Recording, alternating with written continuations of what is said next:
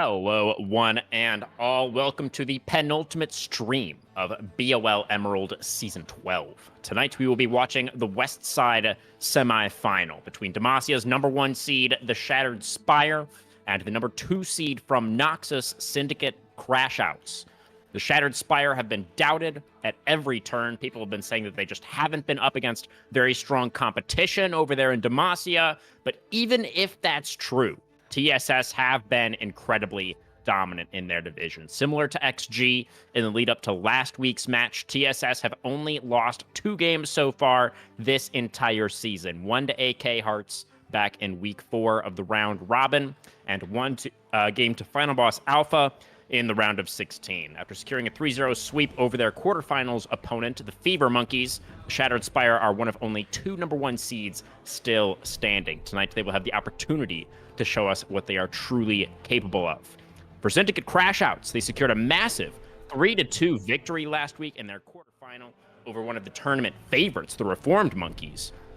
Tonight, the Crashouts will be looking to eliminate the last team not of their division from the competition. They want to prove that Noxus is the strongest group and that they are one of the strongest teams in all of Emerald. My name is Crewman44. I am joined by the glamorous Gitano, and the Season 12 semis start now.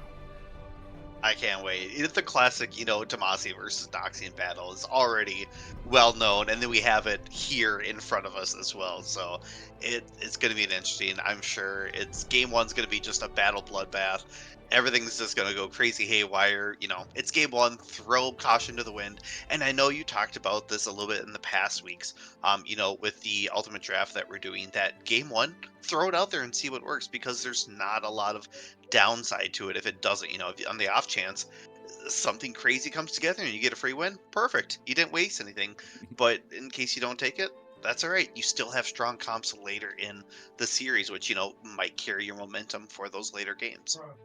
Absolutely. Absolutely. We did see that a little bit from XG last week. They pulled out the Singed and the Cane in game #1, which did end up working out for them actually pretty well. So wouldn't be too surprising to see one of these teams go for some more off-the-wall stuff here in this first game of the semifinals.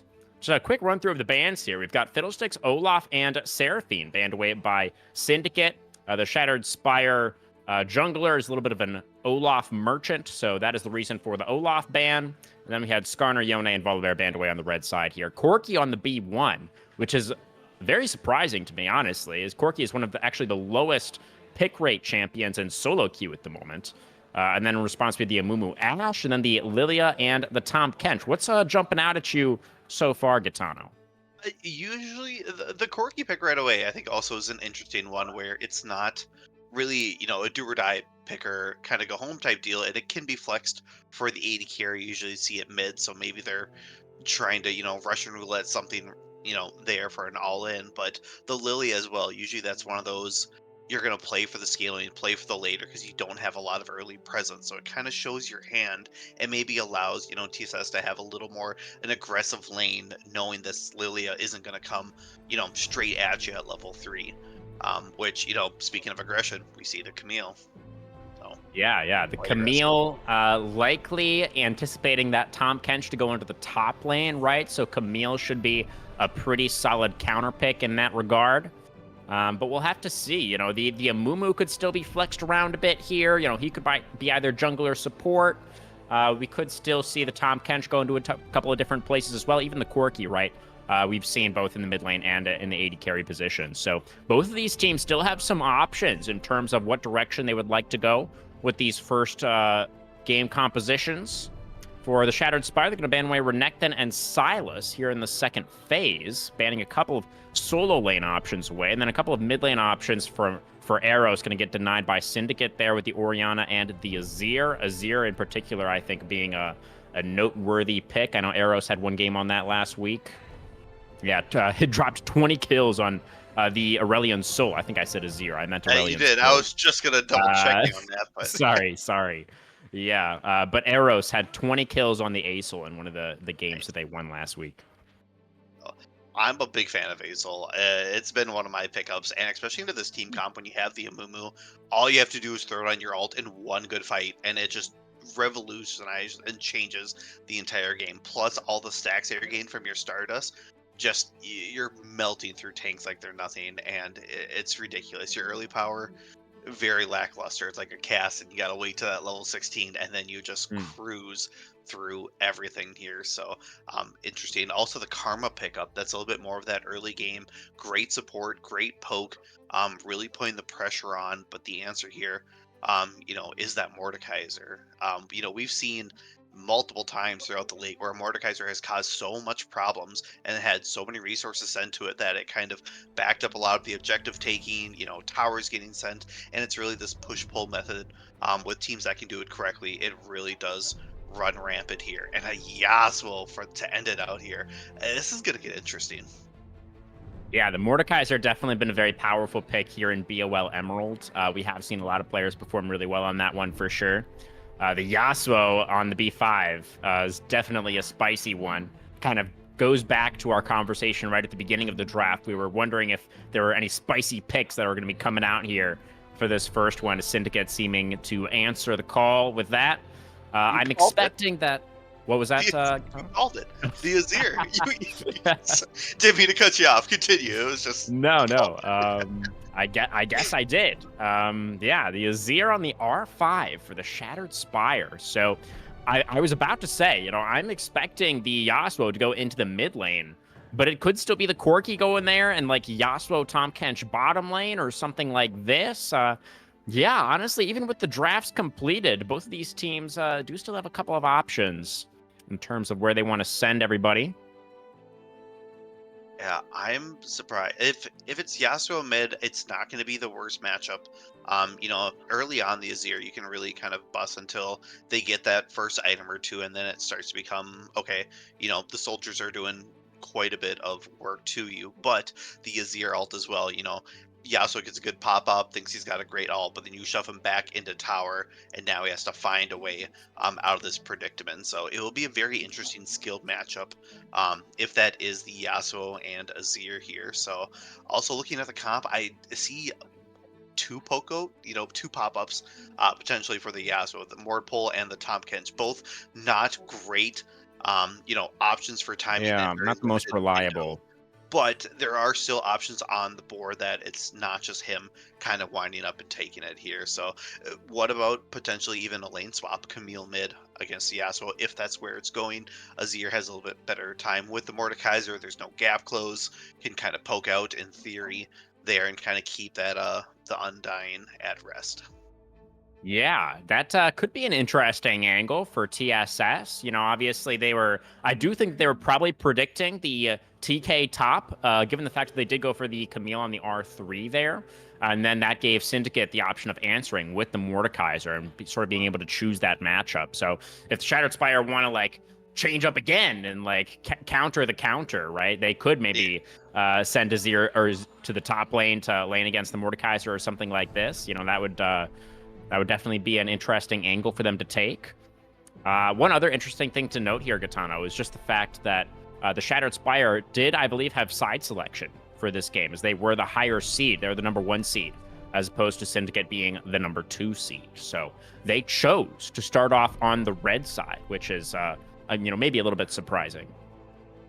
I'm always a favor of red side. Just grabbing that counter, you can also pick up two right away. That kind of, starts off and really snowballs your comp into it here, and then first takeaway too. But there's also so many things that you also want to take away. I feel like a heavily contested Yone picks. Just so many things that could be better for the blue side. But um, I know they're kind of selecting here of where they're all going. It looks like we're gonna have the Yasuo mid, which is Yeah, Zui is a big AD mid enjoyer, although I guess they both were AD mid options, technically. So. yes. Yeah, I can't wait to see how this kind of plays out, and if we're going to get any cheese at level 1 2. We see Karma having that monster Q just doing tons of work here. Camille also can have a great early sense in that Ash. In the wrong selection is going to just slow you down consistently. Even if you burn the flash, you may not fully get out. So it'll be great to see how they started out. Yeah, definitely. The possibility of going for some kind of level 1, I think, for the Shattered Spire. We'll have to see. The Amumu as well could have some more early ganking options as opposed to something like the Lilia, right? Lilia is not very strong at those early ganks. Amumu is much better in that regard, being able to have that setup with the bandage toss. So possibly going to try to get, one of these lanes ahead for the Amumu. What are you thinking about the drafts overall, Gaetano? I think, well, actually, we should discuss the matchups maybe in a little bit more detail. We don't have that much time, but what do you think, I guess, about the top lane matchup here? Mordekaiser versus Camille, assuming that that is going to be the matchup and we don't see any lane swapping shenanigans come out for TSS. What do you think about that matchup in isolation? If we don't see anything crazy or loopy coming out, I'm liking the Mordekaiser.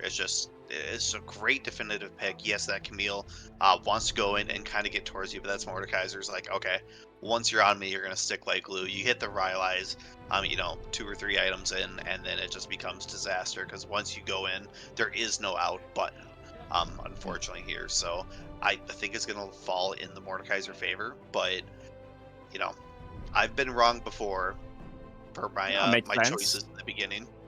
Syndicate did pick the Mord into the Camille, so clearly it's a matchup that they're confident in. But now let's talk about the team compositions rather overall, Gaetano. What are you thinking in terms of who got the better end of this Game 1 champion select? I'm right now kind of leaning towards Red a little bit here.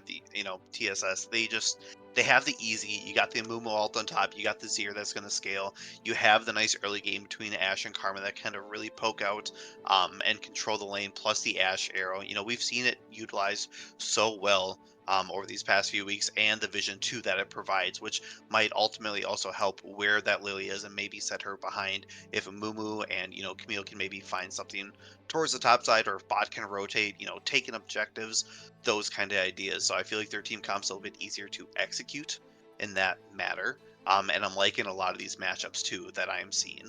So absolutely. Yeah, I think some pretty decent lanes for the side of the Shattered Spire. They had the red side. They had that R5 pick for the Azir. They decided to go for into Zui's Yasuo. See if it pays off for them, guys. We're going to do a short break and then on to the Rift for Game 1 of the semifinals.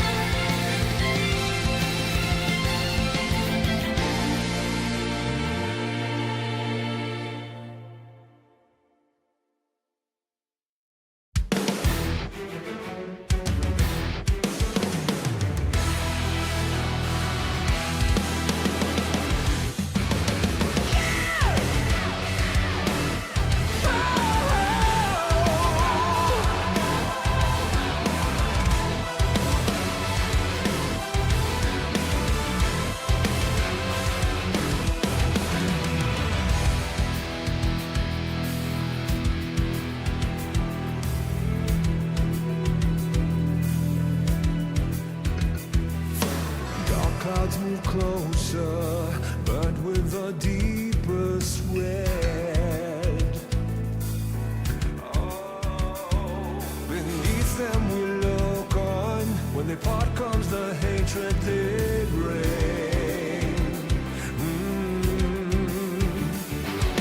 Lost in the dark, we've come so far. Another step to rid the pain. Go and be counted till your last day. 'Cause only nightmares break their face.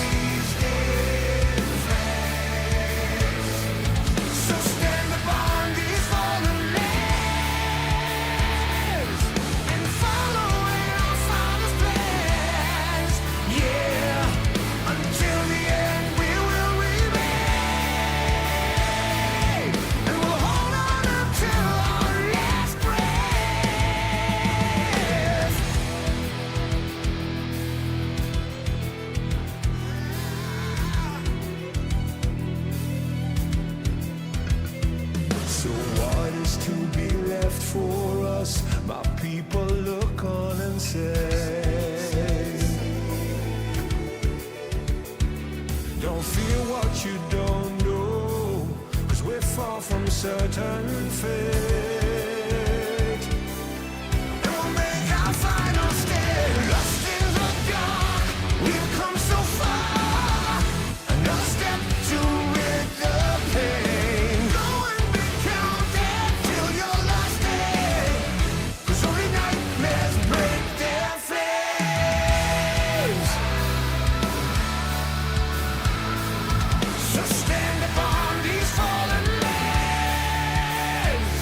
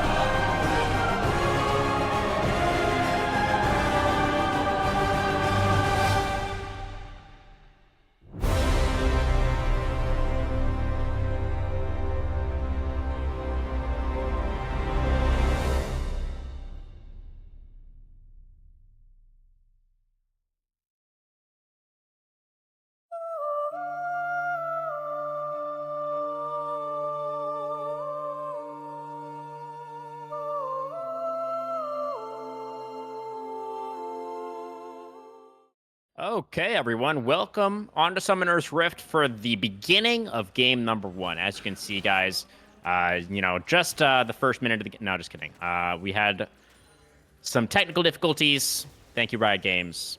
But we are in here now for our first game of the series. 3-4 so far on the scoreboard. Just a quick reminder, Shattered Spire on the red side, Syndicate Crashouts on blue. What's jumping out at you here that's transpired over the first 9 minutes, Katano? It's got to be the Ash already. 3-1, still working on the call, looking for that Blade of the Ruined King, I'm guessing, here, first item. But having that Ash to that lead is going to be gigantic for them already here. So, um, you know, I'm guessing that, what do you call it? The Karma's also doing wonders too, picking up 3 assists on that. Yeah, that's it's a very powerful lane, Ash Karma. So I guess maybe we'll show him and Spud's just not respecting the power of said Ash Karma in the early lane here. So we'll see if they're going to be able to sort of rally back. Overall, the gold is still quite even between these two teams. We do have 1 kill on Witches and Mumu as well. Here they go into the mid lane looking for Zooey. Synthwave going to commit the Hextech ultimatum, but Zooey underneath the turret. They can't quite finish off the Yasuo, and he's just going to be able to back away from that one. Yeah, a lot of resources committed here. Looks like Camille down some CS. Same thing with Amumu here to the counterpart of Lilia. We're not quite sure how much that was for objectives here. We do see the Chemtech Dragon taken already. So that'll be, a little bit of a nice push for them. Tom Kensher, I was looking for an engage here. Boostus, a little bit in trouble. Gonna have to back away from that one as the quirky damage starting to come online a little bit. We'll show him still needs that first item. Double sleep coming out from Ice on the top side river, and that's gonna force the flash out from Witch. So Leandri's already done for the Lilia. So those first item completions for the entire top side of Syndicate. It's going to give them priority over the grubs. Looks like that's going to be all 6 grubs for Syndicate in this first game. Yeah, I was almost wondering if Lilia was gonna continue the pursuit there on top of Mumu because of the passive with the movement speed, but just gonna leave well enough alone there, take the grubs. Great, smart, decision there, just to pick those up, and we'll see how that plays into effect here, especially with the Yasuo being able to take towers, having that crazy amount of attack speed and damage here towards that late game. So potential 1-3-1 I'm possibly seeing here, for Zooey and Daro up top here because the Mordekaiser and Yas just crazy split pushers in their own right. Absolutely. So it's a little bit of a quiet moment right now in the games. We have about a minute until the dragon spawns. We'll see if the side of TSS are going to be able to stack up these dragons in response to all of those grubs being secured by the side of Syndicate. Yeah, dragons coming in here. We'll see what our official soul point is once that one is taken, when that is. But the gold right now, 100 different. So while we see kills, 3-4, nothing too crazy. CS differs in a couple of lanes. It looks like overall a very even match. About 12:30 into the game already. So both top laners are missing their teleport at the moment. Both of those are on cooldown. So we'll see who shows up to this dragon as we are getting closer and closer to that spawn. Ice towards the bottom side, just looking to pressure Boostus and Wanderer, trying to gain that priority over the South River. And see Witch moving in towards the northern part of the river as well. Looking to secure some of this vision control now for the side of the Shattered Spire. Ice going to miss the Swirl Seed. Azir with the mid priority. Eros moving over. And just the Lilia, poking out. A lot of people don't take the bowling ball too seriously as it hits you, but especially with the Leandries as well, it's gonna start chunking you out here little by little. So they grab some good vision here, also towards that north part of the river as you just mentioned. Crystal Arrow going to connect onto the Yasuo. Eros flashes in there, gets the double scoop onto the mid jungle. The damage comes through, and Boostus takes the first kill. Eros takes the other. 1 for each carry. 2 quick ones for TSS. And they're looking for the dragon as well. Enemy jungler down. This should be theirs. Yeah, great reward for a great play there. Crystal Arrow finding its mark. Good job by Azir, scooping 2 up, and then Mumu ult landing right on top. This is the easy part of this team comp that I was talking about, where it is not flashy. It's just one after another, and having that lead as well here. Now 4-1-1 for Boostus. So, this Ash is going to be dominating. And meanwhile, mid lane, the amount of damage that turret taken is ridiculous. Opening up that crucial part of the map, opening up mid, just opens up so much of your game here. Meanwhile, topside, Mordekaiser really kind of having his way here with that early Crystal Scepter. Yeah, the item advantage, like you said, and then the level advantage right now over the Camille as well is going to allow Daro to get the better end of those trades, but there's a ton of money just picked up by the Azir. You can see Arrows completed the Nashers and has half of the Leandries done as well with the Haunting Guys, I believe that component is called. Looks like Shelly will get secured, though, by the side of Syndicate to complement their cohort of grubs. We'll see what they're going to be able to get done with the Rift Heralds. Of course, mid-tier 1 for the side of Shattered Spire still standing for now. Still quite healthy, in fact. So Shelly alone is not going to be able to take that one down. Last breath on a Boostus in the mid lane, but the Ashe pretty healthy. Just going to be able to back away from that one. Not even needing to burn the barrier. It's Boostus.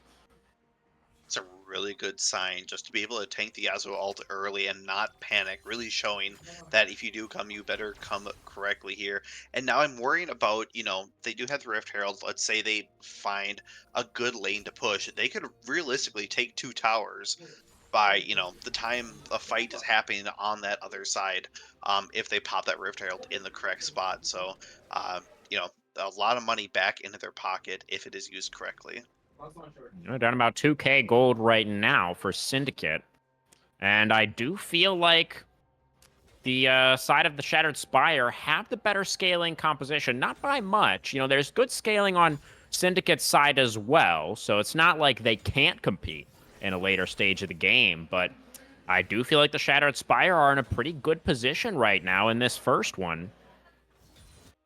Yeah, I would have to agree there, Crewman. It's just they're in a great spot. They set themselves up. While the gold might not make a difference, I feel like the team itself is in the lead without having the gold lead. Having the 2 dragons as well, you're going to put yourself in that sole position early if they do fight for the third one. And one more good fight here can really start nudging that lead to, a great gold mark and possibly another tower taken. Yeah. Particularly, we can see that it is Mountain Soul now that we're going to be playing for in this first game. So I think Shattered Spire going to be pretty happy about the fact that that is a possibility for them as well. I think if they do win that next dragon fight and secure their 3rd dragon, that's when the side of Syndicate are really going to start to feel the pressure. A couple minutes away on that fight breaking out.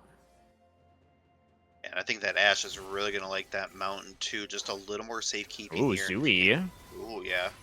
He's going to go for the knock-up on Arrows. Doesn't commit the ultimate this time around. Arrows just scooting back towards the jungler. Crystal Arrow not going to find the mark this time around. Very close pass. And I think if that arrow would have hit, it may have spelled 1 to 2 kills there for them, unfortunately. Mordekaiser here, going to be taking this tower here.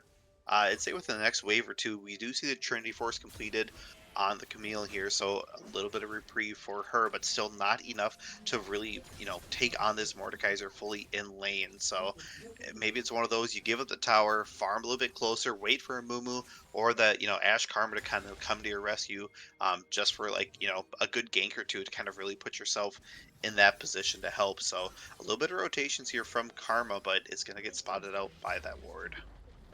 Just going to let that tower go down. It was too low to realistically defend. Synthwave just going to allow that one to fall. And Dragon coming up now 1 minute away on that first Mountain Dragon. Teleports available this time around for both top laners. It's going to be Syndicate with the priority for now. Getting hit a little bit here, but still very healthy. I want to point out the vision score too. We see that Karma has 46 to the TK 23. So, I mean, quite a bit of difference here in the vision department, and that really allows them to move and manipulate the map as they see fit here. So, but they have to be careful. If Karma steps up or, the wrong target here, they do have a nice control ward in that bush. So right now they have the inside track. We'll see how long they keep it for, though. We shall see. Zooey is moving over, got that bottom wave fully pushed in. Arrows dealing with that for the moment. Azir actually just burning the TP to get back towards lane, and nice toggle there from production, showing us that the side of Shattered Spire see very little right now. Scryer's Orb going to get them access into the Banana Brush, trying to target Arrows here, but the Azir is just going to be able to shuffle away back over the wall. Remember the power of Mordekaiser, and these objective fights can always just take away the enemy jungler, and should be an easy secure on this objective for the team. Shattered Spire running out of time to go for this engage. In goes Witch, is immediately, I think, going to be put into the Death Realm. The Dragon is going to get secured by Ice Ice, And Daro in the middle of things is going to be able to take down the Amumu, but the rest of the fight is going the way of Shattered Spire. The tether comes through. Ice Baby locked up on the side, taken down by the Azir. Mordekaiser now is trying to get away from this Ashe, but getting away from Ashe is not something that's very easy to do. The volley connects for another slow. Daro going to force to try to turn and fight, not able to do so. One more arrow from Boostus. Going to be an absolutely massive team fight win for TSS. They get the 5-for-1 despite losing out on the dragon. Yeah, clean ace, and you sacrifice one dragon. You're going to take that all day. Bot tower as well going down. You get good pressure mid, a lot of gold in your pocket, and this Azir is going to back and just have a great buy online 4-0-3, and to complement that, Boostus as well 5-1-3 with that. You know, coming back 1800 in the pocket. That's a completed item here for the second one once the recall completes. Rift Herald also popped early here mid, so we'll see if it gets a full crash or not, or if they're able to stop it. Yeah, Shelly trying to move in to pressure this tier 1 turret. They have a little bit of a wave to work with. They should be able to get the charge at least. Will Show Them All is going to jump on board, guide Shelly into the turret. Are they going to look for the turn onto the Corki afterwards? I think that they might. Frozen Spuds going for the Devour, but they CC the Tahm Kench to prevent them from getting away. It's a 2-for-1 special catch of the day for Shattered Spire. They get 2 more kills, and the tier 1 mid still stands. I think that was a little overzealous of them to try to make that play and make it happen here. The tower is still up as well, so you didn't even grab the full thing. But Baron here started a little over 21 minutes. I like it. You know, interesting. Yeah, I mean, they've got 5 versus 3 on the map. They see Mordekaiser off in the, or that's not Mordekaiser, that's Yasuo actually off in the side lane. But Synthwave does have teleport if they do absolutely need him. But they don't, as the Baron will not be contested. It's just going to be an easy secure for the Shattered Spire. Gold lead now growing exponentially in their favor. They're very, very far ahead now. It is a bit of a shame that they weren't able to secure that last dragon, but I think they're still happy with the way this game is going for TSS. Yeah, I think the next dragon fight will definitely be a little more Crystal different Arrow here. onto Spuds. Boostus is stepping a little bit far forward here, very confident, knows he has the Karma. Flashing forward is the Ashe, looking to get that slowdown onto the Corki. Will Show him not able to get away as Camille flies in from the side. They pick off the bot lane once again, just bullying the Corki and Tahm Kench. And now with Baron on, it's a push straight down mid lane. Yeah, especially with that Baron, you got a turtle, and you don't have a lot of clearing of the waves here. You got the Mordekaiser, you got the Yasuo, you got Lilia. There's no range on this team to safely kind of poke these minions out here. So they kind of have to leave well enough alone. Flashing in is Ice Baby, finds a sleep onto all 4. The knockup comes through from Zooey as well. The last breath onto 2. They take him down. Syndicate looking for a team fight from a desperate position. They manage to find the punish. They're going to get 4 kills, including some shutdowns, going over to the pockets of Syndicate. A massive turn for them. Ice Baby just sleeping everyone to that lullaby, hitting them on the gray screen, and what a turn of events. Lots of gold back in the pocket, you know, shutting this down to a 4K differential. That was just about 6,000 to 7,000 on that. So Dragon up in 120, put themselves in a great position, clear out some vision, set up for the Dragon, and kind of even things out here for the 2-2. Taking another turret as well. There's no one to stop you. Yeah, they've shored up that gold deficit considerably. It's down to only a couple thousand now.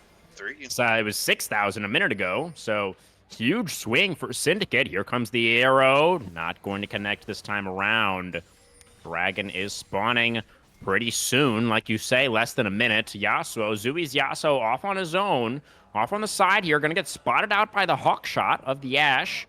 He's forced to retreat back down towards this bottom minion wave. It looks like TSS are looking to cut him off.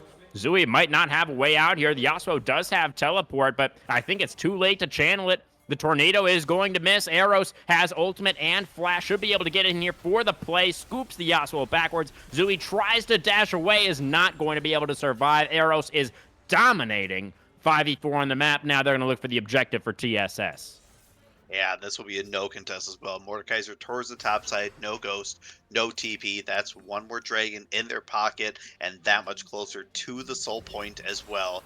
Now, while you don't have Darrow Bear going to be able to anymore, trap Synthwave in the Death Realm. A nice Hextech Ultimatum to immune the first Obliterate. Now Synthwave's going to be out here in a second. Another hookshot, try to get away, not able to do so. It's going to be another kill for Will Show 'em, number 2 for the Corki, who has honestly had a pretty rough game. Will Show 'em quite far behind on this Corki. And that is the sole point on the other side of the map. So at least a little bit of a cross map coming through there for Syndicate, but a silver lining, I think, at best. yeah, I think you just said it best right there. That silver lining of, all right, we got Dragon, we took one down, you got something back into the Corky's pocket here. So also CS differential, a lot of these lanes, I think it's only at the top side that Camille's still struggling. But if the rest of your team is grabbing the objectives and you're, holding the Mordekaiser at bay, I think that's a win for you. You don't have to start beating them 1v1. Just keep them at that neutral terms here. So more items being complete as well. We got Death Cap for the Azir, so a lot more damage coming out as well. 3 items from for that arrows, mid. yeah. Yeah, that's Very gonna close be to level 16 as well. major spike there, and a lot of good scoops here. The Shurima shuffle, a lot of Yeah. people underestimate how much maneuverability you have during those times, and making those great plays. So kudos to him to make sure, under pressure, he's really doing very well for that. Baron, about 145 out here, so I'm guessing there's going to be a lot of setup for that, possibly another team fight, and that could spell the end as well. We're getting to that, relatively maybe around that 30-minute mark where timers are going to be high enough that they might be able to push with Baron for a final go. But if I'm not mistaken, we're probably looking at 25 seconds for respawn timers, something around there. Oh, 30. definitely longer than that. Yeah, as Channing Crystal Arrow is going to connect onto the Mordekaiser. Darrow is down to about 50% before he's able to cast the Death Realm. Does get the Amumu in there. The Witch at Black Mass is surviving pretty decently so far. Is going to be out of the Death Realm in just a moment, and Darrow is going down in a hurry. Shut down over to the Ash. Synthwave Hextech Ultimatum onto the Corki, who's desperately trying to get away. Massive sweep from Arrows. Gets all of them, and that might just do it. Okay, yeah, apparently that's going to do it. The shuffle was so good that it broke the game. Yes. Amazing. Okay, so it seems like we're not going to be able to finish watching the end of that one, unfortunately. But I think it's pretty safe to assume that the side of the Shattered Spire just kind of walked down mid lane and ended. That's my headcanon, at least, for the ending of that game. Yeah, I don't see anything outside of that happening within the realm. But yeah, that great last play there, Channing Crystal Arrow Huge taking from out it. the Mordekaiser, just really pausing, taking the stun up, and then Amumu just surviving in there, not having to really do too much. Just as soon as we get out, we're great. And then the Azir shuffle push.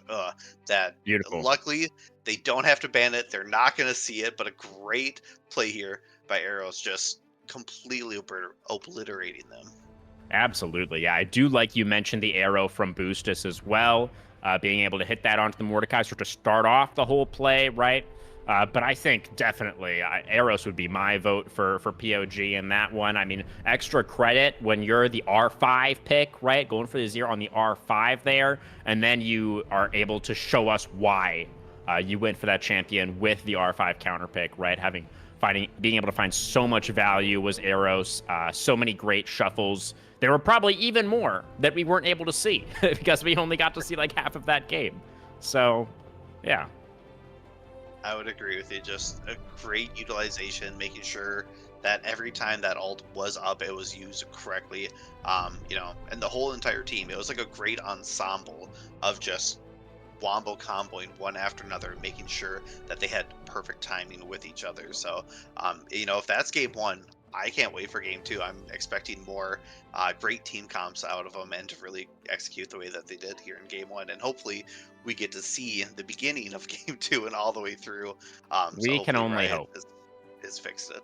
Maybe they will be able to fix the spectator client that has been broken for nearly a decade in the next 90 seconds. I think that's a definite possibility, Gitano. We'll see. It seems like we actually might not need to go to a break at all, actually. We might just be able to go straight into this Game 2 draft, as we're already in the lobby. All the players are here. So I think we're just gonna get right into it. No break necessary, huh? Yeah. Why not? I feel like we did get a little, we didn't get too much bang for our buck on game 1, so let's just roll it over, save some time, and crush through this here. Yeah, let's just keep things moving along. Need to get some more entertainment for the people here. As, we've been a little bit starved because of these technical issues. So hopefully we'll be able to get into the draft in the pretty much immediate future here. Yeah, we definitely had some interesting picks coming out in that first one. The Ashe being one that I do think is particularly noteworthy in the sense that the Ashe is just such a strong pick right now in general. It's seen a lot of priority, across all of our teams here in the Emerald League and even at higher levels of play as well. So the fact that that is now off the board, I think, is definitely an important note. We saw the Mordekaiser come out in this game as well. Daro had a pretty valiant effort on the Mordekaiser, but obviously was not enough by himself to make it happen for Syndicate. Are there any picks in particular that we did not see in that first game, Gitano, that you are anticipating will make an appearance before the night is done?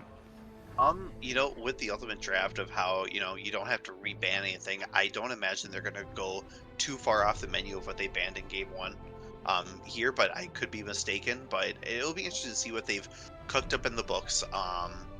Yasuo being down, Yone being banned, and you talked about the mid lane having AD picks. We could see an Akshan, we could see Jace, we could even, see something kind of crazy for that. So it'll be interesting to see if that mid AD kind of falls throughout the series. Absolutely.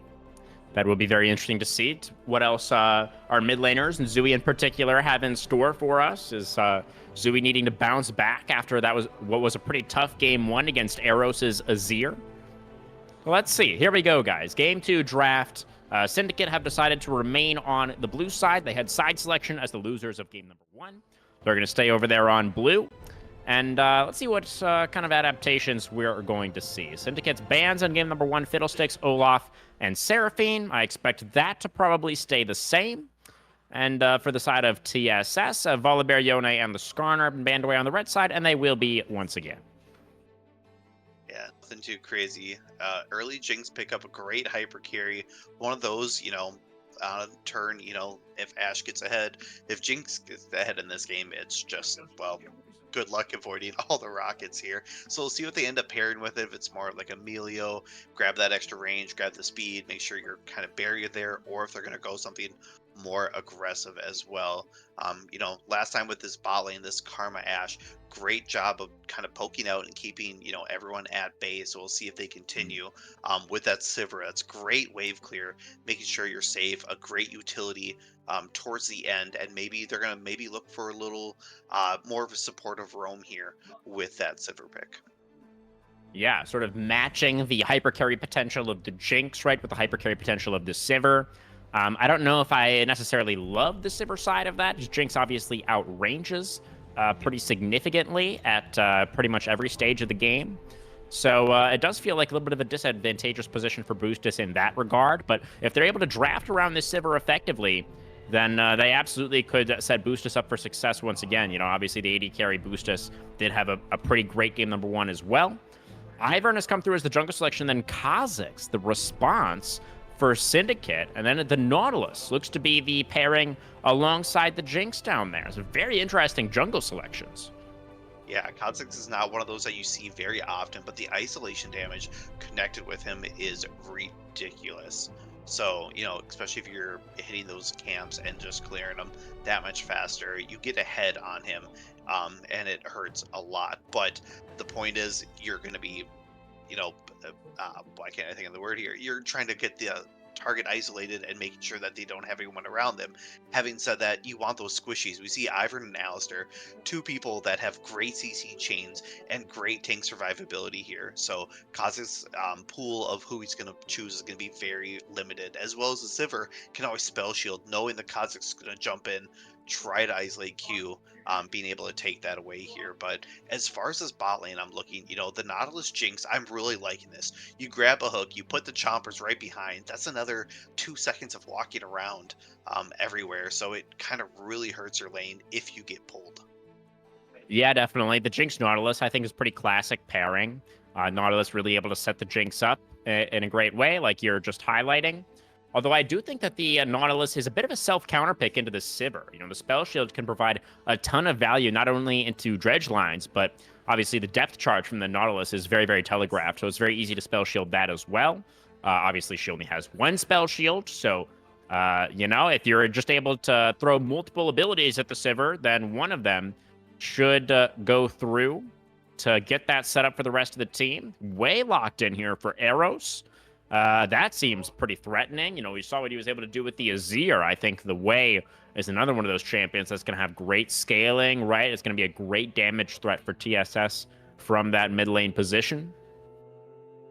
Yeah, great range, great utility, and really a great isolation damage as well for that. So really going to keep himself safe on the back end. And the bans, I would just want to note the AO Soul and the Oriana also banned out again. So a lot of mid pressure there, but really answering that very well, as well as Mundo and Silas getting taken off the board here. Vladimir, not a champ we see very often. What is your pick on this? And it looks like it's going to be going mid. Yeah, the Vladimir is, you're absolutely right, not something that we see too often. I don't know if he's in an amazing place right now in terms of the meta, but Zui did pull out the Vladimir in one of the games last week against the Reformed Monkeys. I believe that was the deciding game 5, actually, where the Vladimir came out. And obviously, they were able to win. Zui was 8-1-8 in that game on the Vladimir. So it's a bit of a comfort pick and something that did work for them last week. We'll see if it's going to work again this time versus Eros and the rest of TSS. Darius going to come through on the R5 for Synthwave. That is going to be the option into the Renekton. So Shattered Spire, they gave R5 counterpick to their mid laner in game number 1. This time around, they're going to give it to the top laner. Let's see what Synthwave is going to be able to get done with the Hand of Noxus. Yeah, downright Darius here. That can be quite scary, especially with those blood stacks. You get 2 or 3 and you're like, all right, I got a little bit of time. All of a sudden you're at that 5 and you're hemorrhaging out the what here. So, and with Vladimir, he's used to the blood. He might be okay, but everyone else might be a little worried here. So this jungle matchup too, what are you seeing with this Ivern and Kha'Zix? Yeah, the jungle matchup is super interesting. I did want to quickly shout out Lordy Soma, who we did see pull out the Darius last week to a good amount of success. Despite the fact the Gremlins weren't able to win out in the series, we did see Darius perform well last week. But yeah, the jungle matchup is definitely an interesting one. I think the Ivern makes sense alongside the Sivir for the Shattered Spire. They're trying to buff up their hyper carry, right, with a more supportive jungler. And that's kind of just Witch's style as well. I think plays a lot of tanks, plays a lot of setup champions. That's kind of their role in the team. But the Kha'Zix, I do actually think is in a really powerful spot right now. I've seen him find a lot of success in solo queue recently. I'm a little bit of a Kha'Zix player myself. I do enjoy the occasional Kha'Zix game. You mentioned earlier on that the Kha'Zix can struggle into tankier targets, right? He isn't really obviously very good at assassinating targets with large health pool who are able to stack resistances and not get one shot by the isolated damage. But I do think that the Kha'Zix actually has a decent build into tankier team compositions as well, where you can kind of go first strike instead of Dark Harvest, and then you build like Profane Hydra, and you can kind of buy a couple of these items with health on them, and you almost play the Kha'Zix kind of like a bruiser in that way. So I'm curious to see what kind of build Ice Ice Baby is going to go for in this game. If the read for the Kha'Zix is, yeah, I'm gonna be a little bit more of a frontliner almost. I'm gonna be like the initiator and kind of start off these fights as kind of the shock troops. Or if he is gonna play sort of that more traditional Kha'Zix style where you're waiting in the shadows and looking to assassinate these squishy carries. Yeah, if it is going to be the latter of what you described, I think its vision is going to be very key importance. We saw maybe a little bit of lack of that here for Syndicate in game 1 as we looked at that vision score. So hopefully they turn around here in game 2 and really find Kha'Zix to have those flanks to be able to kind of say, okay, the fight's initiated. They are, not aware, and then all of a sudden you just appear out of nowhere, alt into the Sivir, and she is none the wiser or alive for that matter. Yeah, we'll see. We'll see. It's going to be really interesting. Ice Ice did have that one really big play towards the end of the previous game where he was able to flash forward on the Lilia and get that 4-man sleep. It looked like maybe that was going to be the start of something for Syndicate. So on another carry champion this time around, definitely going to be keeping eyes on that jungler to see what they are able to do with the Kazakhs this time around.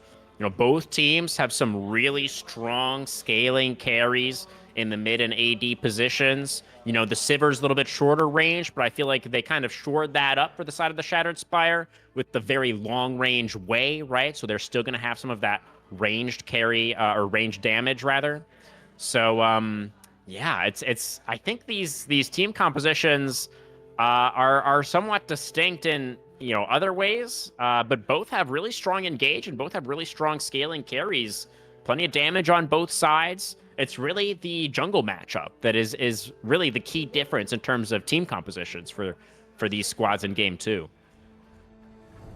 And just Daisy too. Every time I face an Ivern, I'm thinking Daisy's not as powerful or not as tanky as you're going to be, and you can kind of kite around. So we'll see if that makes a difference here.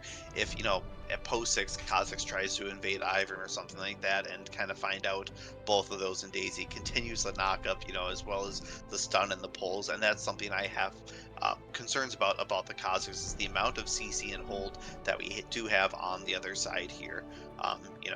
Not saying that, Frozen Spuds can't CC, someone down initially too, but once again, I know I'm pulling the cord early here on who I'm throwing my votes for, but I think Oh, it's that TSS. time. It's that time. It's absolutely that time. I'm going for TSS right now again. They just have Okay. the momentum. Great job in game one. I think they're going to continue this pattern. This mid matchup, I'm not sure how great Vladimir's going to go into how much distance Wei really has. Um, yes, you do have the sustain and everything like that, but I just don't feel like there's enough mobility or enough, that this champion's going to bring early enough to really help propel them into that mid to late game. Yeah. Yeah, it's definitely going to be very interesting to see. Shattered Spire, they took the victory in game number 1. If they win this next one, they will be up to match point. But Syndicate Crashouts, I have a feeling that they're not done just yet. Will they be able to tie things up here and get us towards that best of 3? We'll see, guys, after a short break. See you on the other side.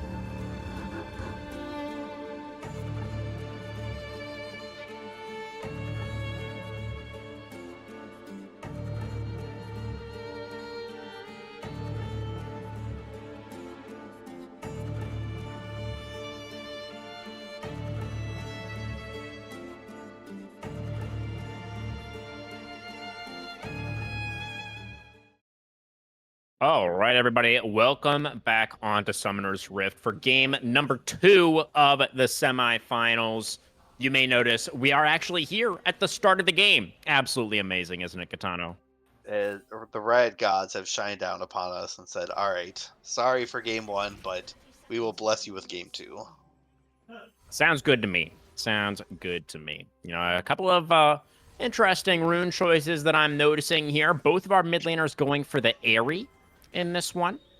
And Flash Ghost for Zui's Vladimir. No teleport for the Vladimir or for the Darius.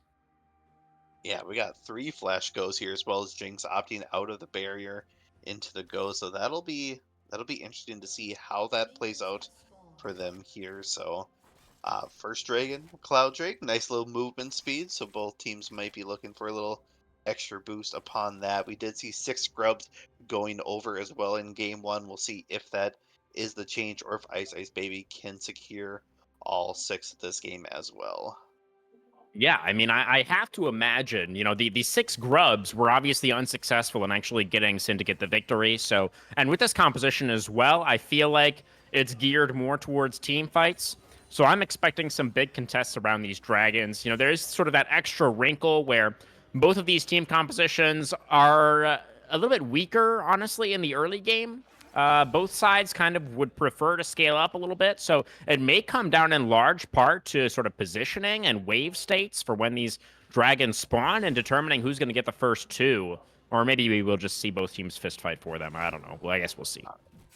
I mean, I'm not going to complain if we see the all-out war, of my dragon, my objective, get over here, and then it's just consistent back and forth. And I feel like we're getting those in lane here. Darius being a little abusive, and then down low, Jinx and Nautilus doing the same thing, and a great hook here. Yeah, Dredgeline going to connect for Spuds onto the Sivir. And Wanderer and Boostus both going to take a whole bunch of damage there, as they did lose out on the race to level 2. We'll show them and Spuds having a good early lane down here. Ivern, of course, doing his Ivern thing, going for the full clears. Flash forward for Zui, eliminating the turret. The auto attack comes through, and the first blood going to go over to the Syndicate mid laner. I'm going to eat my words so heavily in this pregame of saying Vlad had no early game, but Zuli doing a great job of showing me up and correcting me on the spot here, picking up that first blood, blowing the subs, but I mean, a great job. Absolutely. Ice Ice Baby did go for the full bot side clear and then decided to look for the invade onto the enemy red, but Witch had already taken that one away. So Kha'Zix wasting a little bit of time, is now significantly behind in terms of tempo.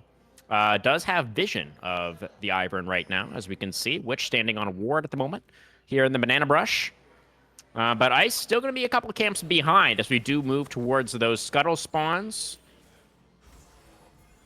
I'm gonna take opposite ones here, even mid lane. Ooh, Arrows, no flash. Kha'Zix. But heads up from Arrow, able to kite down towards his jungler.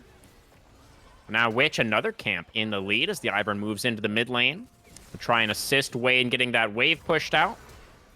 Synthwave gonna pop the Ghost towards this top side. Adaro gonna flash away. Synthwave with the flash follow as the Hemorrhage is fully stacked up. Renekton, the early game duelist power is not gonna be enough to save him, but Ice is there for the counter kill. Kha'Zix burning the flash, but does make it a 1-for-1 in the top lane. Yeah, Dario also having the TP to come back here. Gonna use that as well, so hopefully a little bit of minions or XP advantage into there. But Arrow's just grabbing, a little level behind here, and this Vladimir is gonna be kind of running around him quite often, just soaking up a whole bunch of, damage and resustaining right off of that. So I'm curious to see what the first initial buy is here for the Vladimir. And Kha'Zix, 3 longswords. Ooh. Line in the bot lane. Wanderer potentially in trouble. Gonna go for the Pulverizer proc, the Aftershock, but still has the flash wave. We'll show them with the flash follow. One more rocket should be enough. Can't quite get in range for it, though. Boost is able to kite it out underneath the turret. Now one more auto attack for the Sivir. Pops the barrier. We'll show them, though, able to kite away now from the Sivir, as Boost is gonna be able to burn the barrier to stay safe. Still level down on Will Show 'em. But the Jinx so low, it's pretty tough for for her to walk up because of the ricochets and the boomerangs of the Sivir. But now here comes Ice. It's going to be Spuds flashing forward to set up the play. Wanderer headbutt away, but now in comes the Kazakhs. Ice picks up his second. Yeah, great job there by Kazakhs here. 2-0. Strong start is really going to go where he wants at this point. And as a Kazakhs lover, you got to be loving what he's bringing to the table here. Actually going for the Conqueror is Ice on the Kazakhs, so another one of the options that I was expecting, but does lead us to believe it is probably going to be more of like a bruiser-ish Kazakhs build, right? I'm expecting maybe like even like a Death's Dance or like some of these other kind of bruiser items, like even maybe a Sterax possibly. Yeah, it would be interesting. I usually see the assassin come out, so I will have to be grabbing my notebook and taking notes here if it does succeed for my own well-being and establishment to see if that truly does work. Dragon being taken down here, Kazakhs running towards the top side, so Ice Baby not going to be able to contest here. So a free dragon looks like they're kind of pinging out the voidlings here on the other side. So once again, going to give up this even trade of objectives. Spuds and Sho'em needed the reset, so the side of Syndicate not able to compete for this dragon. That's going to be the Hex Flash over the walls. Wanderer sets up the play onto Spuds, and those potatoes are going to get boiled. Spuds taken down, and Witch takes the last hit. Yeah, and we see the CS2 for the jungle is evened up now. Kazakhs was quite a bit behind, but picking up kills and those camps here, so a little bit more on the even footing. Vladimir still staying mid, picking up a little bit more of an advantage here as well.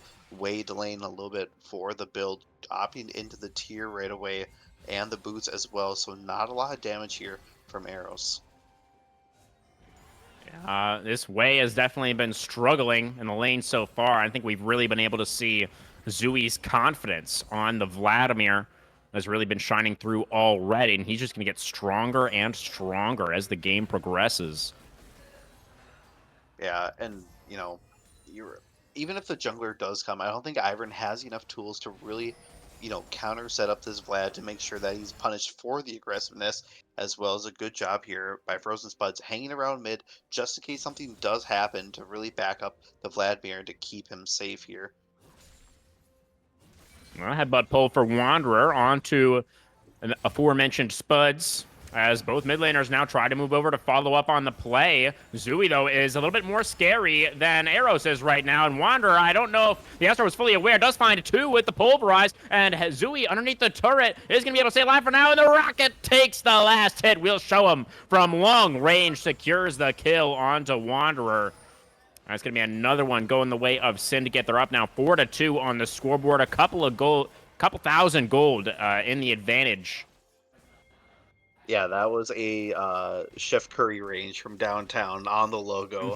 Just stepped up and said, all right, team, give me the ball.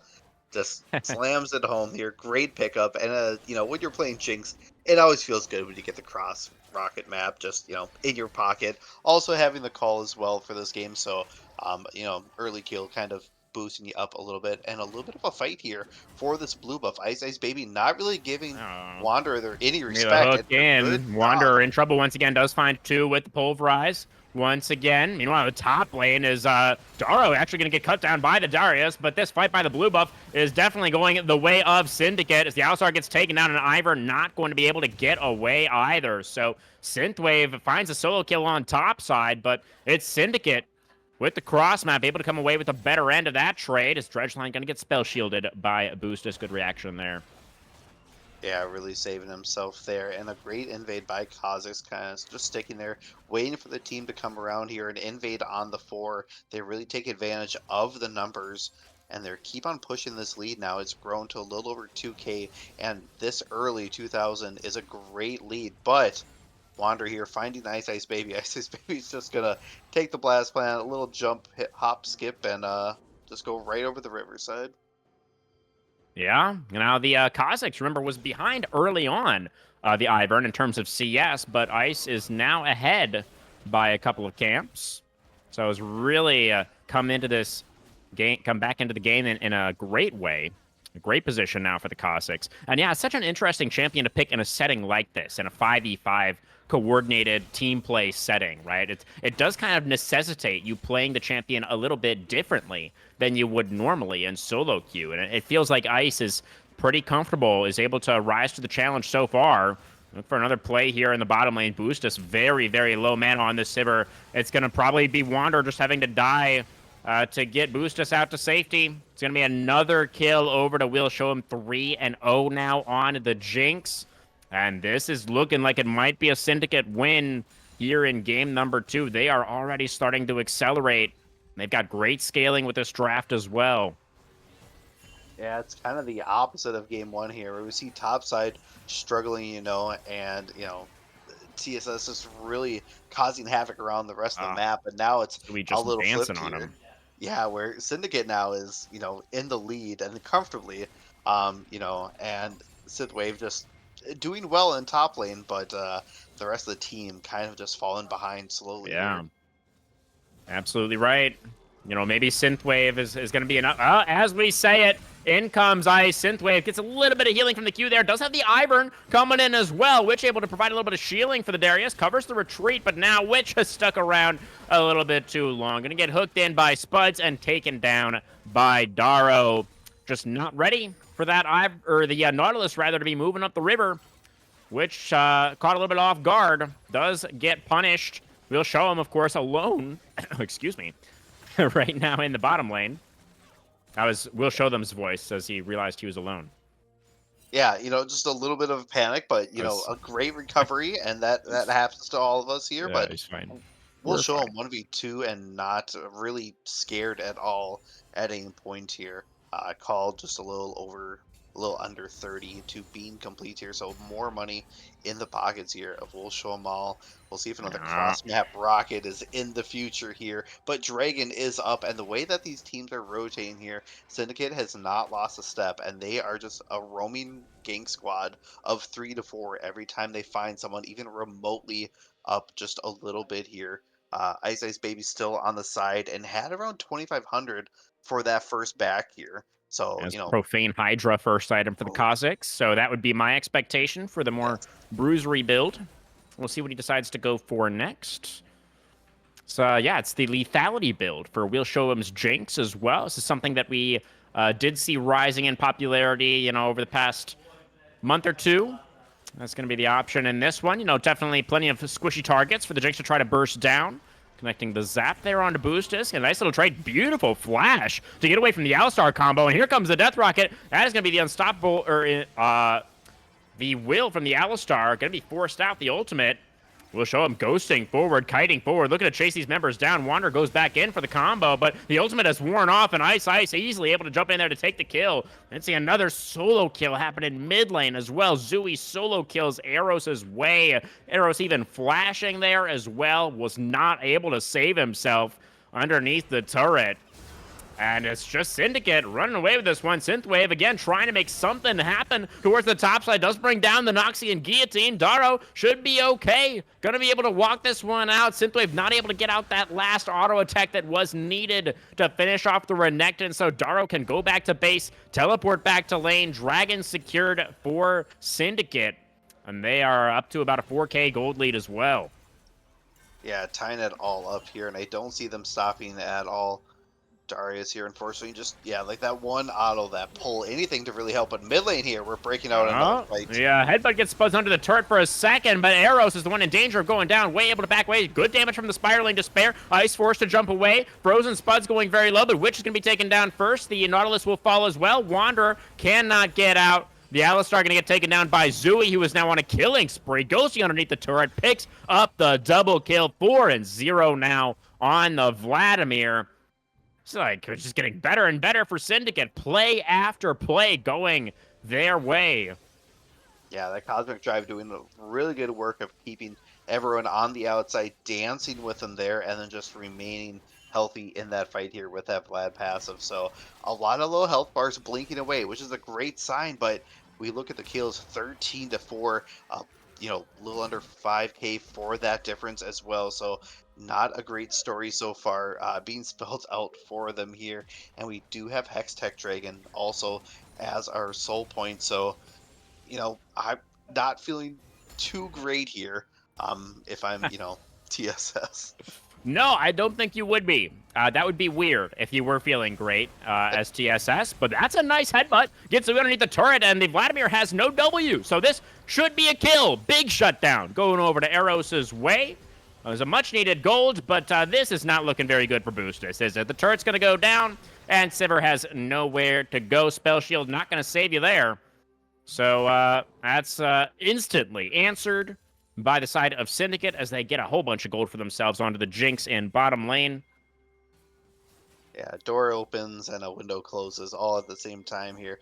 Wei finishing out the Archangel staff for that first item as well. So Daro going for the Dominus. Avoid Spike for the slow. Synthwave level 11. Gets back underneath the turret. Ice burning the ultimate there as well.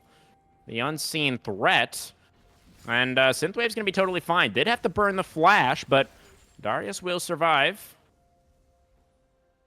Yeah, an attempt here, but the Darius still very healthy in a great spot as well here, wearing the red buff. So, a good trade with Renekton or two here is going to put him at even footing. We do see the objective taking looking at. Shelly's not long for this world here as we see 4 connecting with it and going to be taking it down as well. Another turret just picked up there for We'll Show Them also. More gold for the Jinx. Should be, honestly, not too far off her second item at this point. Dredgeline going to connect onto Boostus, but Nautilus maybe too far forward, gets headbutted back into the rest of Shattered Spire. Wanderer with the Unbreakable Will trying to frontline, but it's going to wear off pretty soon. Spud's flashing away, going to get chased down by Boostus, who's already popped the ultimate, looking to chase down. We'll Show him next. The stun comes through from Wanderer, doesn't have the ultimate anymore, but the headbutt gets Jinx back into the team, and they're going to be able to shut down We'll Show him. A valiant sacrifice there from Wanderer to take down the enemy carry. And this is an objective bounty for Shattered Spire as well as they take down the mid-tier 1. Big counterpunch from them. Yeah, a lot of money back in their pocket there. Great shutdowns taking down. We'll Show them all. And Nautilus just maybe being a little too far up and a little forward from the rest of the group here. That was about 3 or 4 seconds of them just wailing on top of him. Unfortunately, no one could help them out. So a little bit of daylight here. That was approaching from the darkness. I mean, it was heads up there from Wanderer. The Alistar sort of being able to identify that he could split up the fight in that way, separate the Nautilus from the rest of the team. Wanderer's had a bit of a rough game so far. He definitely had a really difficult laning phase against the power of Jinx Nautilus, but that was a good move to try to get Shattered Spire back in it. Yeah, now looking towards the top side, even possibly a dive onto the Renekton. Boost is going up here as well as Wanderer as well, but Renekton's going to try to just scoot away here. Clear call from the Shattered Spire that they do not want to contest the Dragon. They're looking for the cross map. They want to try to get some more gold on these carries to try to get themselves back into a spot in the game where they can be a little bit more competitive in these fights. Probably the right move. They're able to identify that they're pretty far behind at the moment, so they don't want to go for the straight-up 5v5 over the Dragon right now. This is a good move from Syndicate, though. They're able to utilize the Rift Arrow to get a bunch of pressure down onto this bot lane tier 2. It looks like they will get it, so, the side of Shattered Spire, they try to get some gold in the top lane, but it's immediately answered back. Even more gold going the way of the Crashouts. Yeah, that looked like how to drift 101 with the Rift there. Yeah. Really sharp corner and ended up plowing right at the turret. Didn't get the second charge here at the tower inhib, but still good gold in their pockets there. Still around that 5K mark as we were here, probably about 5-6 minutes ago, so nothing changing too much of that besides the shutdowns here. No more objective bounty bonuses as of right now. Kha'Zix, though, possibly looking in to go. Yeah, looking for the Ivern. That's going to get the flash out of Witch. Just a simple jump forward there for Ice was all that was needed. Really, and look at that second item for Ice as well, the Serpent's Fang. Going to come through here. Seems like a really intelligent itemization choice into the Ivern. This could potentially work out. Synthwave senses the danger, backs away in time. Yeah, doesn't see anyone on the map, knows that he could be in trouble not having vision. And if you don't know where they're at, assume that they are next to you is a great, kind of key piece. And he has that sense there. So pushing in topside here for Syndicate, possibly looking at another tower. Kazakhs, though, on the flank. They do have a great ward coverage here, line just to see him here if he does cross over by the pit. Yeah, I mean, Zui is just continuously getting priority in the side lane rather, against Eros's way. Able to create a lot of pressure for the rest of the team to work with. So we have just now crested the 20-minute mark, so Baron is now alive on the Rift. Neither team making any moves towards this just yet, but you have to imagine one more big team fight win for the side of Syndicate, and they are going to be looking towards the big purple worm. Yeah, I think between Kazakhs and Jinx, they are going to melt that very quickly beyond those two here. IE picked up by the Jinx, looking for a little bit more crit, just picking up Boots one here, not finishing out either the speed or the Berserkers quite yet, and the death cap here for the Vladimir as well. So becoming online in that mid-game spike already at that 2 power. We'll see what ends up being that important third one for them. Sivir also having that Essence Reaver, just trying to sustain that mana during the Ooh, fight. But Zui in a the difficult fights, position right now, is surrounded on all sides at the moment. Vladimir goes into the pool, but by a moment flashes over the wall to try to get away. Synthwave flashes to follow him, knows that Vladimir has no pool. A Stride Breaker for the slow, gets another slow from the W. Oh, a little bit of the anti-synergy as the Wanderer headbutts the Vladimir away, but it shouldn't matter. Witch is actually going to be the one who ends up with the last hit. They managed to take him down, but Baron is going to be the trade they committed for Shattered Spire. They committed every single member to take down Zui, and that's going to be an easy cross map for Syndicate. They secure the Baron now. They're going to move towards the top lane to push in with their new Baron buff, but for the side of Shattered Spire, they're just going to push down mid. I mean, they have a wave here to work with. They're going to be able to get the mid tier 2 in exchange for the top tier 2. Ivern going back to base to try and defend, but I don't know if he can do that much by himself. A flash forward for Wanderer while half the team is backing away. Seems like the communication may be falling apart there a bit. As no arrows to teleport, the channel gets canceled by the depth charge. Daro taking a bunch of turret shots there, but the Renekton's going to be okay for now. It's only Witch here to try to defend. The Ivern can't do anything by himself. A nice move there from Spuds to cancel the teleport. That's going to be an inhibitor down on the top side for Syndicate. Oh, he canceled. A recall canceled, though, by Witch. We'll show him looking to kite forward, try to punish this Ivern. Flashing on top of the Ivern, even does manage to take him down. That lethality damage from the Jinx came out so quickly. Will be a 1-for-1, but that is both summoners off of We'll show him, and Shattered Spire do get the kill as well onto one of those carries. Yeah, great heads-up play there, stopping, and those backs. I'm not quite sure what they were doing here in that mid lane. Backing Wanderer, right headbutt pulled onto Spuds. Nautilus a bit lonely at the moment, as Renekton and Vladimir kind of in the area, but Spuds might be dead before they can really help out, and there he goes. Synthwave on a rampage, has the reset on the Noxian Guillotine as well. Ice not really able to move forward here with the threat of the Darius. It's going to be Wanderer, goes in with the combo.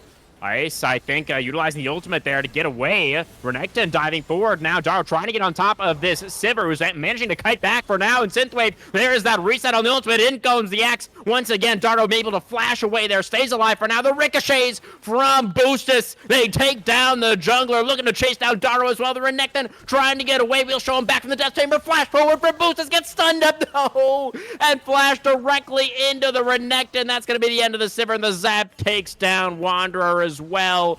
Looking so good there for Shattered Spire for a moment, but an overstep from the AD carry means that they're not able to take the dragon. Yeah, blowing the flash forward and just not respecting the timers coming back. Jinx able to help out, and Renekton doing a last little burst ditch effort, really paying off for them, saving them the dragon as well. This will be number 3 after that giant fight back and forth. It was looking really good. They got the pick. 3 of them didn't have Baron. They successfully stopped it. You lost an inhibitor, but you can definitely come back just from 1 and put themselves in a great position. But now you once again set yourself back just a little bit.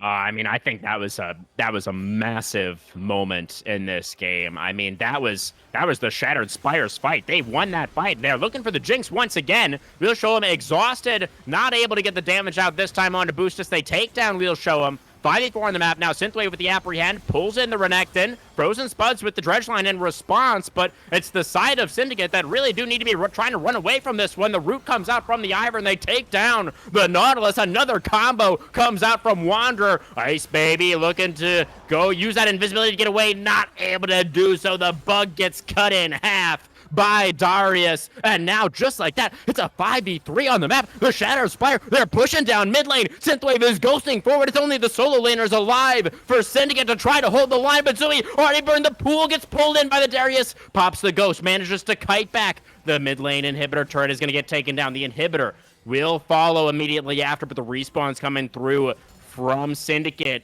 Shadow Spire not able to get anything more, but that was almost it. What a great push there. Just following up every single time. This Kha'Zix's just doing whatever he wanted here during the lane phase, but now outside of it, Ice Baby has not found those important flanks that we've seen here, out of that early stages of the game, and they're slowly picking them apart, just grabbing one person, focusing down, and on the back foot with the Sivern team, busting that ult. There's, on the hunt, everyone's just sped up, especially with the Darius, that gap close being the all-important step in his kit, really kind of nullifying that at the moment.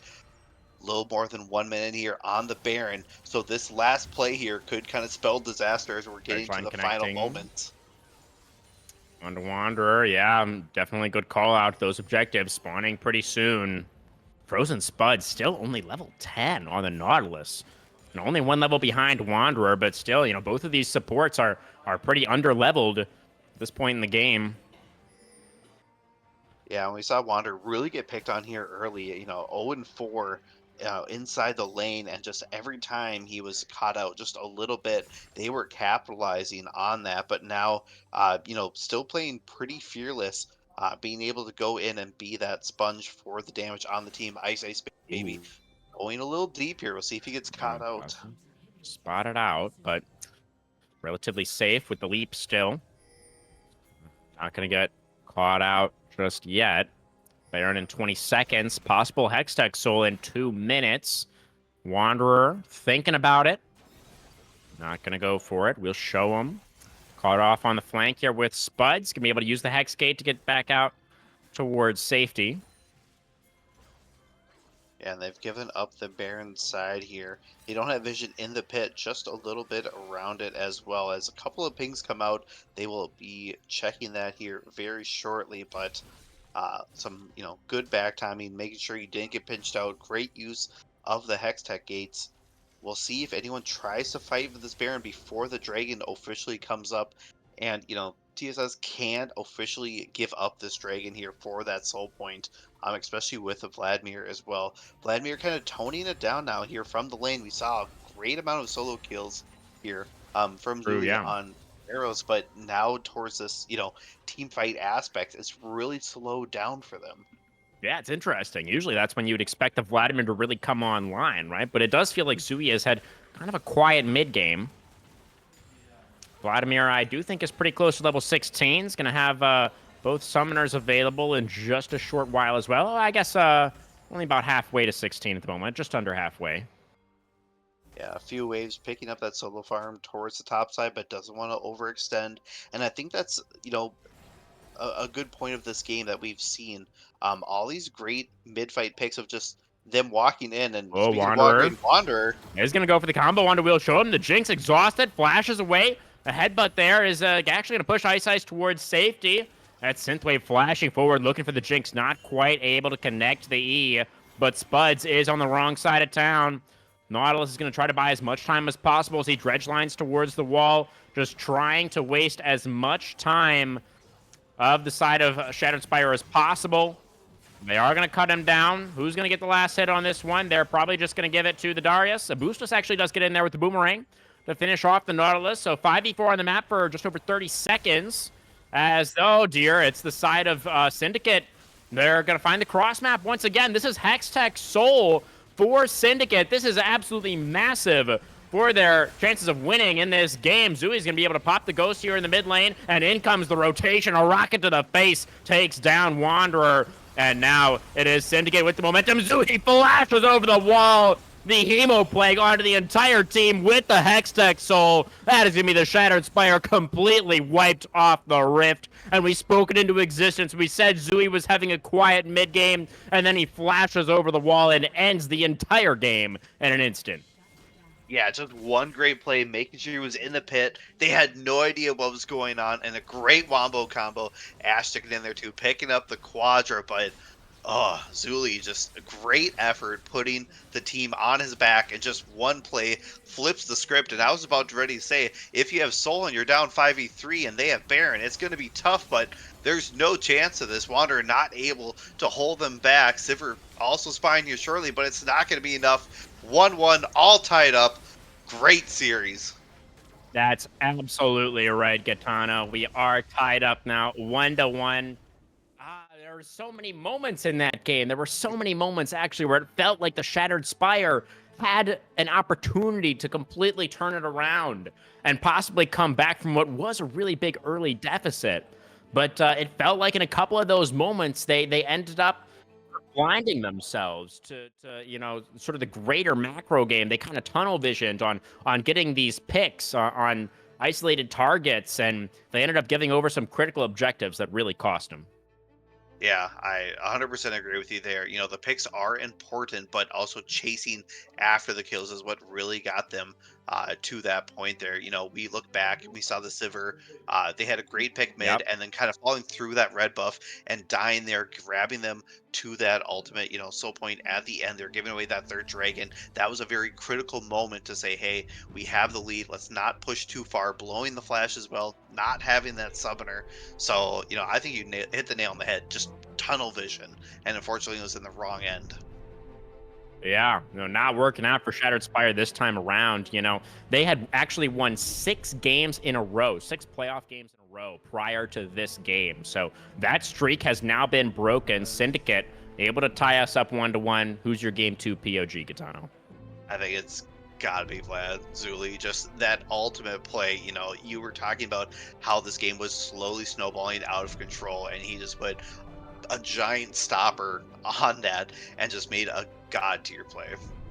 Yeah, I do think Ice and Will Show 'em had great games as well, but Yes. Zooey topping out the damage charts and had such a phenomenal laning phase as well on the Vladimir, even able to pick up that first blood with a solo kill. So good looks there for the mid laner, really highly lauded mid laner here in the Emerald League. So nice to see him arrive on the Rift here in game number 2. Guys, we're going to go to a short break this time around while we prepare for our game 3 draft.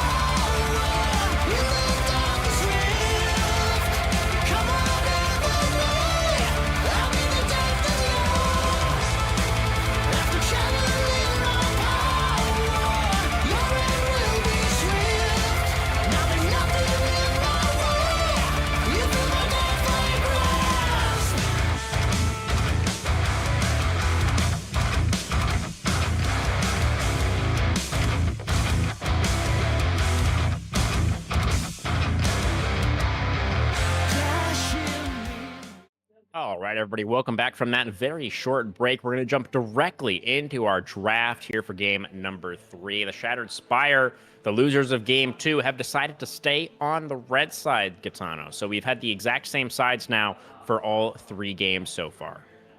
Yeah, I mean, they got to see some value in it, and usually with those counter picks, they've gotten good value. The Darius, this past time was doing a great work towards the top side, True. made some beautiful plays, and then in game 1 here, the Azir pickup really showing off, how valuable they are wanting that. So it's no surprise here in game 3.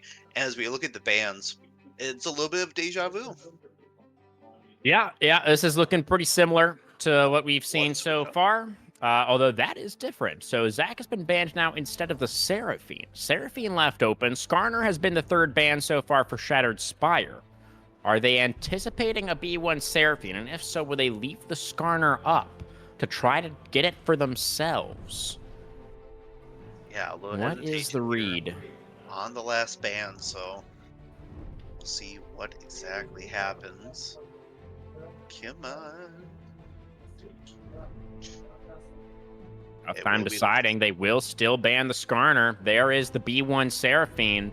Now, what do Shattered Spire get here with their 1-2 on the red side? Yeah, you called what was going on here. So Hypercarry, Jinx, and Sivir off the board. We'll see if they try to pick up another one here. Zeri, Twitch, any of those champions still on the board and available. Or if we're going to see more of a wombo combo, something like an MF, picking up the Braum away as well, just to make sure the door's not going to be picked. Ooh, I saw the aggressive pick there on the Zen, but the Vi also, with great chain CC and ganking viability here, Nice. early game. Thank you. Viability. Well done, well done. Sorry, go ahead. Continue. No, that's all I had. Oh. I was gonna end on a strong note, for people to be like, Oh, wow, nice. this No, guy that's was able perfect. to really, roll that in nicely, and then yeah, I get at least some credit. This could be a V comp as well. We got Vi and Varus.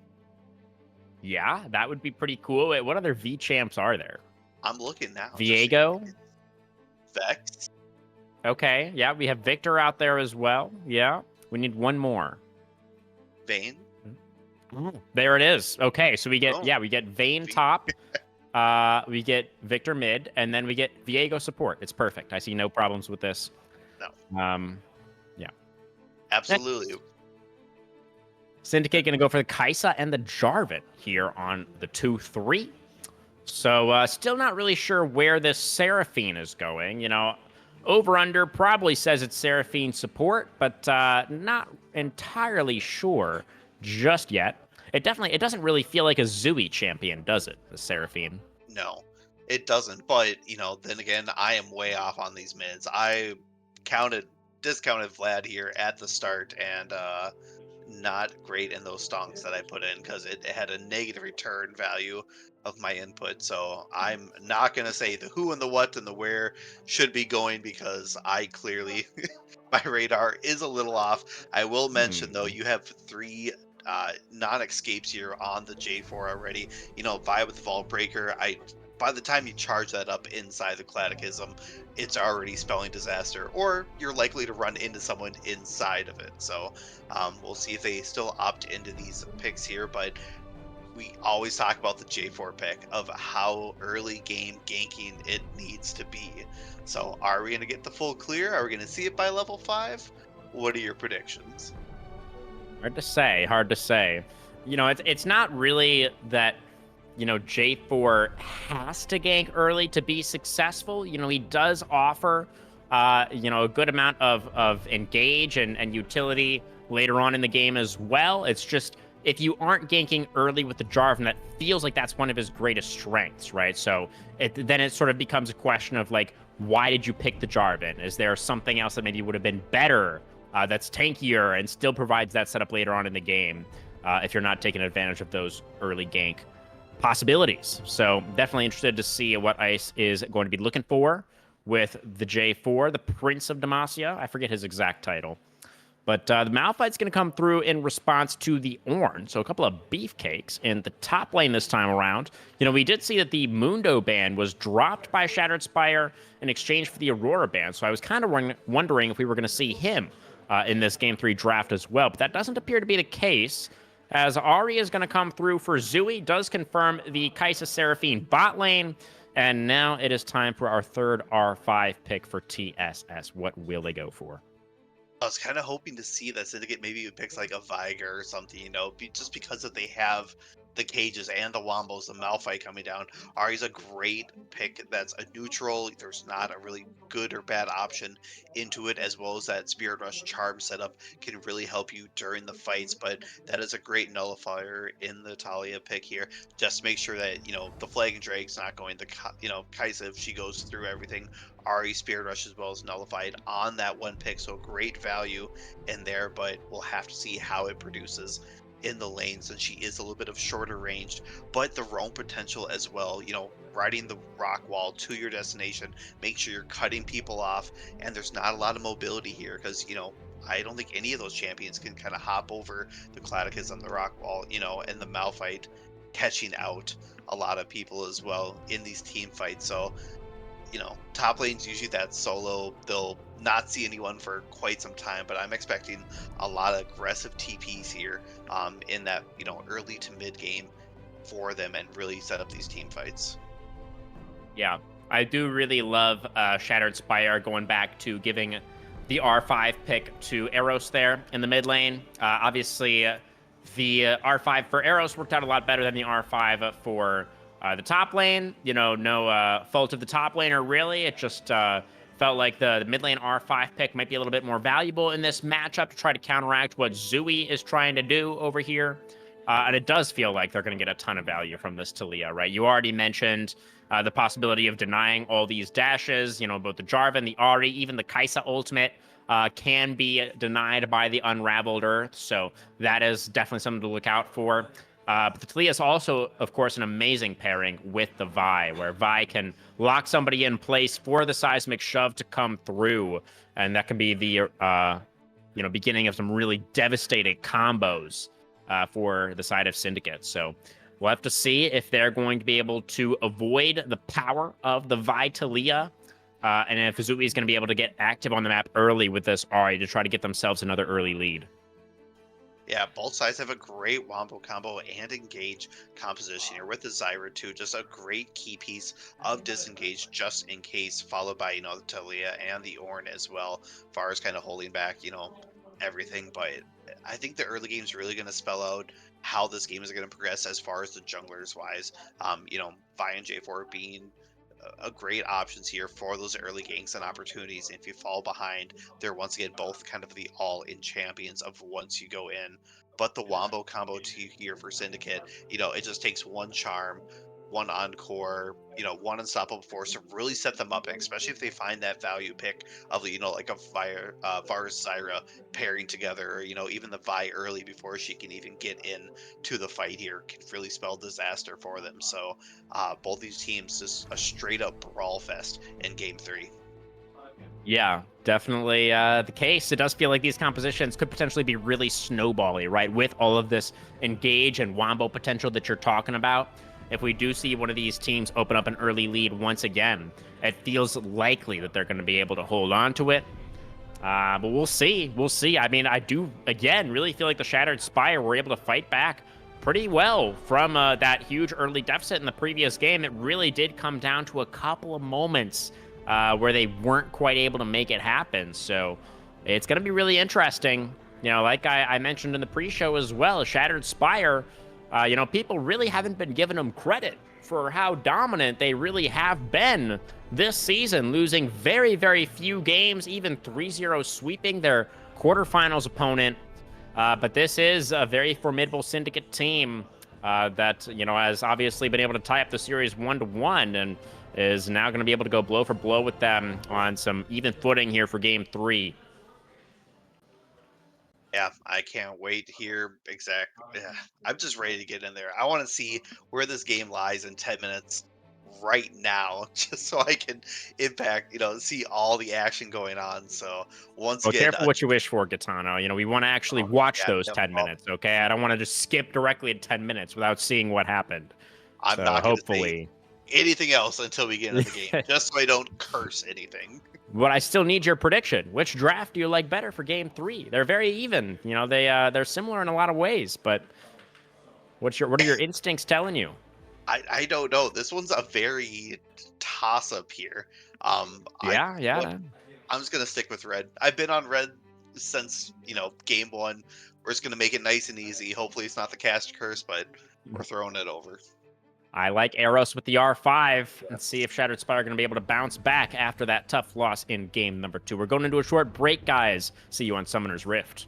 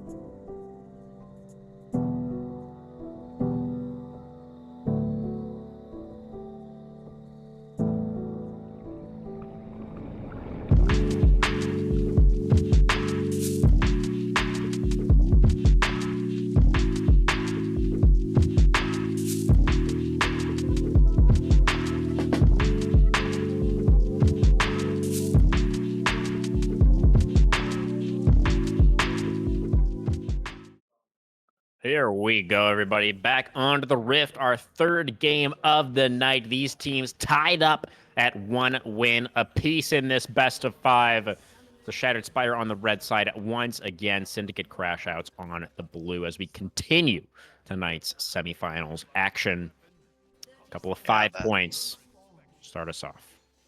Yeah, that last game, just a very cliffhanger, and out of nowhere, a great ult over the raptor or the chicken pit there, and just I'm still just shocked over how clean that was here. So we'll see if Zuli can have a repeat performance here of the breakout play, or if Ares is going to have maybe a repeat of game one here as well. The Varus pick, not something we see very often towards the bot side here. I'm a big fan of the Varus, so we'll see what kind of impact it has here on this game.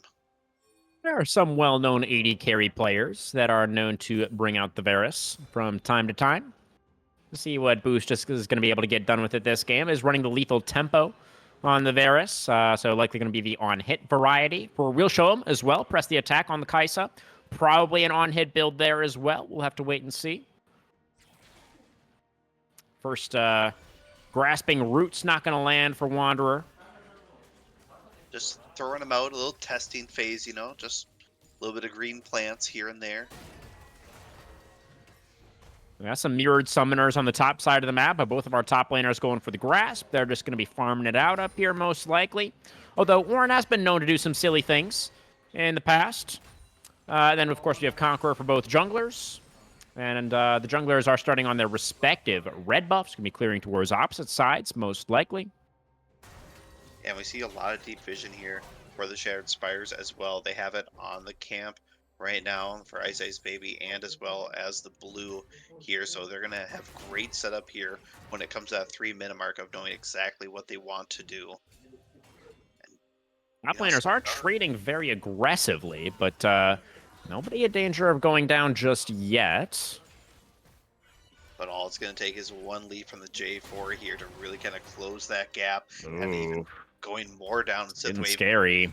Yeah, really spiking them down. And I feel like one good wombo could either set one of these guys up for, you know, maybe a little bit of an all-in. Speaking of which, flash. Yeah, nice searing charge there from Synthwave. Forces out the summoner from Daro.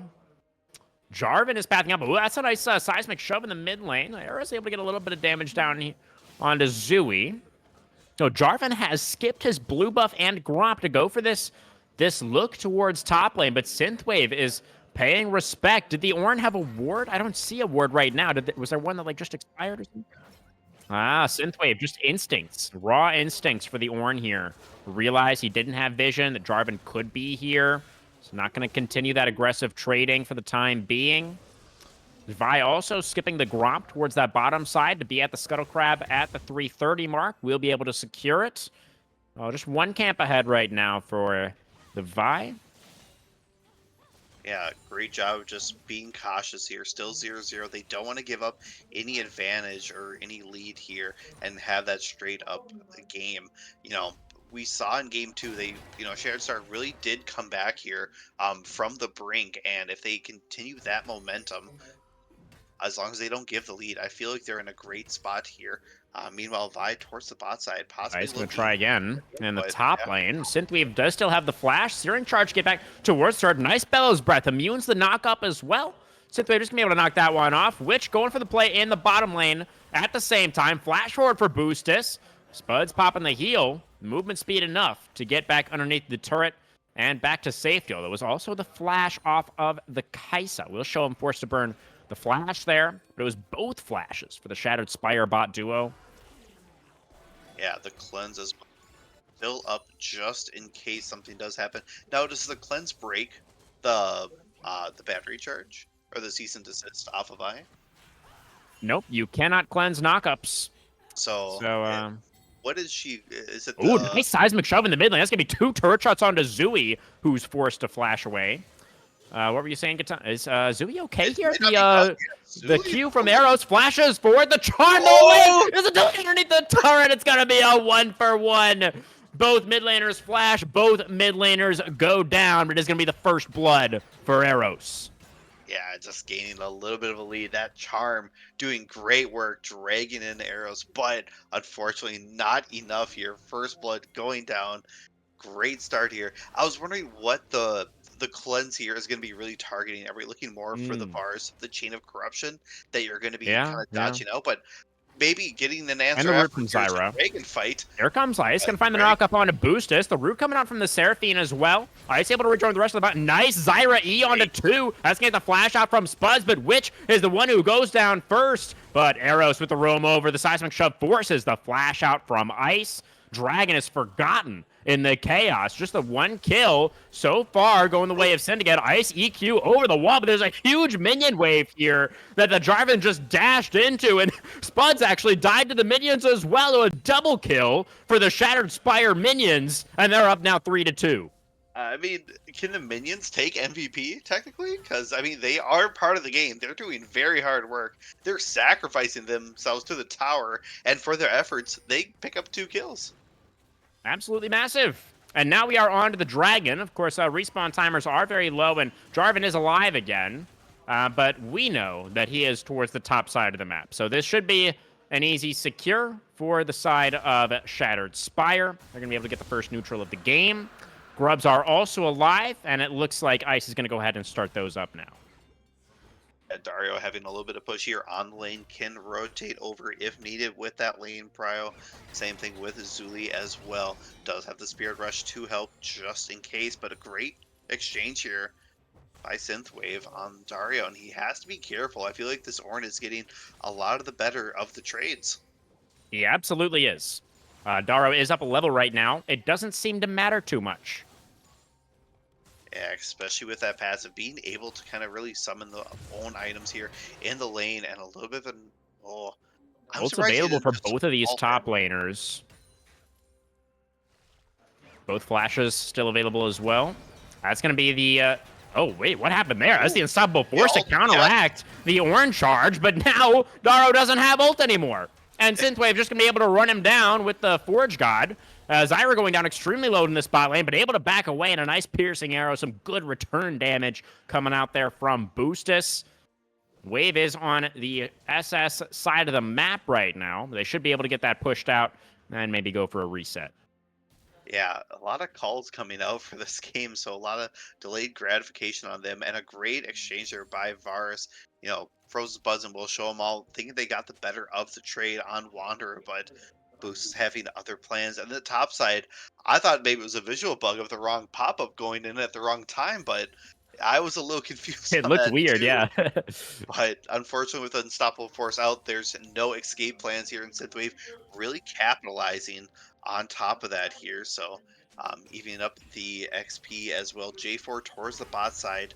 We'll see if he wants to make a play. Boostus gonna have Flash available, and Wanderer possibly as well. Yeah, Varus level 6 now as well. Boostus with a little bit of an XP advantage. There's the level 6 for Will Show him as well.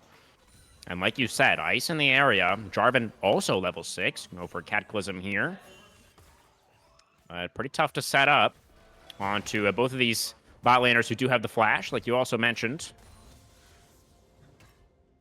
Yeah, Dragon coming up. That will be the Hex Tech as well for our next one. We could see an Infernal Soul on this side, and both of them would love to see it. Even more kill pressure. Meanwhile, towards the top side, a little more trading here back and forth. Synthwave and Dario just not done with each other. They're still bonking each other. Yeah, I don't think they're going to be stopping anytime soon. And it's still Synthwave who's winning these trades. Dario still a few seconds away from getting the ultimate back, but same story for Synthwave. Means that's just going to be the lane prio for the Ornn.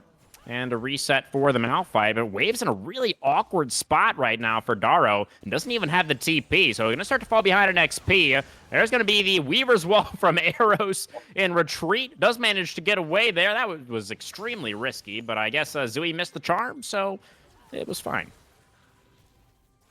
Yeah, all's well that ends well there. You blow the ult, but you also save yourself just in case. No objective on the board here as well. So, you know, that timing could work in their favor here. Var's doing a great job of grabbing the damage here and just kind of poking out, but sustained here by Frozen Spire. That's going to be the flash for the Chain of Corruption. Nicely set up there by Boostus.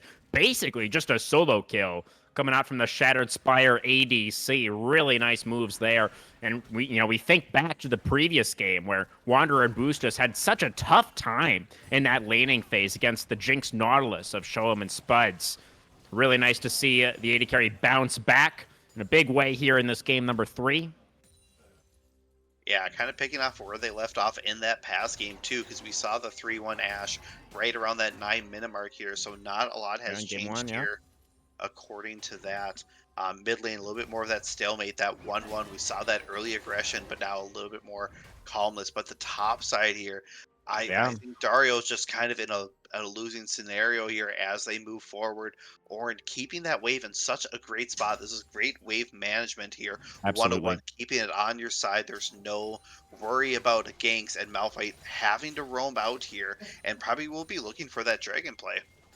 It's so easy for Ornn to do this as well because he has the ability to buy items. He doesn't even need to reset ever, right? As Yes. long as he can stay healthy.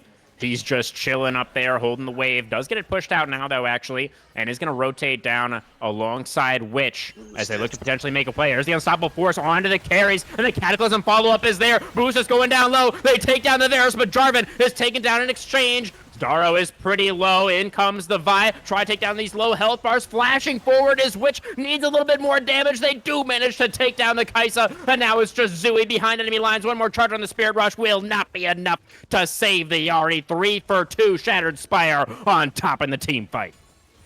Yeah, it was a great wombo combo. They were looking for the pickoff here on Frozen Spuds, and Boost is just stepping up just a little too far. Meanwhile, Dario and Ice Ice Baby off in the wings, just waiting for the moment, crashes down. But the counter strike here from the time of TSS just coming in clutch, picking up these Void Grubs, and Dragon's going to be up here. We'll see if Ice Ice Baby is able to pick it up here for Syndicate on that cross-map trade objective.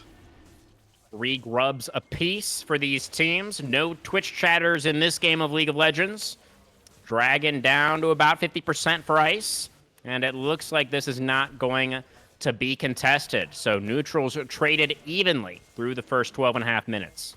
Oh, actually, I take it all back. Wanderer and Boostus are here, and they're looking to kill Jarvan. He barely does manage to secure the Dragon with his dying auto attack. And that is just going to be the trade then of the Dragon. One more kill going the way of TSS.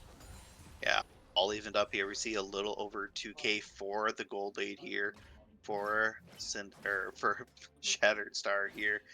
And this Varus 3, 1, and 2 just falling here short on that last battle, getting picked out, not having flash or barrier, and no one really to help, but still put himself in a great position. And off of that giant team fight, 4 and 1 now for Arrow. So a great spot. Meanwhile, topside, Synthwave is just taking him to school right now. Holy crap. Absolutely. Is going to have to call the Forge God available pretty soon again as well for the Ornn. Could even look for a solo kill once he has that available. And Daro, again, no teleport. It's going to be Ice flashing for the play in the bot lane. But Witch is there for the counter gank. Read him like a book. Another kill for Boostus. A great awareness from Witch to be there to counteract that play.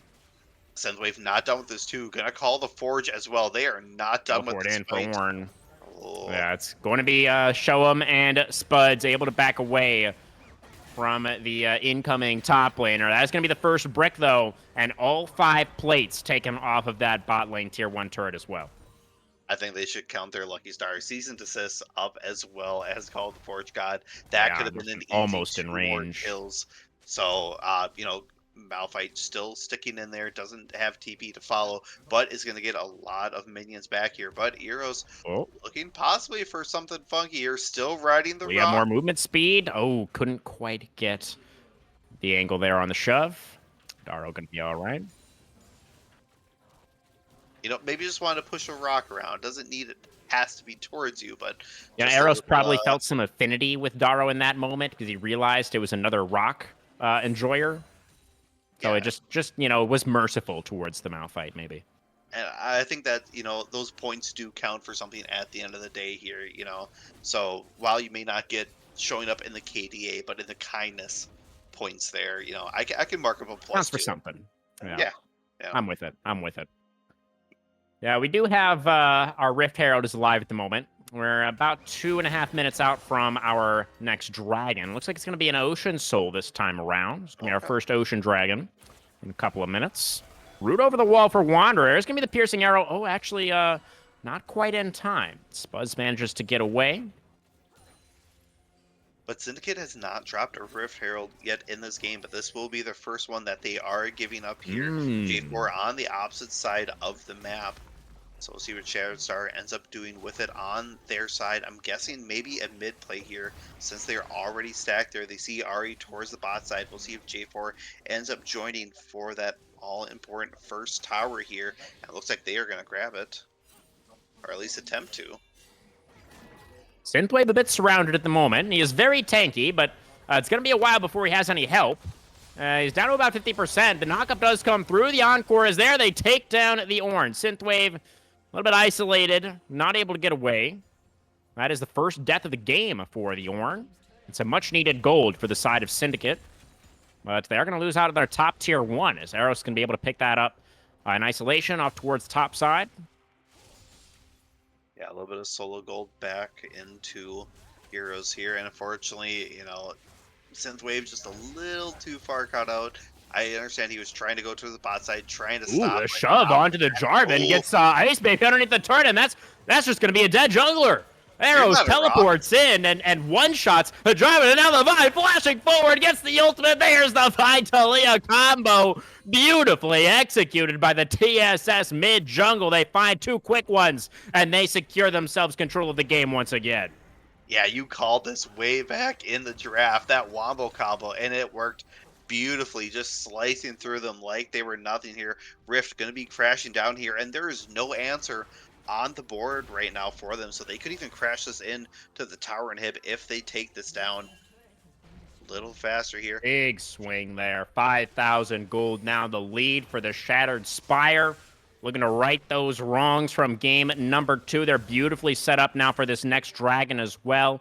Should be able to get complete control over this bottom half of the map. And waiting in the bush, seeing if anybody from Syndicate is going to be doing some face checking. And Ice is thinking about moving in, but they're going to go for We'll Show Him instead. The Kaisa is going to get absolutely obliterated. Nice Weaver's Wall there from Arrows to cut off the escape path. And We'll Show Him just kind of accepting his fate there. Yeah, not much you can really do, unfortunately, there. And, you know, Wanderer saying, I want a little bit of this action. I'll take this one, so thank you very much here. But we see the gold lead as well, pushing to a little around that 5k mark already. Second dragon going down as well here. 6, 1, and 2 for Eros, and then 4, 1, and 3 for Boosted. So great number lines for them both. Flashes available as well in case the J4 decides to make a play on them, or if they get knocked up by the Malphite, can hopefully scoot away to safety with that unstoppable force. Absolutely. Unfortunately, been a little bit of a rough game so far for Ice this time around. 0-5 on the J4. Not ideal, but still going to be able to set up the team later on, right, with the CC that you do have in the kit, and of course with the ultimate. So should still have the possibility of making a big impact in these fights, but Syndicate Crashouts definitely up against it a little bit here, it feels like. And there's great scaling on the side of Shattered Spire as well. I mean, they've got Talia as well as the on-hit Varus, and obviously Ornn is just going to make everybody more and more powerful as the game progresses. Yeah, just grabbing people with that unique upgrade as well here. So that will be kind of coming online here for everyone else already. Yeah, already has his own upgrade. Masterwork as well here. Zyra, great anti-dive potential too in case they do, but all it takes is one good Cataclysm followed by the Unstoppable Force and an Encore to really kind of shred through this team. But we haven't seen that Wombo combo really come to fruition, as a lot of these team fights are very sporadic and not all together. But you know, we see everyone but the mid laners here splitting off to the side, so we'll see what kind of play they are opting to make here. Yeah, we did say as well that, you know, these compositions could be really, really snowbally, right? If one of the teams manages to find a big lead, given the fact that both sides do have so much hard engage and so much damage, it should mean that, you know, with the lead, the fact that they just have a little bit more damage to work with means Shattered Spire should be in a great spot from this position. It's a little bit risky for We'll Show Him waiting in the bush there, but Eros unaware. It's not going to be able to punish that Kaisa and doesn't want to overstep as the collapse does come through from some of these other Syndicate members. A great ward placement, otherwise that could have spelled disaster here for arrows. But towards the mid side now, this bar is going to be crashing down this tower very quickly. TP being used though here from Malphite. Yeah, teleporting into the mid lane to help clear out that wave. So seems like that's just that control and the pressure being put out by the bot duo of the Shattered Spire, just kind of forcing out a cooldown there from their opponents. Of course, Synthwave obviously still holding on to his teleport on the Ornn. 2 minutes out on this next dragon. Ornn should have that. Malphite obviously will not. Let's see what the map state is going to look like in a couple minutes' time. Great heads up play there, and then Ornn having that advantage as well. We see Ari kind of matching that Ornn, but that is also a key piece of it. Sign up for the charm. Having said that, though, Malphite is also an equally viable piece, but then you're kind of putting it all on the Kai'Sa, and if Kai'Sa doesn't have a good place to go for an ulti or a follow-up as well, your team really lacks that damage after the initial burst here.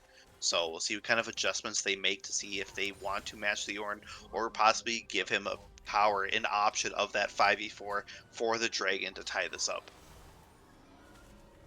Yeah, it's going to be really interesting. See both of these teams, how they want to try and set up as the next dragon does spawn, as we do get closer to that break point in the game.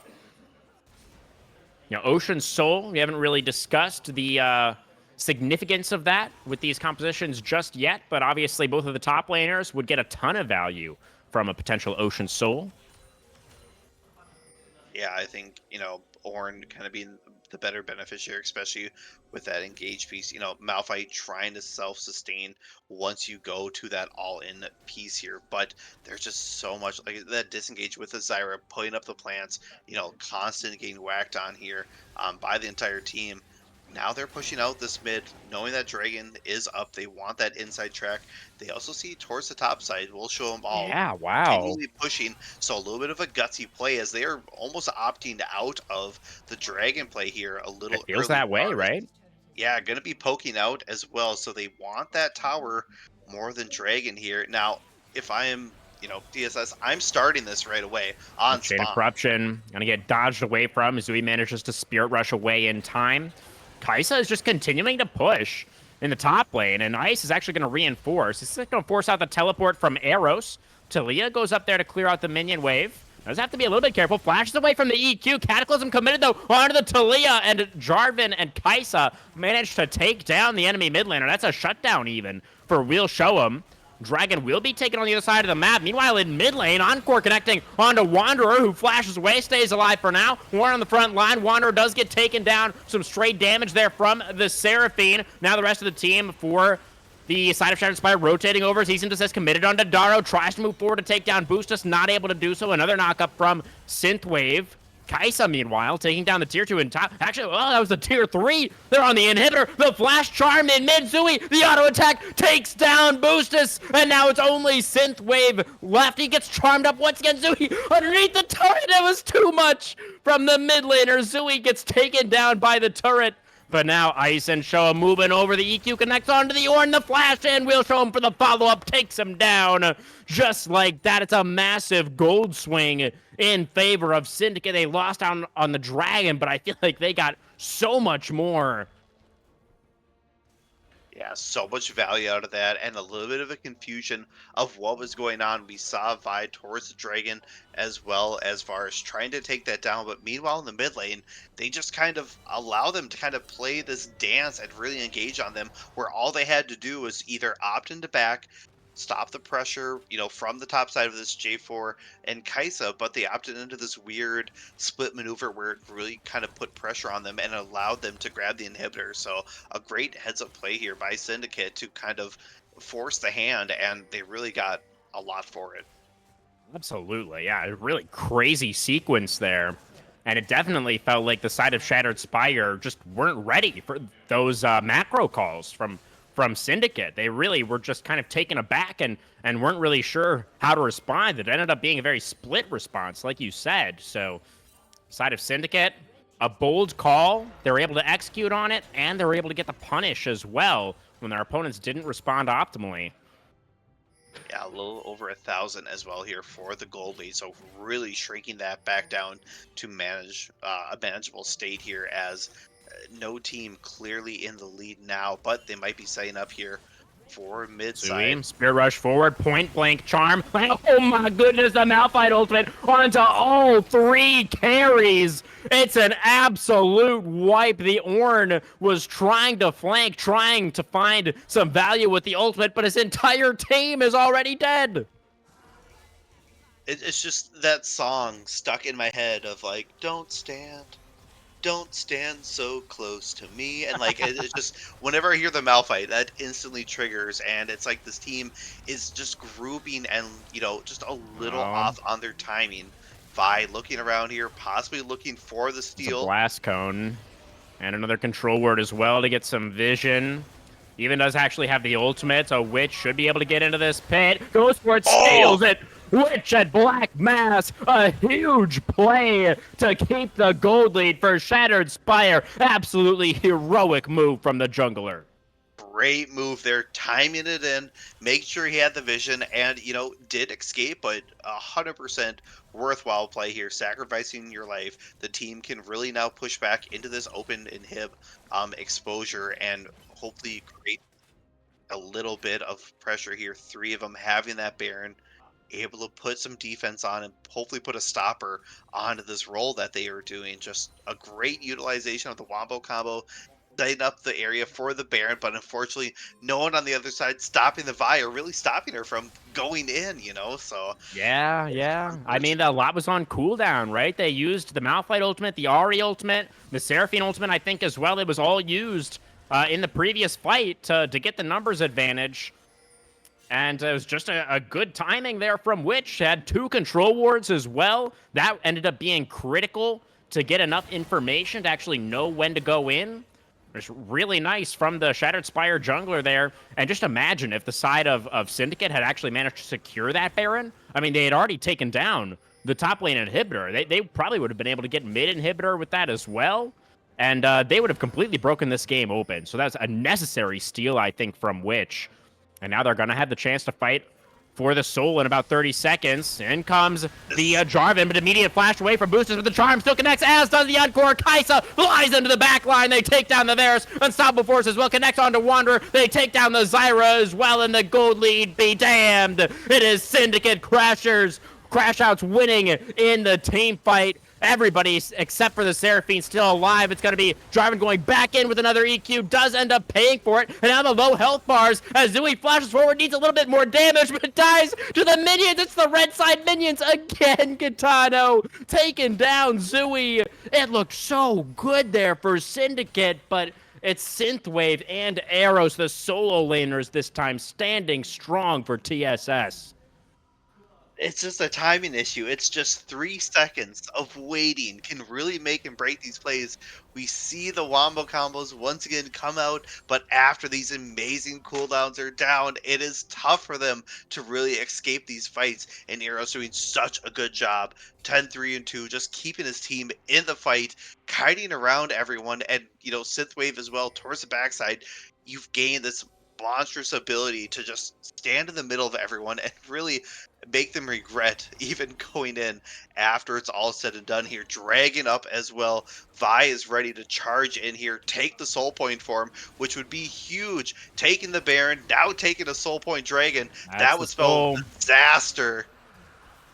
There it is. Ocean Soul secured for Shattered Spire. Cataclysm committed only onto the Zyra, and Jarvan immediately realized it was a mistake. The Call of the Forge God connects. They take down the J4, but Zooey, look at Zooey in the backline, wreaking havoc on his Ahri, trying to get on top of Arrows, misses the charm there. It's going to be the Talia still alive, trying to kite it out. Zooey back over the wall one more time, but the damage from the Talia is too much. Looking to take down Arrows, and the charge from Synthwave is searing indeed. One more shove onto the Seraphine. Arrows is the mid laner, still standing at the end. We'll show him the only survivor for Syndicate, and now they're trying to chase down the Kai'Sa as well. They know where he is, trying to catch up to him.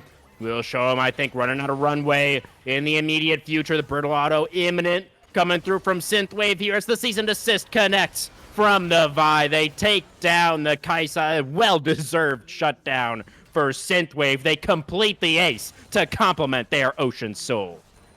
What a pickup there. Arrow's doing such a great job. Once again, kiting around the fight, dancing around, and then Jay Peralt unfortunately not picking up 2 or 3 vital targets, just picking up the Zyra.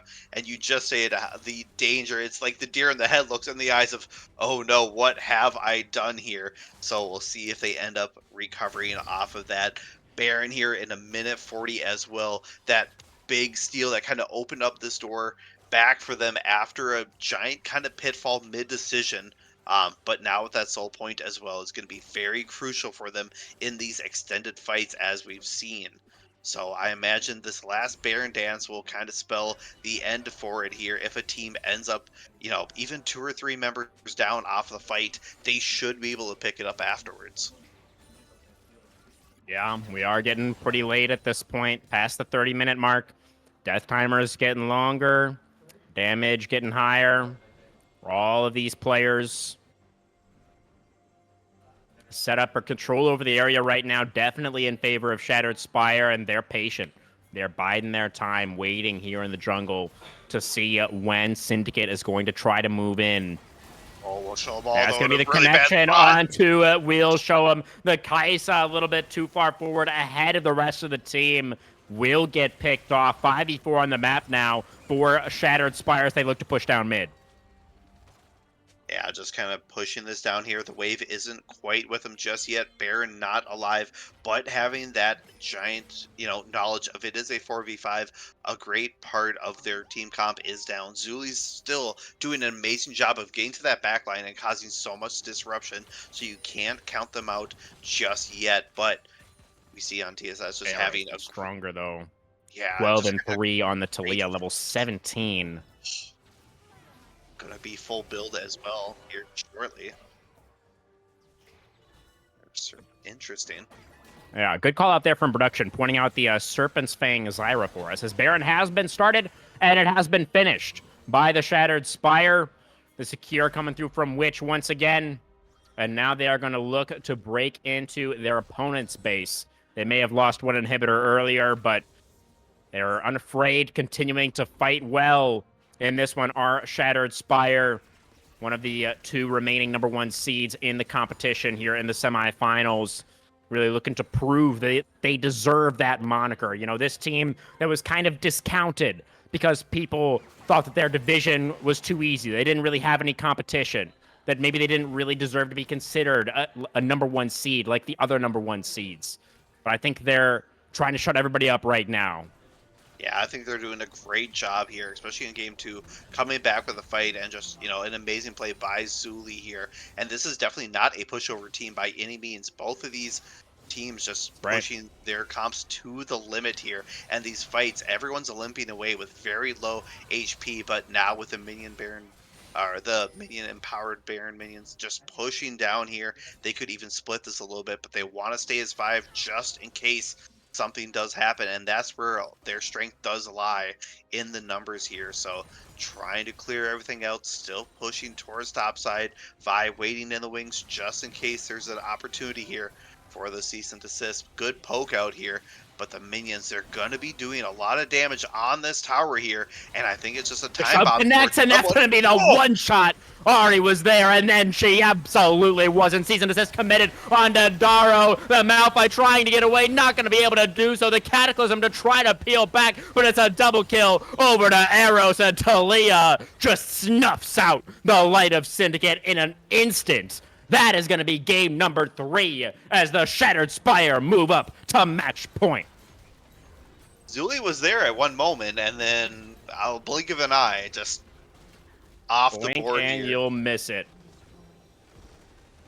Felt like Eros was the biggest difference maker in game #1. Made it happen again here in game #3. Beautiful play on the Talia. Yeah, a lot of these end fights we saw Eros with that Talia just running around everyone, just dancing, throwing the rocks, saving the Malphite though, so bonus points over to him for being able to do that, but just taking over the game here. Vars also starting off very strong towards the late game, couldn't really start avoiding Ice Baby and Daro really with that wombo combo, but luckily, Synthwave was just strong enough as well as Eros to kind of clean up these fights at the end.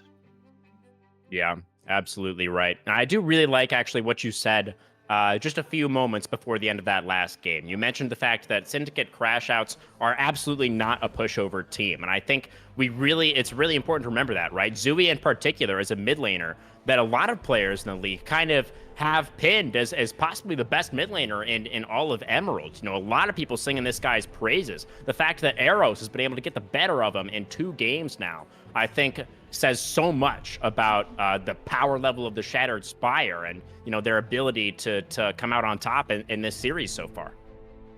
Yeah, and also I want to point out, we'll show them all 8, 4, and 7. A great showing here on the Kaisa. Just one little slip up there, getting caught out here while they're pushing mid, adding them into that 5v4. Otherwise, as played a very solid game here, even though that bot side did get roughed around quite a bit as well. So we'll see what kind of adjustments need to be made. But speaking of adjustments, Game 4 brings new adjustments here for the draft. So what are they in store for? Yeah, you know, of course, with the Fearless Draft system, not only do we have these 30 champions now that are no longer able to be played, but the teams are going to be missing their second ban phase. So each side only gets 3 bans here for this Game 4 Champion Select. Does make things interesting, right, in terms of what's still available and what these players have left in the pool to bring out. Well, I can't imagine we're going to take too much of a break here in between games, so I won't touch too much into my thoughts of what's going to be happening Yeah, here we'll get for into this it in a last moment. draft. Are we aligned on the Eros POG once again, Gaetano? Yes, Do you have other yes, we ideas? are. We're I mean, I in think sync. Synthwave had a phenomenal game on the Ornn as well. I mean, you just Yes. think back to the laning phase from the Ornn where he was just bullying Daro out for the entirety of laning phase. And it was good looks from Witch as well on the Vi, you know, had that hero Baron steal to keep them in the game and comboed with Eros so amazingly well. The mid jungle was looking very much on point for Shattered Spire in this one, but I think we do have to give it to Eros once again. We're going to have to go to a break, guys, and then we'll come right back for a Game 4 draft.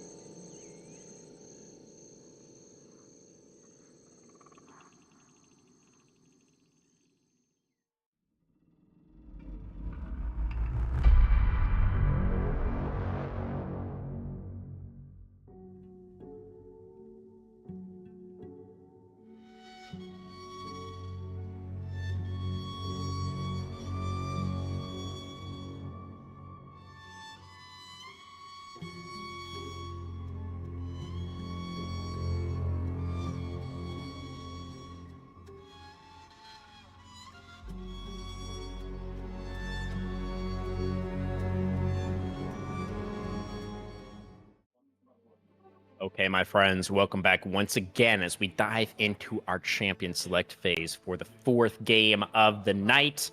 Shattered Spire up to match point. Now they lead the series 2-1. For the first time, Gaetano, we are going to be moving these sides around. Syndicate have opted to move over to the red side. They do not want to give that R5 pick over to Eros again. Yeah, so maybe a little change of pace. We'll see how that affects and if they are going to grab the counter pick and how much value it's going to be here, as we've seen from Shad Star kind of grabbing that. So you talked about the draft here right before we went into the break of, these final two picks are off the board. There's no ban. Once you get your three, that is it here. So I want to touch on that as mid was kind of the focus point of those last two bans. We see a little bit of a switch up, the Oriana getting banned here in the first rotation, but they leave the Railing Soul up, and we'll see if that is going to be the factor here in this game since they've left it up. Yeah, Zach is still available as well. That's something else that Syndicate were banning out earlier on in the night. So we'll have to see if the Zach does make an appearance in this fourth draft. Interesting that we would see the Jhin come out so early. This is a pick that, we have seen a decent amount of here in the Emerald League and across the globe in all kinds of different leagues. But I do feel like Boostus is more of a carry player, so it's going to be a little bit of a different look for Boostus this time around. Aphelios, speaking of carries, the Aphelios is going to come out as the hyper carry this game for We'll Show 'em, who, like you mentioned in our closing remarks about game number 3, did have a pretty good performance on the Kaisa for the most part. Played very well in the fights. Just a couple of moments where maybe it was a little bit too far up in the lane and got caught out. Did end up costing the team, but definitely We'll Show him. We know if this player is set up for success. We've seen what he's capable of. Yeah, Nocturne as well getting picked up here. So a great pick comp that I'm seeing.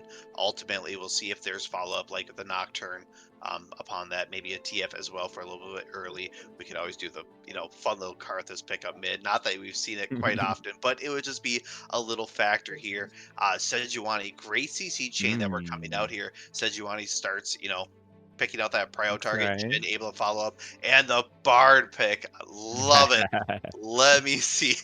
Let me see the action upon that here. So I think Zach would have also been a really good pick here, and the Railing Soul. Sejuani, also a great piece. Definitely one of those flavor of the months here with this patch, and for a good reason as well. So I'm just excited to see the dragon. That's what I want out of this game. Give me the Railing Soul.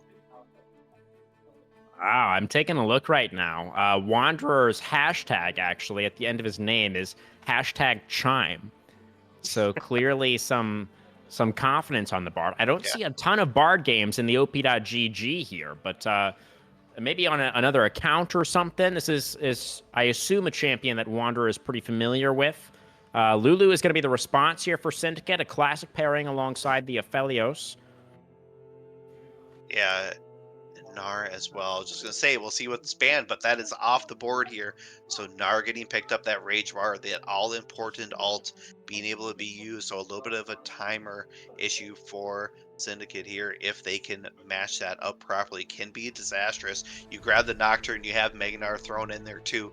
Slam, multiple people up against the wall to really set up your team for these fights here. So mid lane will have the counter for the pick of Syndicate. Last second pick, Jace getting picked up here. Interesting. The NA Jace making an appearance here in game number 4. I've been, it has worked. It can work. I know that it can work. But I'm never happy to see the NA Jace locked in. We'll just put it like that. But, Eros, assuming this is Jace going into the mid lane, Eros has had a pretty phenomenal night so far, so maybe he will... Oh, it's actually going to be the Jace top, as we see the Aurelian Soul that you were talking about earlier on is going to get locked in for the mid lane. I'm a Jace fan. I play Jace mid, and it's always a fun time that you can just be the... Oh, he's fun. I never said he wasn't fun. Oh, and now my heart is torn. I'm a Kassadin main, and this does not go well for Aurelian Soul. Spoiler alert. You can stop a lot of that, the Dragon Breath coming out. That's a channel automatically ceases. Once you use your Singularity, there's a giant cooldown, and as we all know, you do not run away from Kassadin, so you have to pick your battle very carefully. Now, let's say this is a switch, for some reason, Jace and Kassadin start, rumbling together. Better matchup, but this is a giant timer here for Syndicate that they are sitting on. So I'm torn. I'm really hoping there was more from maybe a top lane pick, because I like Jace, but there's not a lot of setup. You have the Sejuani that can go in, and the rest of you kind of have to sit back and relax. But it is also kind of a peel comp for when the Nocturne does come in. So I'm kind of seeing both sides of the coin. Yeah, really interesting drafts here. This is kind of what you get with the fearless system, right? The players are kind of forced into some of these less common picks. And Zui definitely throwing down the gauntlet here with the R5 Cassidon. I mean, Eros has been using the R5 pick to such great effect so far tonight, and now it's Zui's turn. See if he can show us the power of the R5 here with the Cassidon counter pick into the Aurelion Soul. I am noticing a big hole, though, Gaetano, in this Syndicate draft. They have 0 early game. Exactly 0. They cannot do anything at all in the early game. So that is going to be interesting to see. If they are going to be able to stay even through the laning phase, then they should be in a pretty good spot, but potentially a big if. Yeah, if you can, get to that mid to late game, you're going to be looking amazing. But getting there is going to be the problem here. Sejuani being able to chain CC with the Bard and the Jhin. I'm expecting this bot lane to get looked at quite a bit, as there's 3 potential stuns there right in a row. Especially with this Bard kind of roaming as well, can really help out mid and, where those jungle objectives are here for the Sejuani. So I'm not sure how much roaming potential Lulu has with the squad, and kind of really keeping Aphilio safe here. So once again, that mid, the early game's really going to spell it out. Does Sejuani and this bot lane get themselves ahead? I don't see much action, for the mid lane until level 9, where they're really going to start to come online, grab that item and a half, 2 items to kind of really help everyone out. And this top lane, we'll see if NA Jace does have what it takes to be on par here with the Gnar. We'll see. We'll see. Of course, I'm always happy to be proven wrong. I have no problem with that. So, if Synthwave wants to show me the power of NA Jace, that's great. That'll be cool. It's just I'm pessimistic after many years of playing with NA Jace and solo queue. That's all it is, really. So we'll see. I mean, I do think, like you mentioned, it's a pretty good matchup into the Gnar. So. And he has the Sejuani as well, which can be a great pairing alongside the Jace. Provides him that setup, and you even get a little bit of that melee synergy as well when Jace is in the hammer form. So could work out really well, honestly. We'll see how aggressive they do want to play it. I don't think that it's strictly necessary for the side of Shattered Spire to get a lead in the early game, because they do have some great scaling on their side as well. But I think if they do manage to get a big early lead, probably would just be lights out for their opponents. We'll see. We'll see. Yeah, there's a lot of short range here for the side of Syndicate. Aphelios really only having that Gnar.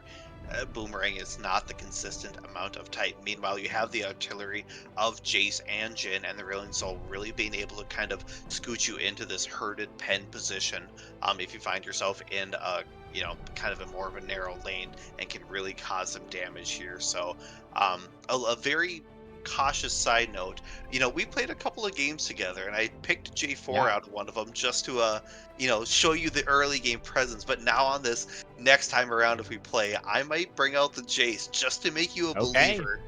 Or maybe I'll fall into NA Jaces, and you'll be like, this is why, Gaetano, I have trouble trusting people. Yeah, we'll see. We'll see if Synthwave is going to be able to show me, or if it's going to be the Aphelios that shows them. So that's, of course, his IGN. Sorry, I couldn't help myself. Anyways, yeah, what do you think about the drafts overall? I do think that both sides have some cool tools to work with. Obviously, we already talked about sort of the drawbacks of this Syndicate composition, but they do have phenomenal scaling, and they do have that R5 counterpick for Zui with the Cassidon into the A Soul. Do you think that is going to be the ticket that gets them to silver scrapes? What are your thoughts?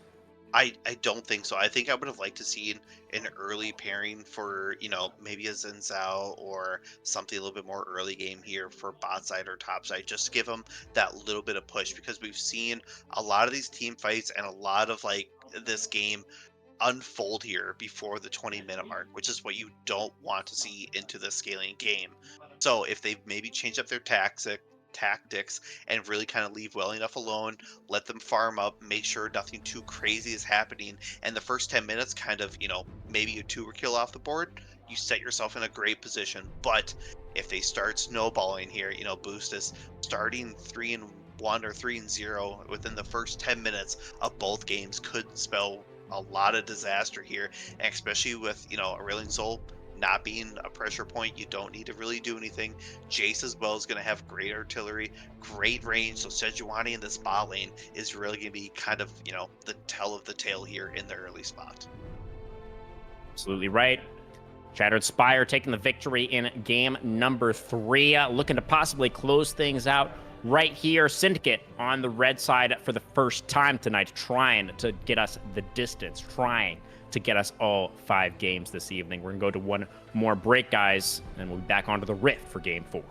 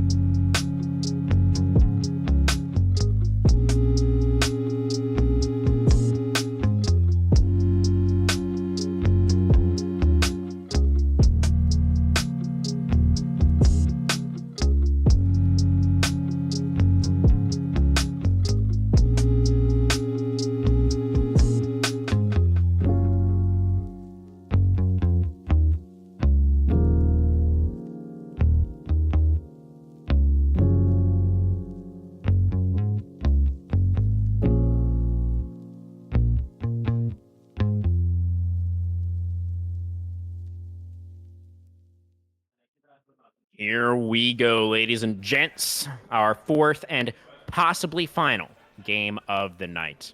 Syndicate Crashouts on the red side for the first time this evening. And the Shattered Spire up 2-1 on the blue. If it goes to late game, it's still going to be a banger all the way through here. But I'm Yeah, just looking for absolute fist Boostus fight late game. to just hopefully do some stuff but here bottom, get them a great lead, take that gen online early, and hopefully roam towards the other side and help out the lanes here. But first Dragon, Chemtech, so not going to be on the board here. If this was an Infernal Soul as well at the end, it would just be bloodbath, and I think Syndicate would be a little joyous if they have 1 or 2 of those underneath their belts to For kind of sure. really boost them towards that late matter here. Hero stepping up as Late well. invade for Shattered Spire. Arrow's going to get that deep ward down onto the Raptor camp. Looks like Ice is going to be starting on this top side of the map and doesn't have a sweeper to clear that out. So they're going to see the Nocturne as he moves through his first clear. Actually, going to be starting on the Raptors. Yeah, and just having that deep vision on the Nocturne is key, because a lot of the times you can't ward enough to really help. Oh, and make the sure that he's Aesol not just gonna come stole to one you. away. He stole a That's- baby chicken. How dare you steal? That's unfortunate, but casting up 2 CS here, so a little bit of a True. takeaway. Is that really gonna put him that far behind, though? Did reach level 2. Top laners continuing their Their pattern from the previous game, just constantly trading with one another all the time. The Very cool. shenanigans of just trade. Why not? That's better than not trading. I'll take True. it. More interesting fights here, but we talked about late game, and they put themselves, when you trade, you always have the option of losing on that 50-50. So we'll see how that pans out here for them exactly. Pretty cool that Nar is holding his own so far, at least, as I say that. Jace jumps in, gives him a little bonk. NA Jace, NH. Okay, all right. Let's Settle maybe wait down. until he does something, until we start the NA Jace chants. We do see Boostus and Wanderer continuing their winning ways in the 2v2 down there, able to get the early level 2, get that push out against Aphelios Lulu. I think to be expected, to be honest. Aphelios Lulu doesn't do very much first couple of levels. A little bit of a cheater's back for them as well, just grabbing a small advantage, gonna head back to that lane. Nocturne as well, clearing towards the bot side after that information they grabbed here. So knowing they're not going to put themselves in a position to even remotely get looked at for the gank. Wave pushing right back into him as well, which will be great. Yeah, interested to see when when Wanderer is going to go for the first roam on the Bard. It's always interesting to see how much time the Bard player wants to dedicate to winning the lane as opposed to impacting other parts of the map. One of the most important aspects of playing the champion, I think you'd agree. Yeah, definitely. That huge roam potential, collecting your chimes, making sure your lane is good while you're out, but you're not also missing too much experience while you're doing that. And the all important, you have to take the journey. It's like Fight Club. First rule of Bard is if you have the that's going to be the flash forward as Daro tries to flash away. Shock Blast is going to miss. And it's just going to be a trade of flashes. Sejuani flash for Gnar flash. I think TSS are probably pretty happy with that. Synthwave going to look to zone the Gnar now off the wave. Daro does still have the teleport and will likely be utilizing it now. Maybe not. Wants to hang around, actually. Or I guess didn't have a choice to hang around. Another Shock Blast going to deny the reset. Daro just bleeding golden experience right now. Yeah, a little bit of replay of what we've seen here from the last game. On that Ornn, Jace gonna maybe opt in to push just a little bit of that wave so it doesn't completely crash. Jhin though towards the bot side. Deadly Flourish gonna connect onto the Aphelios. A lot of damage onto Wanderer's Bard though. Wanderer has to be careful about stepping up again. Boostus though still full HP. Yeah, Sejuani. In comes the Sejuani. Yeah, Witch. Making an impact here. Walking over a control ward. I think they do see the Sejuani now, but the Deadly Flourish connects onto the Aphelios. Wanderer does have to be a little bit careful. It's going to be Wheel Show and flashing away, trying to stay alive. The Infernum almost enough. Almost takes down Wanderer through the Jhin. The Bard will survive, though, with Potion ticking. Boost is slowed up by the Lulu, forced to flash away. A three-man play for the Shattered Spire on the bottom side, but it's the Shattered Spire that have to blow the Summoners. Although I guess Wheel Show also blew the Summoners, to be fair. Yeah, I think that was well worth the trade bot side. Now there's not a lot on them, unfortunately, here. While you get to push in another back, a call also being purchased here by Will Show him, so a little bit of that delayed movement here. Dragon, though, being taken up by Ice Baby after all the confusion, and it's all said and done. Soloing it, not much else for it.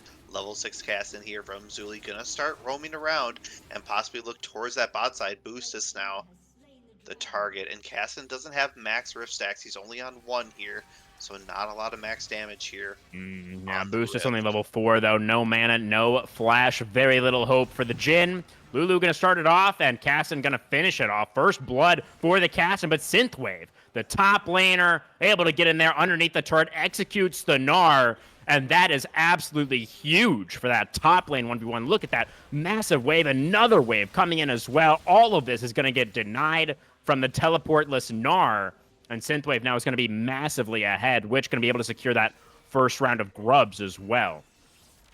I'm not going to start chanting it. I'm going to wait. Yeah, it's still a bit premature. Yeah. You're only 14 CS but up and a kill. It's looking good so far. It's looking good so far. I'll give him that. towards the mid side, just grabbing the Cassin in that first all-important kill, getting a little bit of boost. I'm guessing we're going to see the Roa here, possibly out of him right away, channeling here that Q. Zuli just missing out on it. So still a good trade there for the Rillian Soul. Also Get picked up breathed on. the Dark Seal as well. Yeah, that is an interesting note. Eros feeling confident in this matchup despite getting counterpicked. But it's, you know, Zui who is able to find that first roam, able to find that first impact on another part of the map. So, good looks for the Caston so far. Yeah, and if you can definitely find some more early roams like that, finding out a low lane, but towards topside, Sejuani waiting in the wings here for the Gnar, and he might opt into this. Yeah, is going to get baited in. They knew he was going to look for the play once he turned Mega. Nice patience from Witch. That's going to be kill number 2 for the Jace. A great pickup there. Pickaxe as well, so lots of damage coming out here from this Jace, and there's no end in sight. Great stun up here towards the bot side. Off of his turret. He's able to stun Aphelios against his own turret there. But Boost is still only level 5. Is just a little bit behind at the moment. Behind Will Showham's Aphelios. Does he get level 6 off this wave? There it is. Just barely. That last caster minion giving Boostus the level 6. Yeah, we'll see if any curtain calls start to open up. Could be also with the Tempered Fate. Bard not quite having level 6, just hitting it now. We'll see if they opt into play Lulu, also having the ult.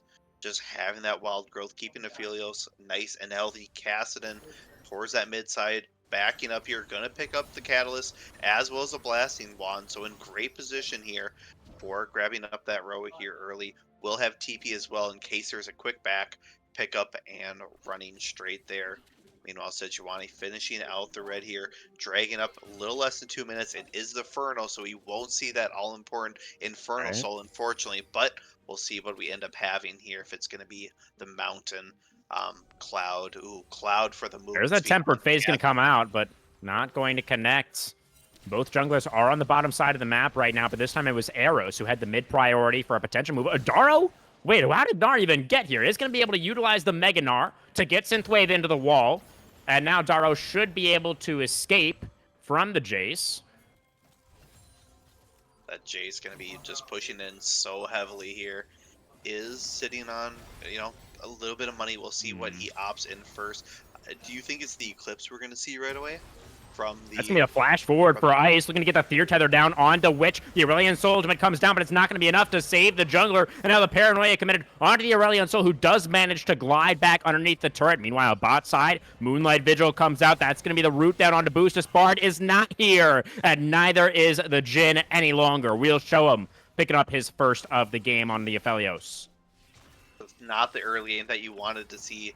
Cassin doing very well in the mid lane, as well as this Lulu and Aphelios just taking them to town. Yeah. Nocturne stealing away the blue, a little bit of CS lead, as well as just the top side Gnar and Jace that you really have to worry about right now.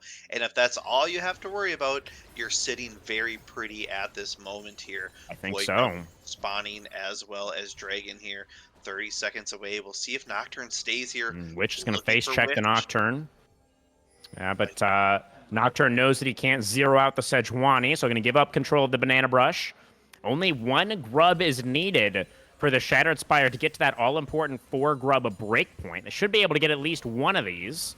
Synthwave trying to get some control here in the top lane, making sure that Daro can't help out. But Lulu has made the rotation over. Spuds is here, and Zui has a little bit of pride to work with in the mid lane as well. It's just going to be the one grub that I mentioned, secured by Witch. Then the Sejuani is just going to back away. No need to take more than you can get. That's a flash forward for Will Showham, setting up the route onto Boostus once again. The Jhin with enough movement speed, it looks like, to get underneath the turret. So behind him. Oh, Boostus did have to burn the flash as well, and in comes Synthwave. Is going to be able to get that kill onto the Aphelios. Actually, Boostus on the Jhin, picking up the last hit there.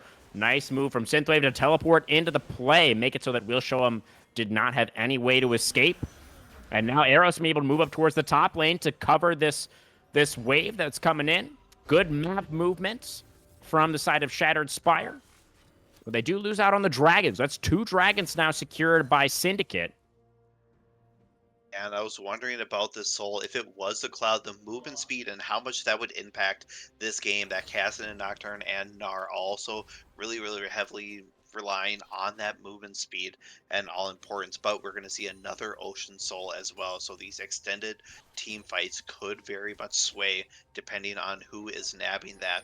When you are up kind of against the wall on that dragon, this third one is not a do or die, but you also put yourself in the position for the do or die on that. And now with this early game kind of breaking open here for Syndicate and really grabbing a nice lead for themselves, you have to be weary about giving this away here. Ah. I mean, I was really worried about the early game for Syndicate with this composition, but they have not only managed to hang on in the early game, but they even have some points of power here on the map. I mean, Zui has been obviously doing great in that matchup against the A-Soul, and the bottom lane has really managed to get a lot of work done as well in that 2v2, you know, choosing some good moments to target Boostus when the Bard isn't there. It's been looking really good down there for Syndicate as well. Yeah, and I'm looking at the hard chain CC for the Cassin too, and I'm wondering where that's going to rely. Because if you can't lock him down and really pin him before he can start rifting on towards the backside, where you're going to stop, you're hoping, you know, for that Jhin to hit the root. You're looking for Sejuani to maybe hit an ultimate. But if that's your pinnacle point of putting all your eggs into that Cassin, we'll show him starting off great here towards the bot side, and Fearless being able to, you know, whip out tons of damage here. With those team fights and that ultimate, as well as Nocturne running to the backside. So there's a lot of threats here for Syndicate as they start to come online, but this Jace is becoming more and more massive every single wave that he's soaking up. Not quite able to get that 4th turret plate, though. I feel like Synthwave could have just walked up there. Just needed, I think, 1 more auto attack for 160 gold, but not able to get it. Still in a comfortable position against the Gnar, of course. Yeah, just, you know, delay a little bit, but I think he's going to be able to take the tower. Those Voidlings being able to take it here. Gnar has to run away. Jumps on the Gnar. Daro is very close to Mega. Should be able to survive here. Might even be looking for the turn. No, it's too low HP. Not going to go for it. Just goes Mega, finishes off the minion wave. Going to go for the reset now. Jace does manage to get the first brick. Does have a healthy gold lead. He's actually 2,000 gold ahead of Gnar in the individual 1v1. So pretty monstrous individual lead. But that's the thing about Jace, right? Is Wanderer does get the binding onto Aphelios. And we'll show him's going to be backing away for now. But Ice and Zui are both hovering around this bottom side. Not going to go for the play. Witch moving over as well to defend. The thing about Jace, as I was about to say, right, is you can be as far ahead as you want. You can be doing as much damage as you want, but you have 0 utility as Jace. So if you don't position well, there's the Glacial Prison is going to miss, but the Deadly Flourish will not. There's the Flash Wave for the Bard. Does manage to get through the Magical Journey, but Boostus left out to dry there. Is going to get absolutely exploded. Ice picking up the last hit on the Jhin. 5v4 on the map now for Syndicate as they rotate up into the river. Yeah, great utilization. Double TP, make sure we're securing. Dragging up in less than a minute, so they're going to try to find possibly one more pick beforehand. So Boost is not having the great start of a game. We talked about that 3-1, 3-0 lead that he's normally had, but now kind of flipping the script there, and now he's on, you know, the back footing, as it were, for the start. Ice Ice Baby just waiting in the wings, hoping somebody steps up, you know, but unfortunately no one is going to. I wonder if the call for Shattered Spire is actually just going to be to give this first Ocean Dragon. I mean, it feels really bad, but they've not been winning in the fights. Jace is here, so it looks like they're going to fight for it, and actually, they're going to pressure Ice before the dragon spawns. They get the flash out from the Nocturne. Synthwave flashes over the wall, but the Blast Cone gets the Nocturne to safety. Synthwave not able to get a lot of value there with the flash. This is the most fed member, remember, on the side of Shattered Spire. Is here, still here for the objective, of course. And Ice now without the flash. Might be a little bit too dangerous to contest this one.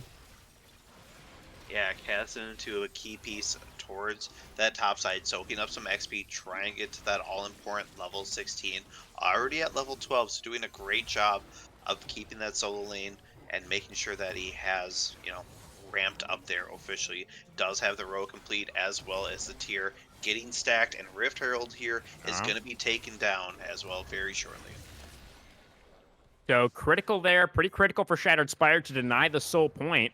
That's really good for the side of Syndicate as well. The fact that they're able to take away the Rift Heralds, it's one of the best tools for trying to snowball gold leads, right? If you're able to, I think that Deadly Flourish just stole away the Scuttle Crab. That hurt me a bit as a jungler.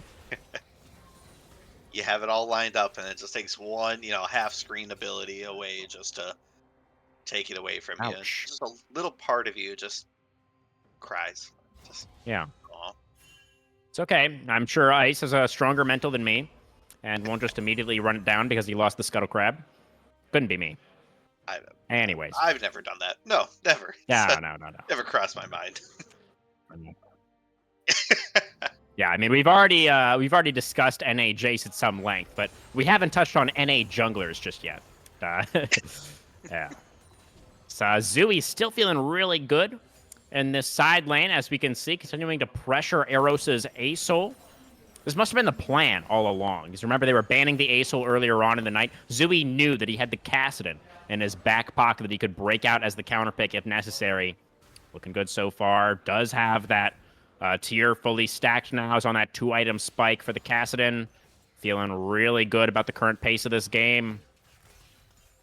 Yeah, already level 13, just 3 away from that max rift damage here at the 16 getting mark. closer. We'll see what that next all-important item, but he's going to go a little bit more offensive, maybe grab a Lich Bane and really start one-shotting anyone that he starts to see. Nocturne, though, following Sejuani here in the jungle. And this is Dodges away from the Winter's Wrath. A Deadly Flourish connects onto the Nocturne as well, but in comes Zooey's Kassadin. There's the Paranoia committed. They get on top of Boostus, who flashes away to stay alive. The Wild Growth for the knockup onto the Bard, manages to tunnel away, but Witch not going to be able to get through, not going to be able to go on the journey. Zooey goes through the portal. The 4th shot doesn't connect onto the Kassadin. It's Ice Baby moving forward. The auto attacks come through. We'll show him takes down the Bard. At least the Nocturne will fall the flash away now for Spuds as the Lulu looks to get back towards safety. Zooey low. Synthwave on the chase. The Aurelion Soul thinking about gliding forward again as well, but the side of Shattered Spire are not going to chase for it. It's just a 2-for-1 in favor of the Crashouts.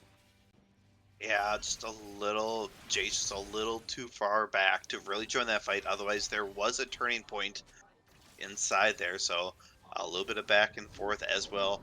Baron spawning here.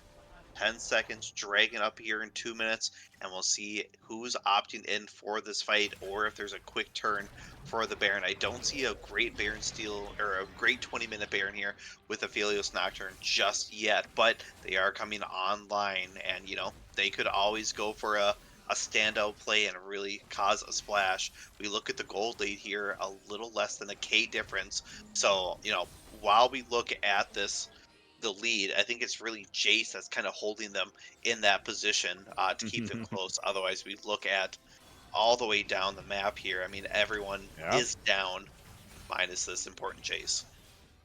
Absolutely right. It's looking really good right now for Syndicate. They are poised, I think, with this game state to bring us to that 5th and final game. About 80 seconds on the next Dragon. They're going to have another opportunity to look for their Ocean Soul point. Level 11 for the Nocturne has that 2nd rank in the Ultimate, as well as the Stride Breaker completed. And there's the Rod of Ages completed for Zooey. That Kassadin is most of the way now to level 15. He is getting closer and closer to the end game. I think Morello Namicon might be his next one here. We'll see what that is. Lulu trying to clear the ward. Zooey off on the wings just in case somebody who does want to step up. Bard having to take that magical journey away just in case. So a little bit of a saving grace. Jace, though, on the side here, might try to fire some artillery. Grab some people low before this fight even starts, allowing them to have maybe a little even footing here. Rift, though, being summoned right away in the mid lane.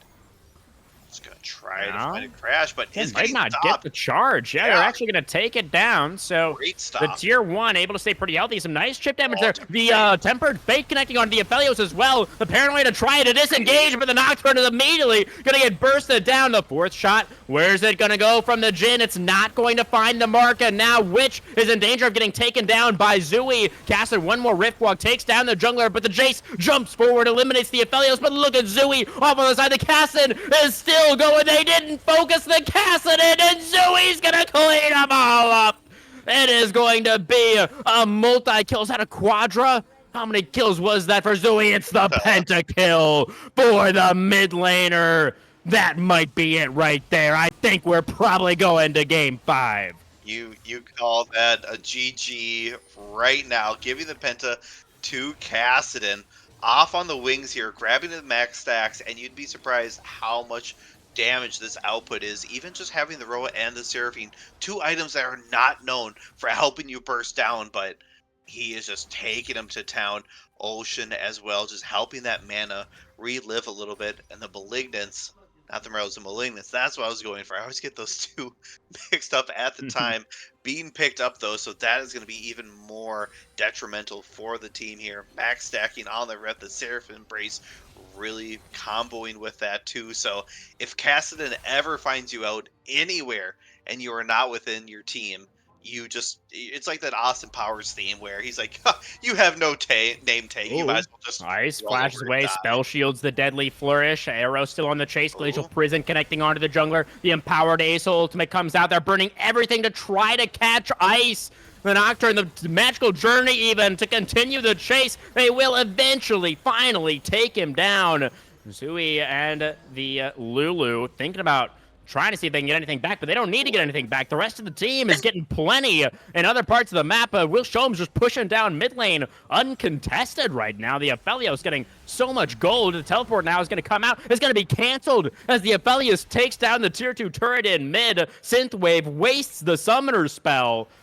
And you can feel it. I mean, the side of Shattered Spire, they're getting desperate. They're just throwing everything to try to get these kills. We'll show them. The Glacial Prison comes out and stuns up the Aphelios, but again, nobody's focusing Zooey. Somebody please do something about this Cassid. He's gonna murder them all again, Gutano. He's unstoppable. They can't touch him. And once again, I see Cassidon running past the entire team, picking off whoever he wants, and there's no one to stop him. I think you need to yell even further so that they can hear you. Of just focus the Cassidon. To blow out my vocal cords before game 5. Please kill the Cassidon. What are you doing? Oh, man. And I mean, you go back to the previous fight in mid lane as well. And don't get me wrong, Zooey played it well. You know, I'm not trying to take any credit away from Zooey. You don't get a pentakill just by accident. But it really felt like the side of Shattered Spire were not focusing the correct targets there. Like, Zooey is off on the side, and he's just hanging out. He's, like, holding onto his Rift Walks. It's like, oh, can I go in again? Oh, is Ice going to be able to get out? No, he cannot. Okay, so there is 1 kill back for the side of Shattered Spire. They take down the Nocturne again. But it was like, Zooey was, you could see him hanging out on the edge of the team fight. He's like, oh, can I go back in? Are they going to focus me? Are they looking at me? I would go back in again. I'm going to go in again. I'm going to go in again. And he just kept Rift walking forward until they were all dead. Yeah, level 16 now. You have to electrocute. The Malignance is going to do such a wonderful job here of taking someone down. And once again, level 16 Cassidon, ladies and gentlemen. You don't run away from Cassidon. There he is. He has arrived. Do not run away from Cassidon. You can blow your flash. You can have a magical journey. You can have 3 flashes. It still doesn't matter. He's going to catch up to you. Just lay down and accept your fate. Pretty much. And that's probably what Shattered Spire are going to have to do in this game. I think they're probably just going to have to accept their fate at this point. I mean, the highest level on their team is 14. And I think we know what level Zooey is. It's higher than that. It's higher, and 11, 0, and 4 stat line. This Cassidon is not going anywhere. He could right now tank up quite a bit of damage and still stand there and laugh at you. And talk about how he tried to silence his mother once and it didn't go well. But I feel like this game is kind of that now. Cassidon towards the backside. He could easily rift over and make make string spaghetti out of your back line here. So they have to be respectful, give up the tower. But I think this is a time delay. The inevitable is happening, and I don't see them It's stopping happening. this Kassadin. Yeah. Yeah, I mean, even if they can't do permanent damage to the base right here with this Baron, they're gonna have Ocean Soul spawning in like 35, 40 seconds, and that should be pretty much guaranteed to go the way of Syndicate. And yeah, it really does just feel like the Shattered Spire are out of options. I mean, they do have an Aurelion Soul who's also almost level 16, but I just don't think it's going to matter as they found Synthwave now. The Paranoia is going to come out. They eliminate the formerly fed Jace. Really, it's kind of laughable to say that he's fed given what Zooey is right now. There he goes again. Getting in there, that looking for mana, Boostus now underneath the inhibitor turret. Is going to be able to take him down. And yeah, that was just, I mean, you could see how helpless the entirety of Shattered Spire are at this point. It's the power of the scaling draft. You know, we were worried about the early game, but turns out the early game didn't matter. And now, Syndicate are just absolutely steamrolling their opponents. Yeah. I mean, there's no worry about the early game if you don't have an early game. You can just skip straight to the mid game, say, hey, we're already online. Let's just finish this out. Gnar pushing here towards the bot side. Probably will find the tower. Dragon going to be swooped up as well. That will be soul point, and it just takes a few seconds of that mana to come back for that Kassadin here. So completing the Zanyas as well. So a great defensive pickup just to make sure they're not caught flat-footed. And usually after that Zanyas disappears, your Rift is up again on top of it. No flash on him, but I don't think he needs it at this point either. Don't think so. Yeah, it's going to be interesting to see from here how cleanly Syndicate can close it out. It's kind of an interesting discussion, actually. So normally I would say, you know, you want to close it out as quickly and convincingly as possible to sort of demonstrate your ability to play with these big leads, right? But I feel like this is maybe a different case. You know, you're going to game 5 of a series, a deciding game number 5. You have a composition that is so hard outscaled your opponents, it's comical. And I feel like the better play might honestly be to drag out the game and do some extra mental damage. I mean, normally I wouldn't say that, but when you have a Kassadin that's this fed, you could maybe break your opponent's mental before you even load into game 5. Yeah. Grab a little 10-minute siesta in between turrets here. Make sure you get all 3 inhibs as well. Maybe, you know, a 3rd or 4th Baron and kind of really just slowly strangle them. We'll see what Syndicate decide to do in terms of playing out the rest of this game. Clearly, they're playing it very patiently, just waiting in the jungle, securing the vision. They're playing it by the book as Zooey pushes in the bot wave, takes down the tier 2. Only inhibitor turrets remaining for TSS. Oh, never mind. There's a tier 2 in the top lane. I tell a lie. Probably not for long, though. Not for long. Nope. So you are right. You're seeing into the future. You have ESP. I didn't know I could do that. It's pretty amazing. Yeah, it is. You know, if you could give me next week's Powerball numbers, you know, that would be great.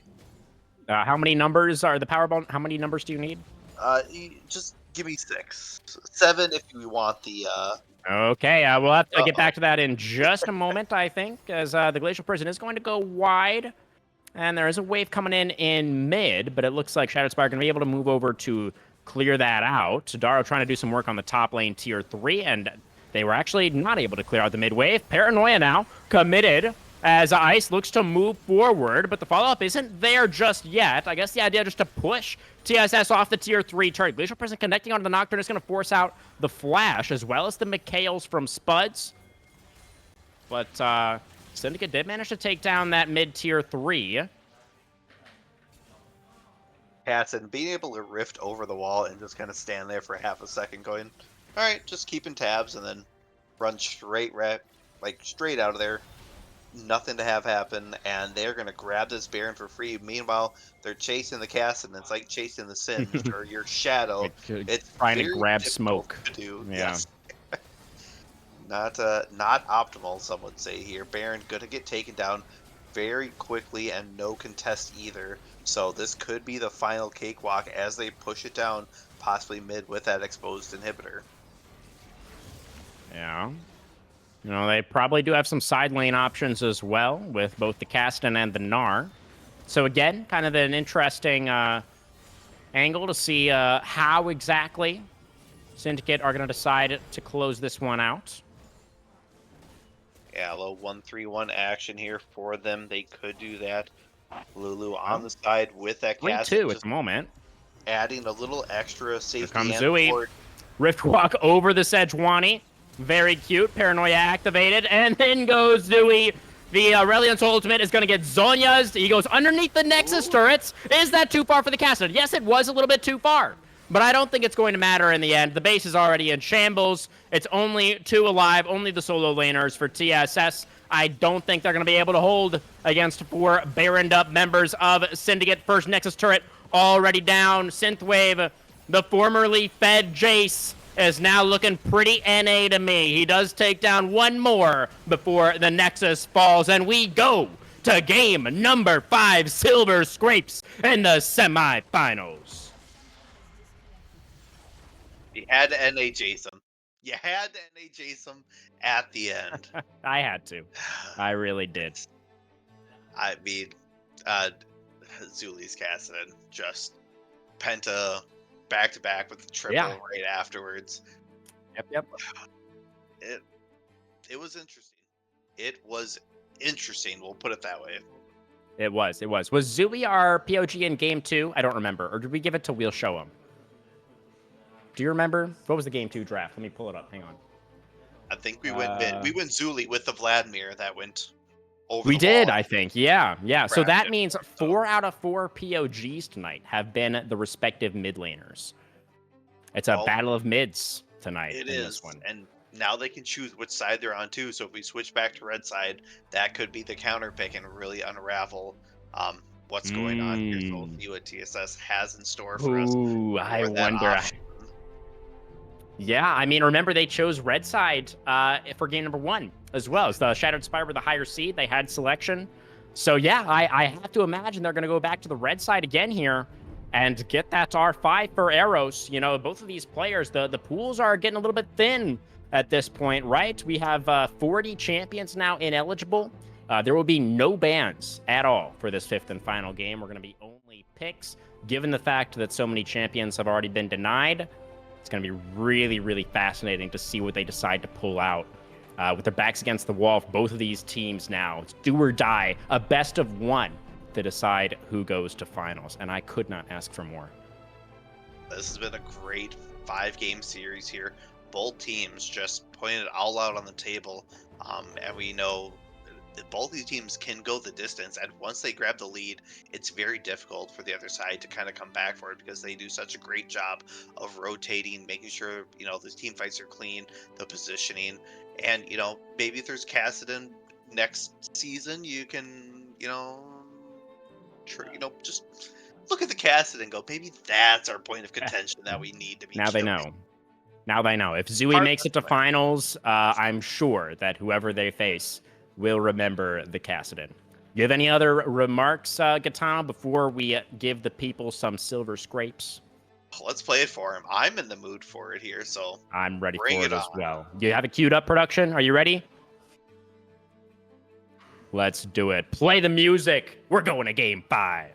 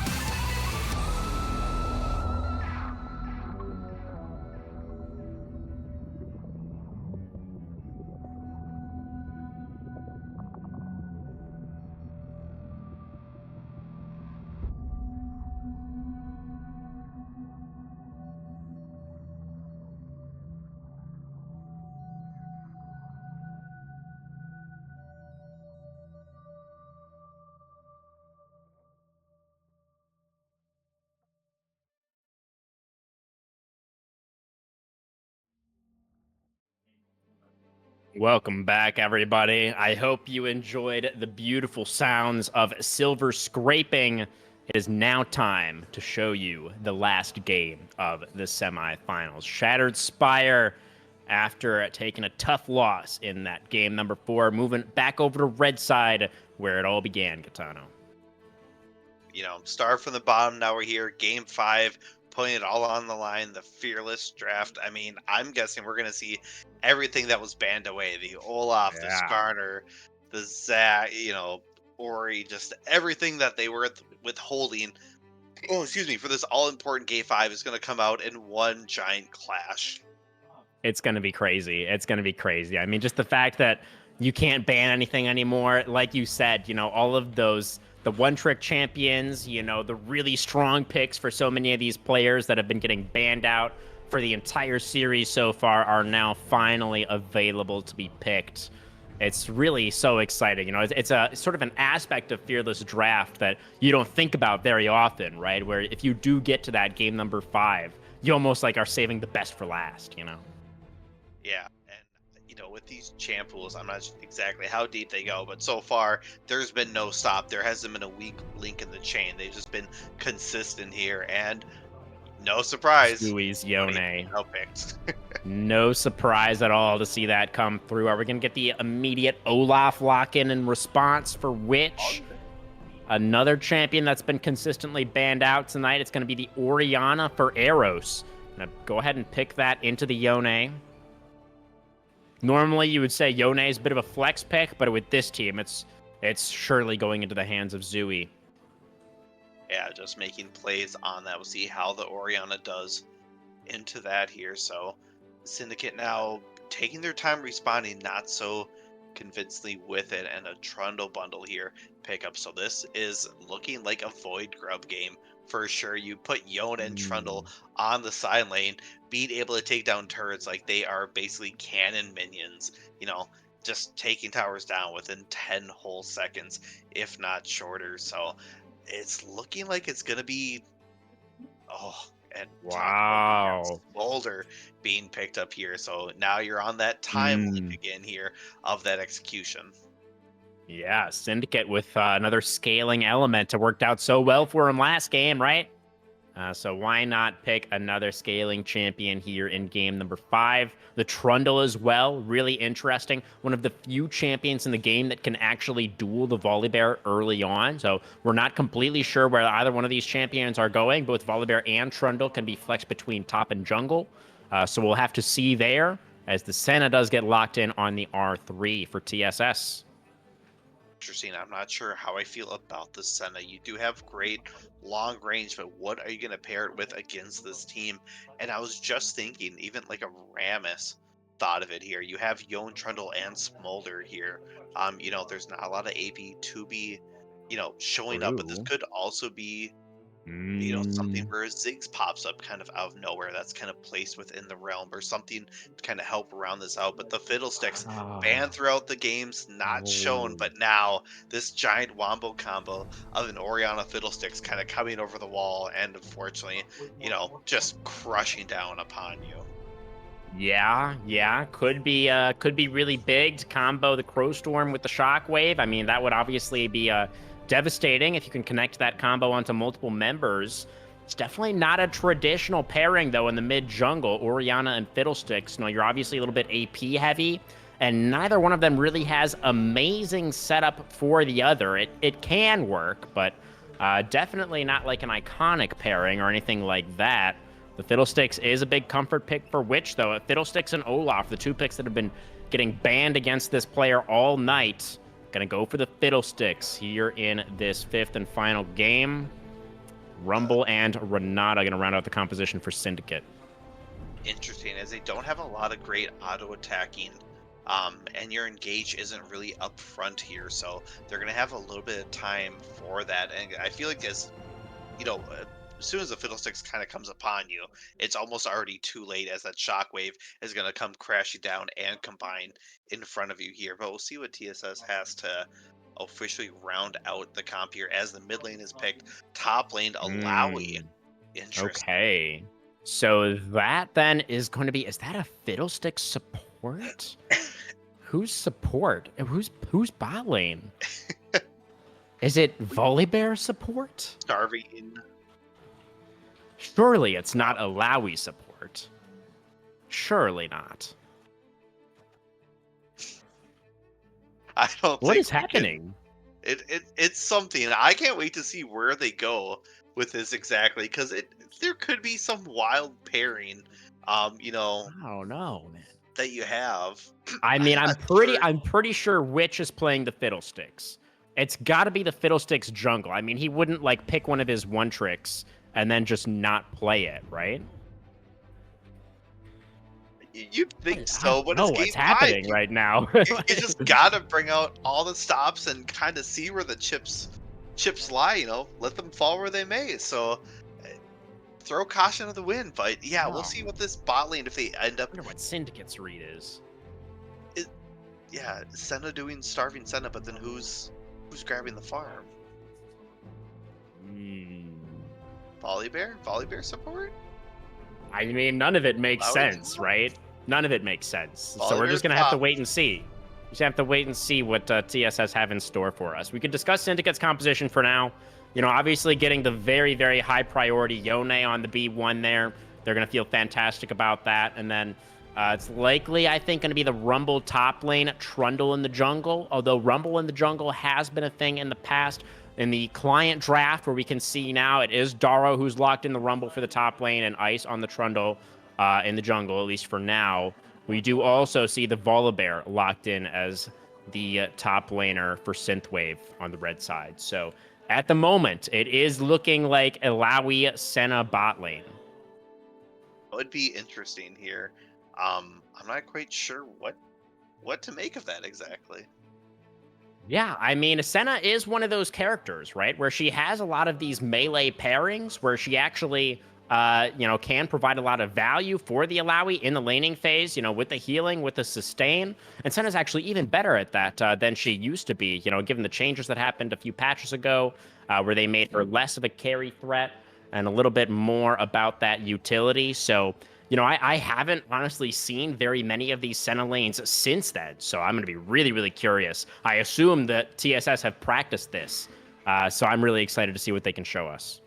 Yeah, with the Smolder, though, Renata, it's going to be interesting, as the Smolder's going to have a little bit of free roam to really stack up. If Senna's not going to be able to really, poke this Smolder out and the Alawi, as long as the Smolder is staying safe and not getting really bunched out by that and kind of chunked down, they should have a free, easy lane here. Now, I'm more worried about this mid, the Yone between Orianna, because I feel like the Yone's going to be able to dash in and out quite frequently, get the exchange, and come out ahead after it's all kind of said and done.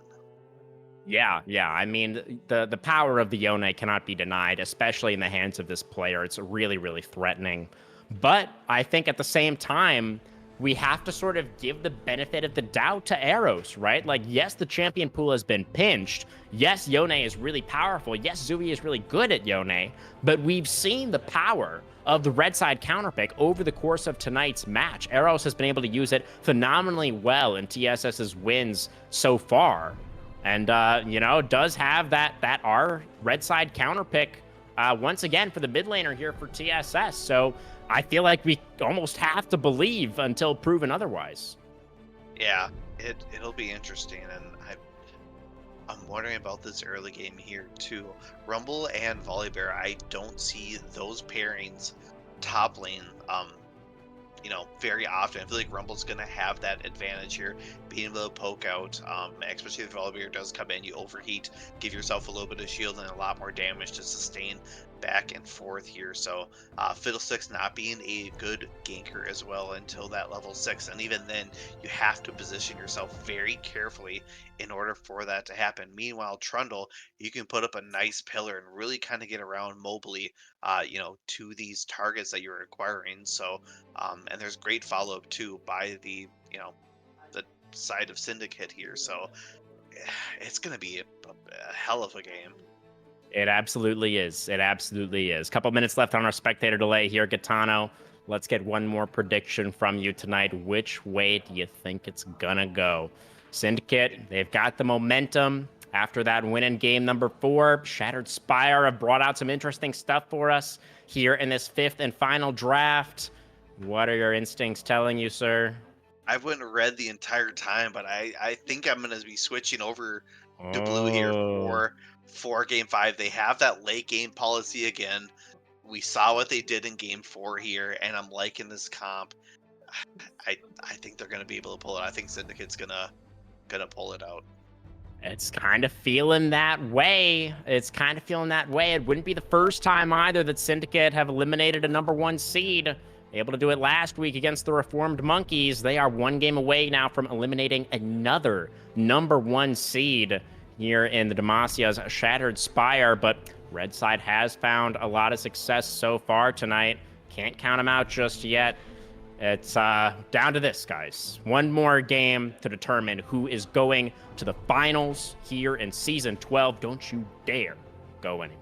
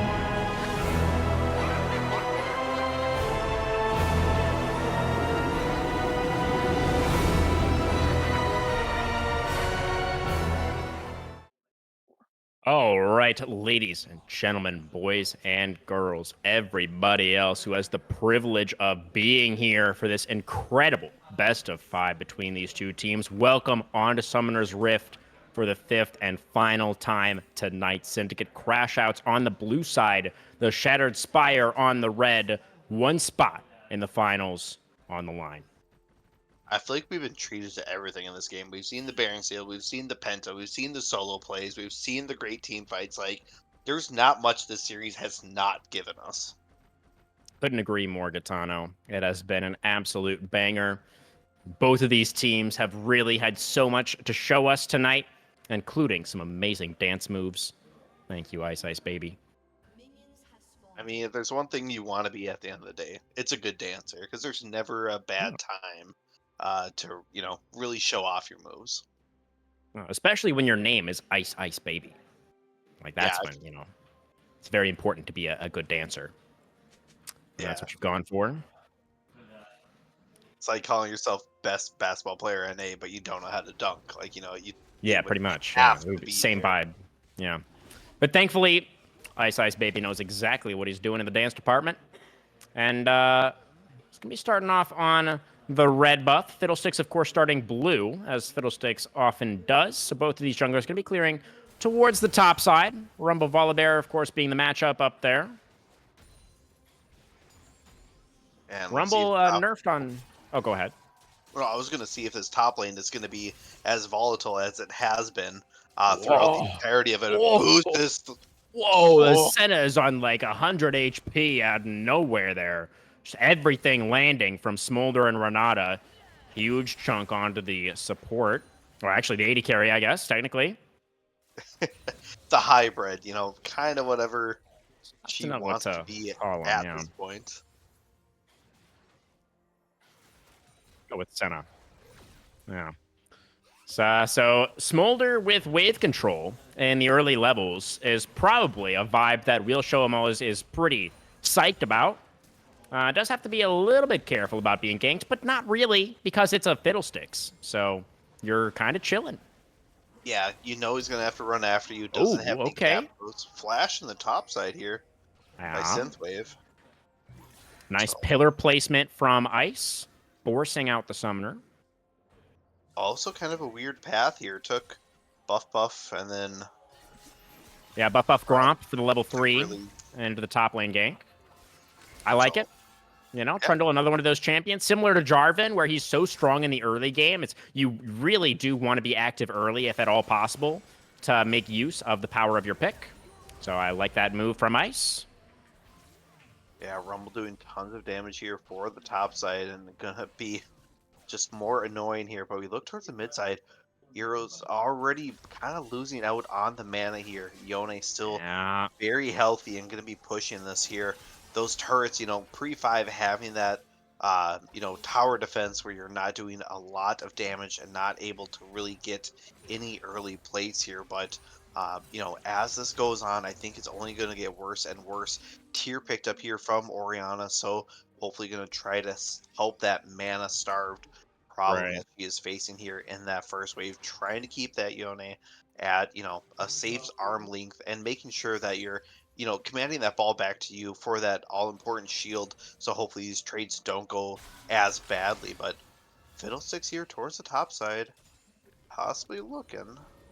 It's a level 4 Fiddlesticks. Really, really hard to make anything happen. But yeah, Witch canceled the recall there. Really wants to... no, never mind, actually. That's an effigy. He got me.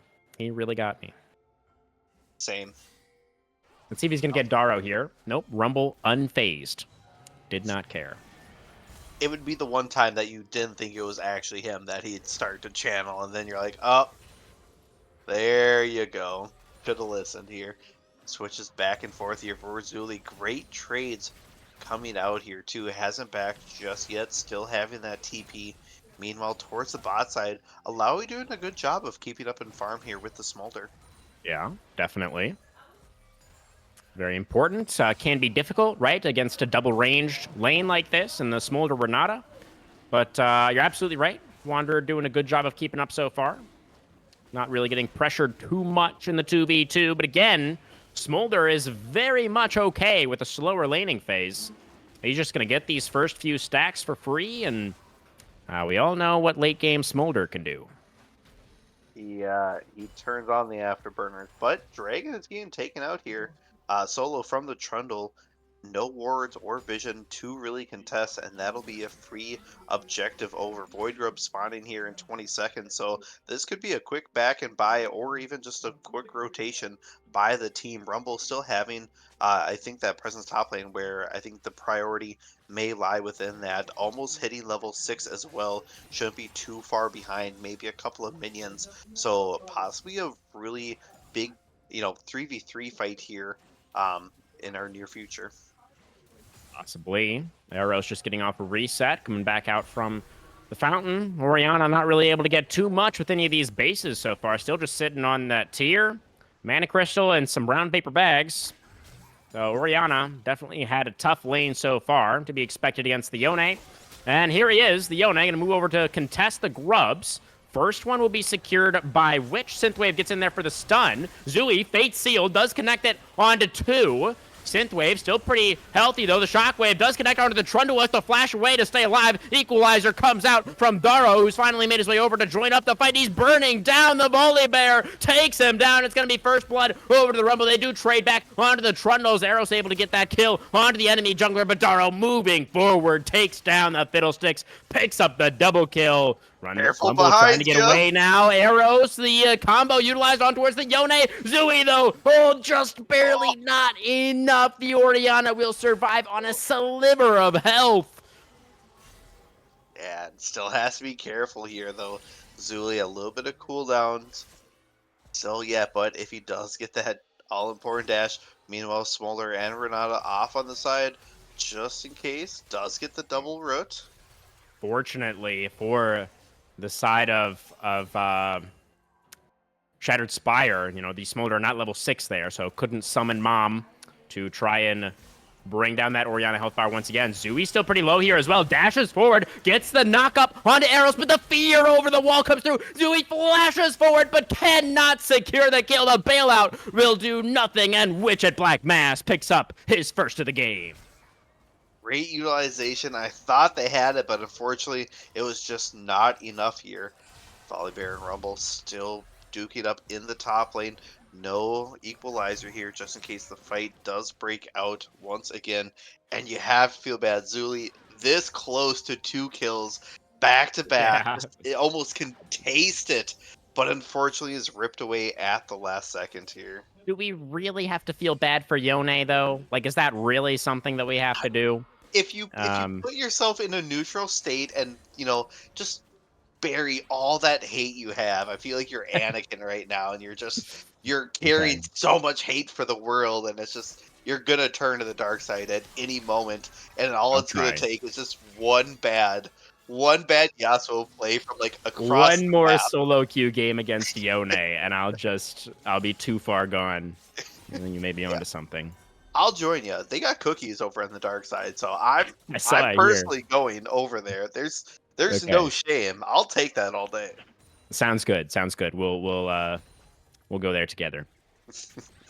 We did have pretty even trade so far in terms of the neutrals. The 2 grubs were secured by the side of Shattered Spire in the aftermath of that play in the mid lane. One of them did go over to Syndicate. Syndicate also picking up that first dragon thanks to their bot lane priority. Next neutral objective to arrive onto the Rift is going to be that second dragon in a little over a minute.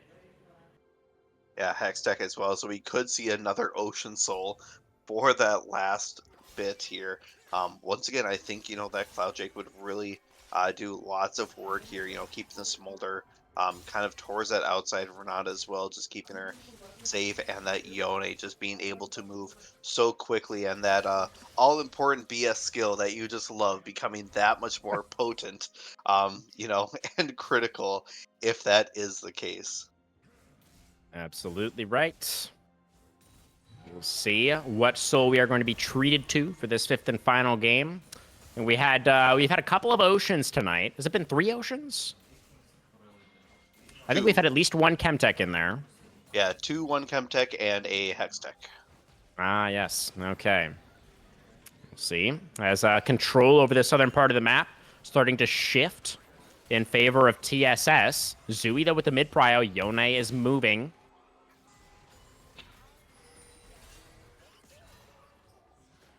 Fiddlesticks here towards the bottom, just setting up his fake clones there to deter any gank here. Haven't seen any Crow Storms yet for the Fiddlesticks. Let's look at the stacks here for Smolder. 45, so not too bad for an early start here. Not with amazing either.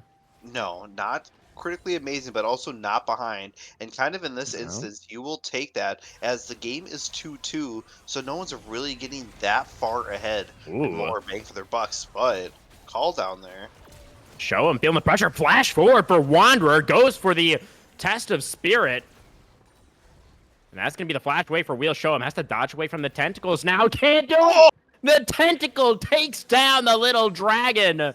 And that is going to be first kill for Wanderer. The Alawi support making her mark. Underneath the turret they go. It's another kill for TSS. They get 2 in the bot lane plus the dragon. Oh, not what you want to have happen there. Unfortunately, the tentacles just. I'm Intentionally trying delayed. not to. Tentacle heaven over here. Oh, Just flash away this for one. Witch. Had to get away from that Yone ultimate. Was able to do so. Lot of Yeah, turret plates taken down in the bot lane as well by Wanderer and Boostus. That Alawi must have Demolish. I didn't quite see, but I took 3 turret plates, I believe, after picking up the kills. yeah, that is a lot of turret plates. The Void Grubs, though, being taken as well here. Ice Ice Baby just Hmm. smacking down on top of them, as well as the Yone. So they are almost looking here, possibly for engage. Yone going over that I wall could here, tell Witch looking for is thinking Fiddlesticks. about it. If he can get this last one, would be able to deny the 4 grub buff from Syndicate, but it might be too much to ask.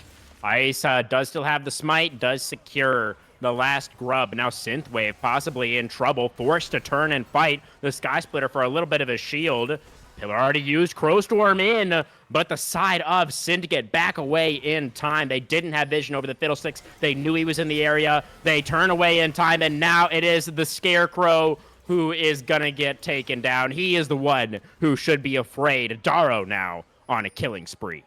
Yeah, the equalizer just slowing them up enough there. So great utilization of that, making sure that Volibear was split off, couldn't help at all.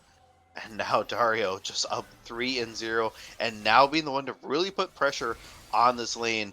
Zuli, towards the start of Oh, that, well, I'm Wanderer. gonna hold off here as Wander's looking for more kills. This Alawi pick is getting great value as we see a kind of a CS difference here, just about a little over 30 Yeah, look at that. for that difference. Alawi So CS. Oh my i- god. interesting. I especially into the double range. I'm not quite R5 sure Alawi support, man. what to make of this. Holy. I'm not going to see this in my solo queue, am I now? Just out of I nowhere, hope just not. it's something right now.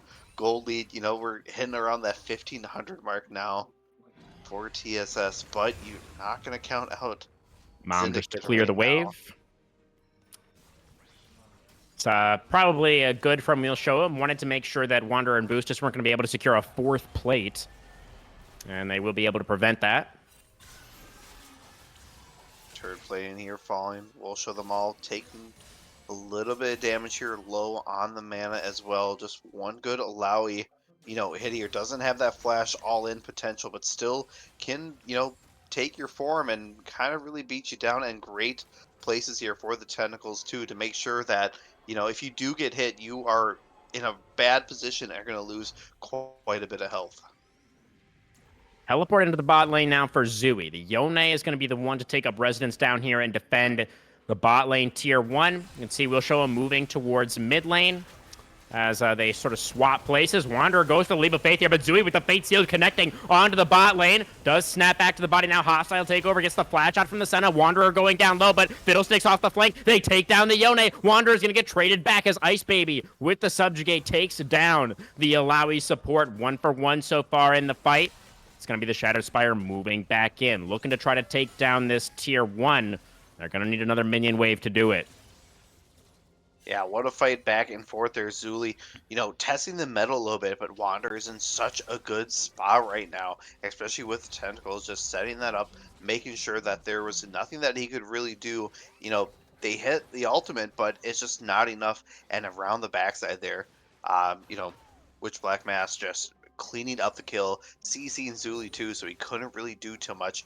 Meanwhile, Smolder hopefully picking up a little more CS, trying to break even here for the lane phase and grab some free stacks. Yeah. So Smolder should be pretty happy about that. Almost able to get that tier 1 in the mid lane, but Arrow shows up just in time to clear out the minion wave. 20 seconds now on our first Ocean Dragon. Yet another Ocean Soul.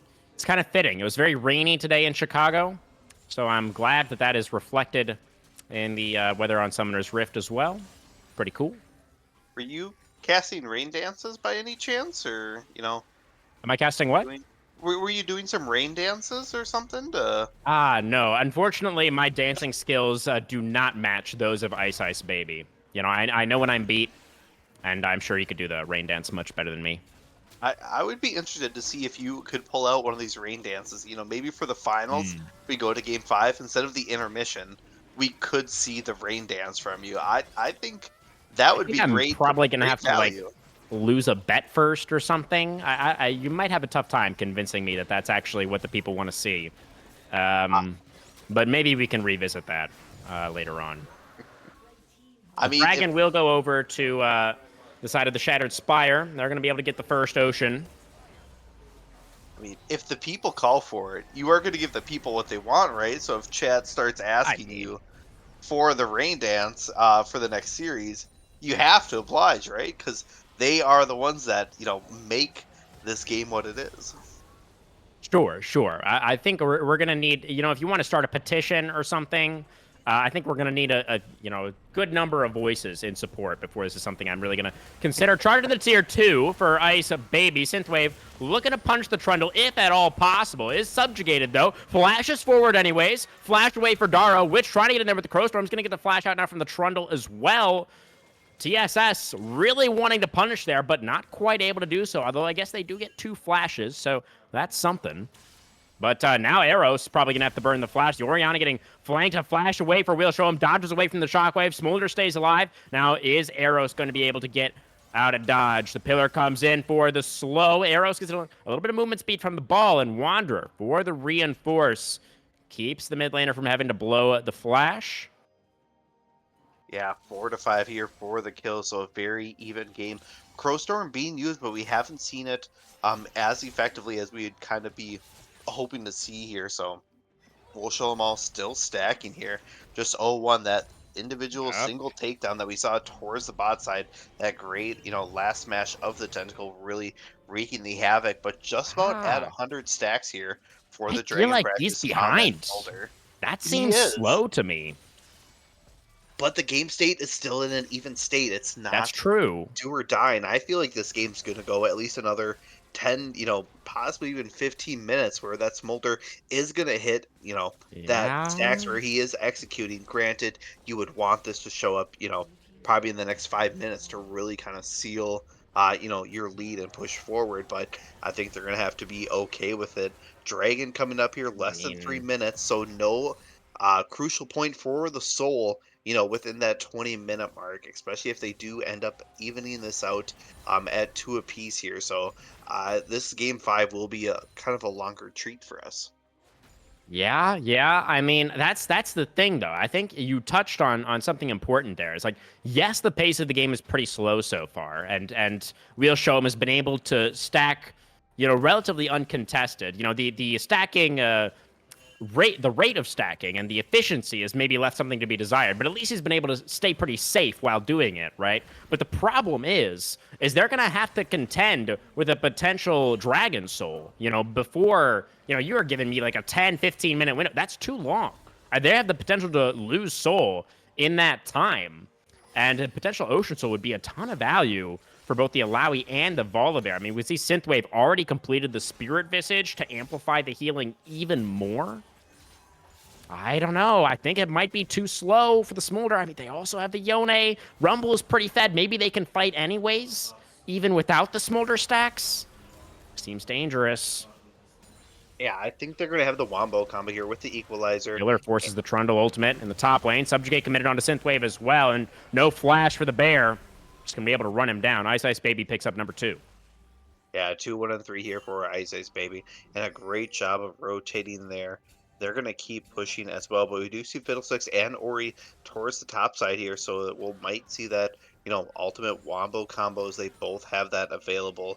Jarko just going to back off with Ice Baby, looking more towards the mid lane here.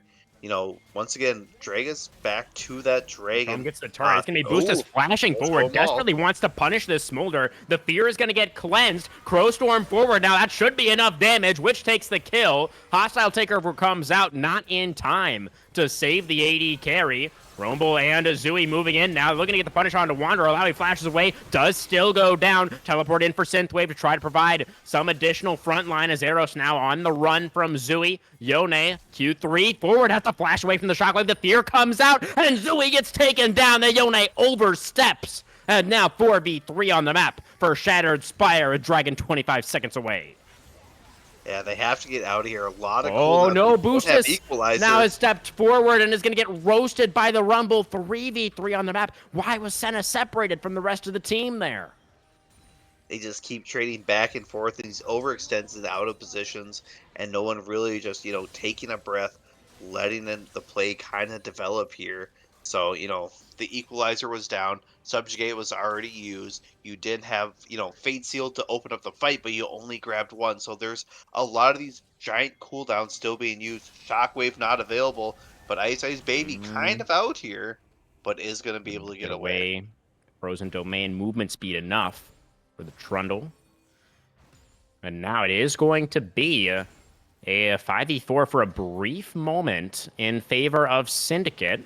Synthwave going to find Daro face-checking the brush, but Volibear is pretty isolated at the moment. Fiddlesticks is going to have to walk over that control ward. Volibear jumps away, but Witch can't really go for the Crow Storm on Vision. The Shockwave does connect onto the Smolder. We'll show him is down pretty low, but that's not the main carry for the Syndicate roster right now. Wanderer has started up the objective already. There comes the Crow Storm over the wall. Witch getting out a ton of damage here on the Fiddlesticks. Goes Golden Zooey, gonna be forced to snap back to the body and to his own demise. The Trundle gonna get taken down, and now Synthwave trying to cut off the retreat path. Daro is low. The Rumble with the movement speed trying to get away is just gonna leave his teammates for dead as the Smolder tries to flap forward, but we'll show him just it's too early in the game. He doesn't have the stacks. He can't do anything. Renata gonna get taken down as well. It's a 4-for-1 fight, I believe, for TSS, and they will go up to Soul Point.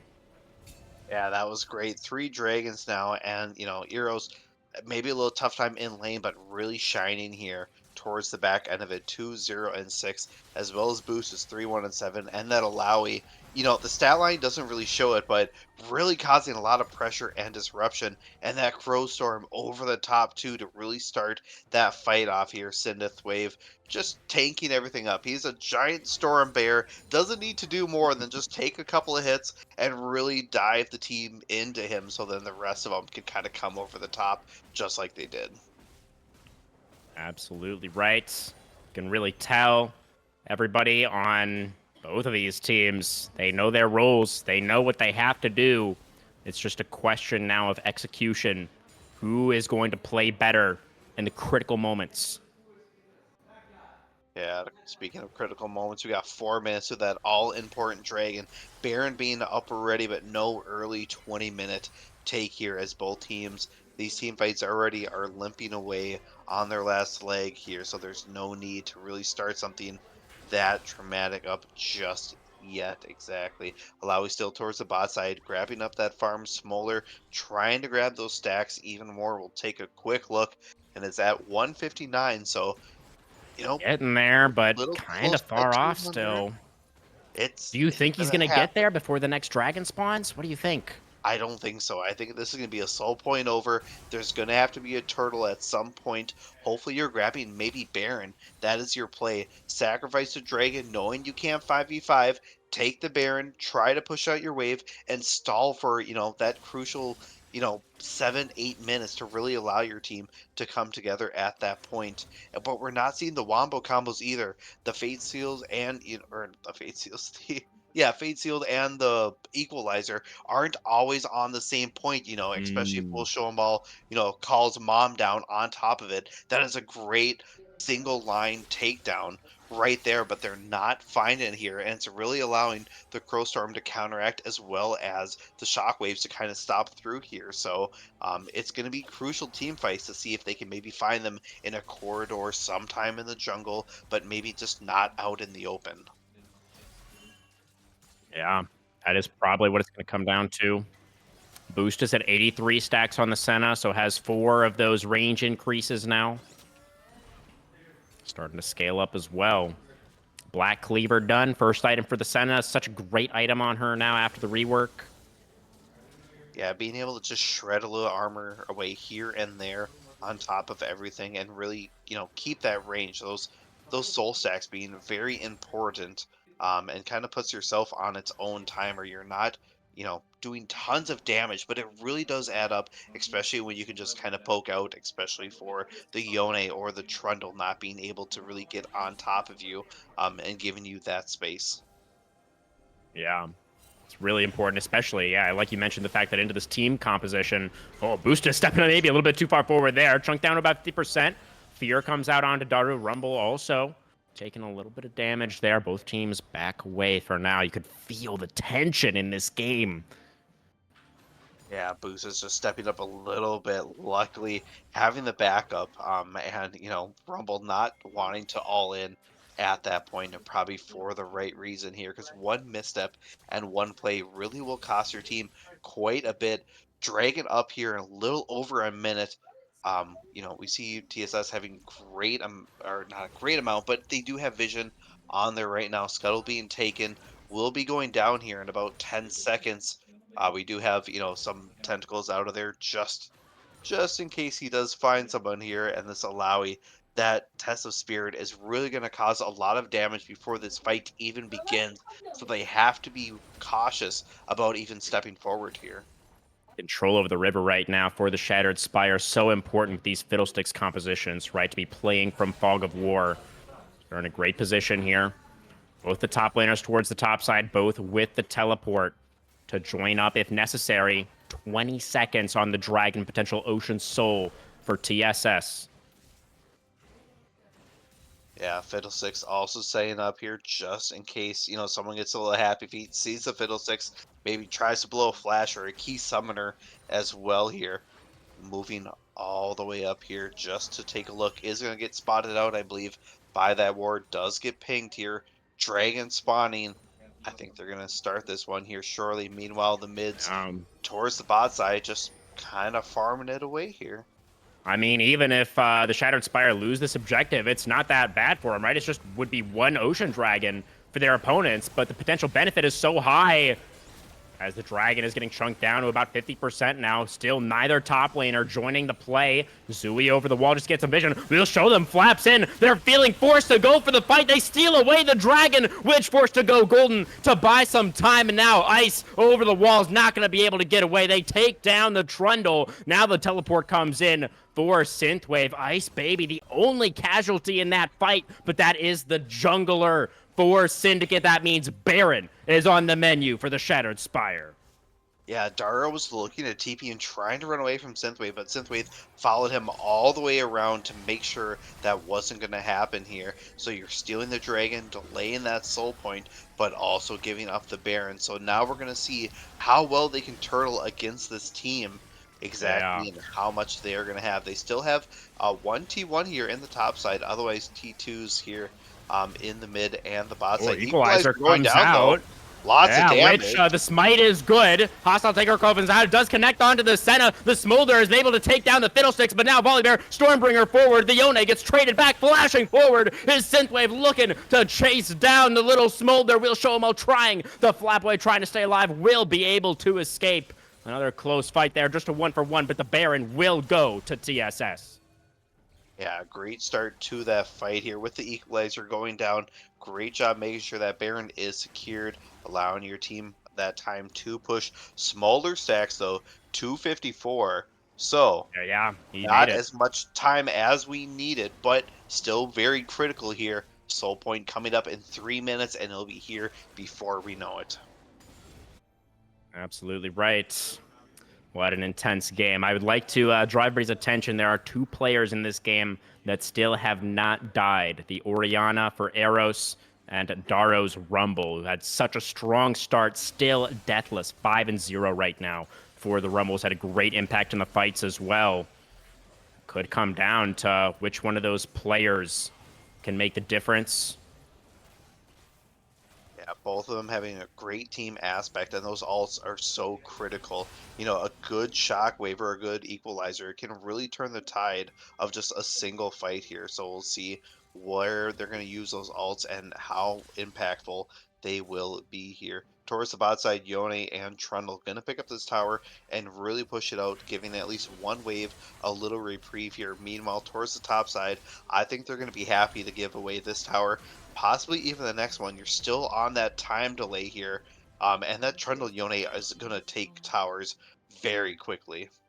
Very true. Yeah, probably because they have these champions or why Syndicate are happy to trade sides of the map like this against the Baron, which Crowstorm over the wall. They found Spuds. They take down the Renata alongside the tier 2. They lose their tier 2 in bot lane at the same time, but still with the Baron. Still 50 seconds on the Baron. It's the side of the Shattered Spire pushing forward. It's Synthwave diving forward underneath the turret. Daro, the Deathless Rumble, he flashes away. He stays alive. Zui finds 3 with the Fate Seal. Is the Yone going to make the difference? They take down the Senna as the side of Tears has stepped too far. Synthwave trying to make it happen, but the Volibear is going to get burned down as well, which cannot do it alone. The Orianna will survive, but the entire rest of her team will be taken down. A huge defensive stand for Syndicate. Yeah, you give up 2 turrets, you keep your inhib one barely alive now, and they are going to be on the counter push here. Death timer is still around that 20 to 30 second mark, so lots of options. Smolder with those stacks as well is going to be crashing down on this plate. So Orianna doing a good job, grabbing a lot of damage here, grabbing those Baron minions, making sure that there's a little counter pushback. But we do have to recognize that Yone and Trundle were able to take down 2 turrets. Possibly could have taken down, maybe traded an inhib tower for that counter, but there's always that threat of the end as well. So maybe playing a little more safer, but at the end paying off for them. Dragon less than a minute as well. So this is kind of the deciding team fight here. It could be. I mean, yeah, I think it was probably the right call for Zui and Ice to go back to base. I mean, the Yone ultimate was critical in them actually making that stand and winning that fight at the inhibitor turret. Zui making a big difference there. Yeah, Zui's had a pretty tough game overall so far, but now the Yone, level 16, very, very strong position in the river once again for Shattered Spire as they look to set up for their Fiddlesticks. On the side of Syndicate grouped up towards the Tribe Rush, the southern part of the map, looking to move in, take some control back. Wanderer also level 16 on the Lowy, guarding this brush next to the Dragon Pit. Zui getting the bot wave moving. Yone pushing out. Dragon alive. Good job by Fiddlesticks just waiting Summoned in up. the wings here. Oh. Not too much from that Smolder ultimate. Dragon gets started up by TSS. Ice tosses out the pillar. They still don't see the Fiddlesticks. They don't know where Witch is. So tough for Syndicate to move in here. In comes the Volibear over the top. They're looking to take down Trundle. They do get the jungler right at the start of the fight. It's Zui on the flank, though. Zui looking to take down the carries. It's Synthwave and Wanderer trying to dive the backline. Daro goes gold in the rumble damage, and the Smolder make it happen. Zui on the other side of the fight. He goes down. He can't take out the carries, but the rest of Syndicate have one out on the other side of the team fight. The Witch is the only jungler alive. If they can just get the Dragon load up for the Smolder is so scary. The bailout, it's not going to save the rumble. Finally, Starro goes down. The Smolder, though, he can't quite make it happen. It's only Arrows left. The Orianna 6-0 and 9, the only deathless player still in this game, looking to take down the last member of Syndicate. A little dragon that could, picking up a triple kill at the end of that here. Eros just trying to fight in Frozen Spuds, is going to walk away as well. I don't think they're going to be trading back and forth. Orianna very low here, but is going to stop at the very end. Snakes the kill.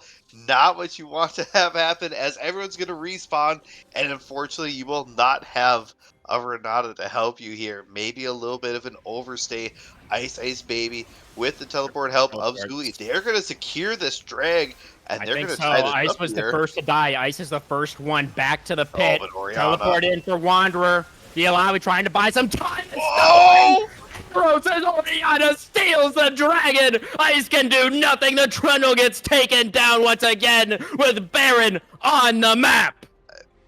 That shockwave, just ridiculous. Equalizer has come down just to clear the wave. That is a giant cooldown for them as well. You don't have Zuli, you don't have Ice Baby. Baron on the table, and they are going to be taking it here. There's nothing that Syndicate can do. This Baron will surely go over. Show them and Daro are in the mid lane. They're getting the wave pushing. They have a lot of damage, but there's no way that they can contest this. Second Baron of the game for the Shattered Spire. They almost broke into the base last time, and surely they will have another shot at it here. Yeah, Baron going down. And now Aries 7-0 and 11. Death cap completed. What a save.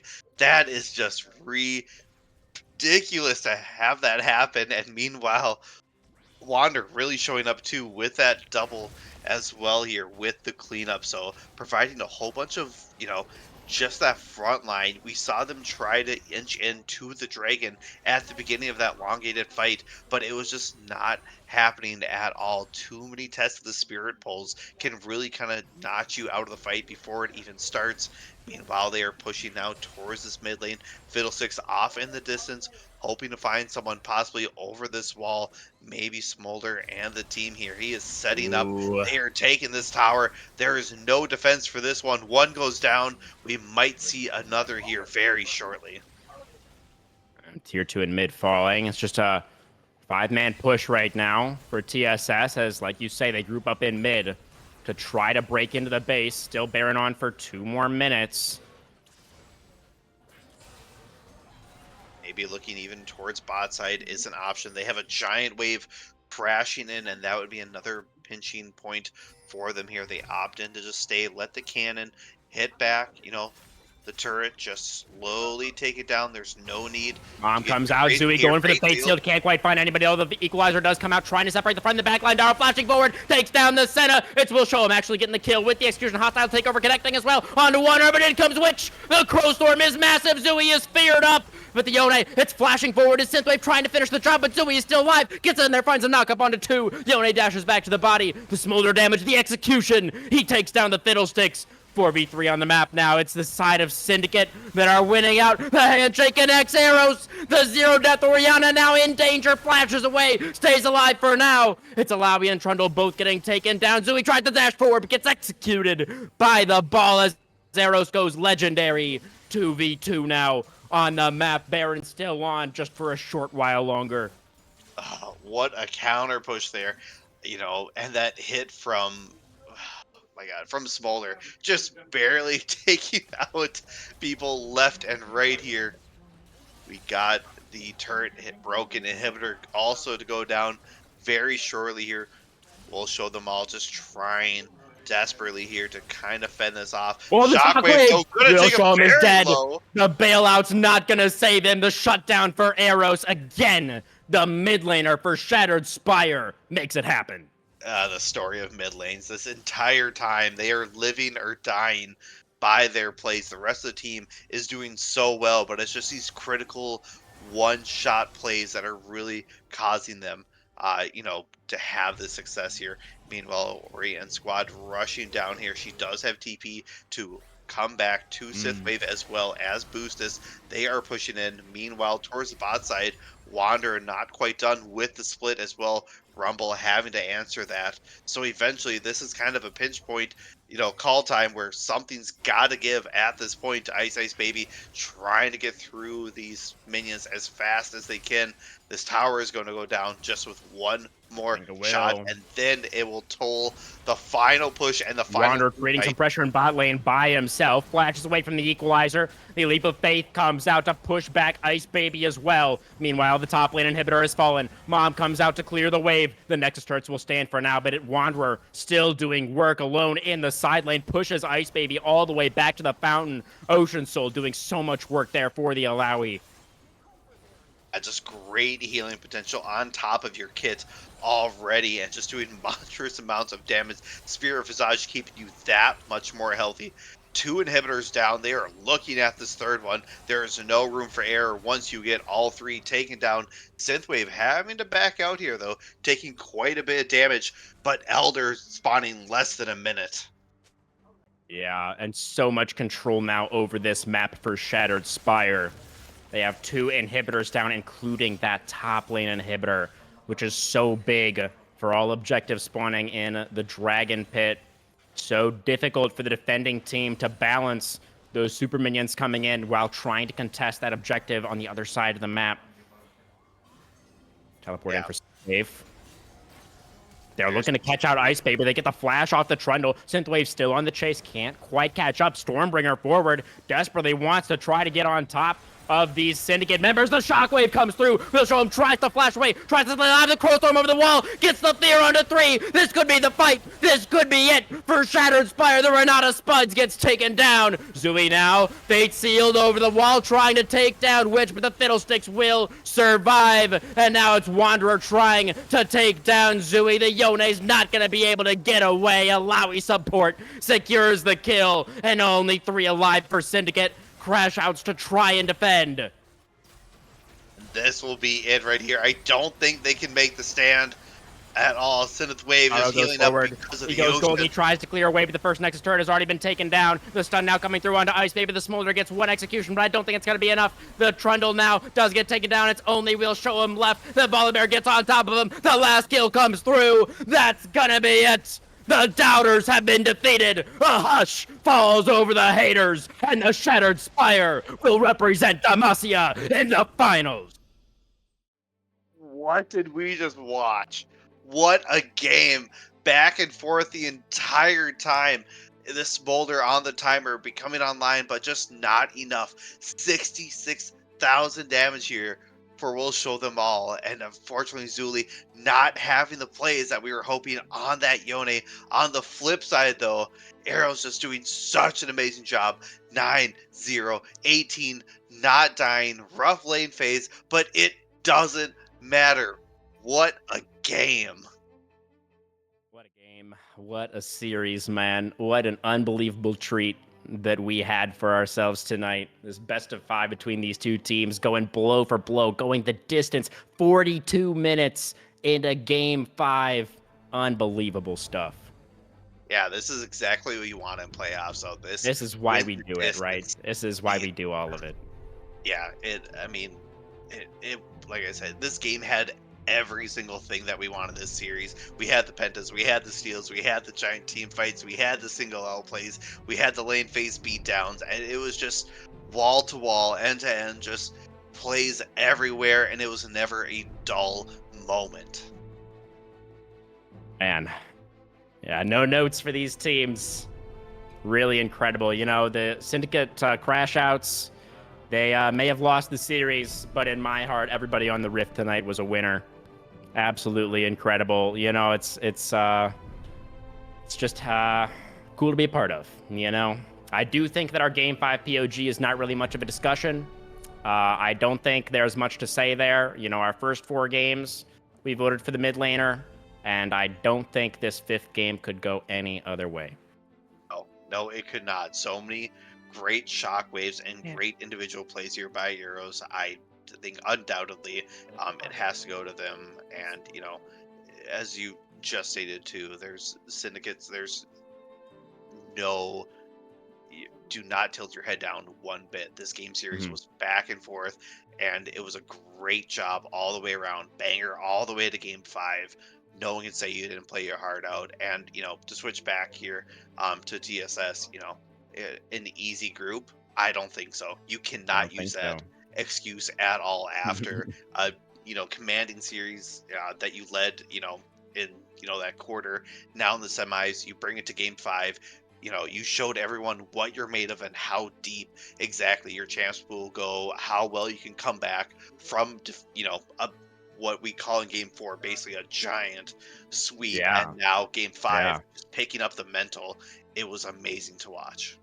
It definitely was. It definitely was. It wasn't a question of them having an easy group. They just made it look easy. Yes. I think that's where everybody got it wrong. And here they are. You know, the side of Syndicate did push them. 2 more losses for the Shattered Spire to match the 2 that they suffered in the entirety of the season up to this point. So definitely credit to Syndicate, but in the end, they were not quite up to the task. The Shattered Spire will represent Demacia as the #1 seed in the grand finals, and they absolutely deserve it. No doubt at all. I can't wait for the finals. I mean, this team is on that hype train, and I'm not sure if anyone's going to get off of it anytime soon. That's right. That is absolutely right. I think we should probably close things out, Katana. We've been at it for quite a while do you have any final thoughts, any closing remarks before we close out this semifinals banger of a stream?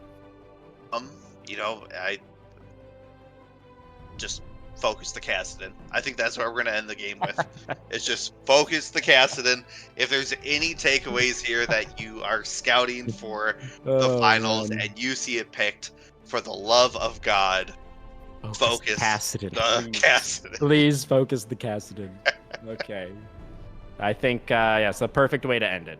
Yes, because, of course, obviously, shout out to Zooey and the rest of Syndicate as well for having such a monstrous game number 4. But in the end, it is the Shattered Spire who will be your finalists from the west side of the bracket. So a big congratulations to them. I do think that is going to do it for our stream tonight. So for myself, Katano, from Alls, the entire team here at Blue Otter, thank you, everybody, so much for watching. Thank you for being here for this incredible series, and we will see you next week for one more incredible series between all said and done here in Season 12. Do not forget, we do have the Platinum Division playoffs tomorrow night as well. Make sure you tune in for that. But from us here in Emerald, thank you again so much for watching, and have a great night.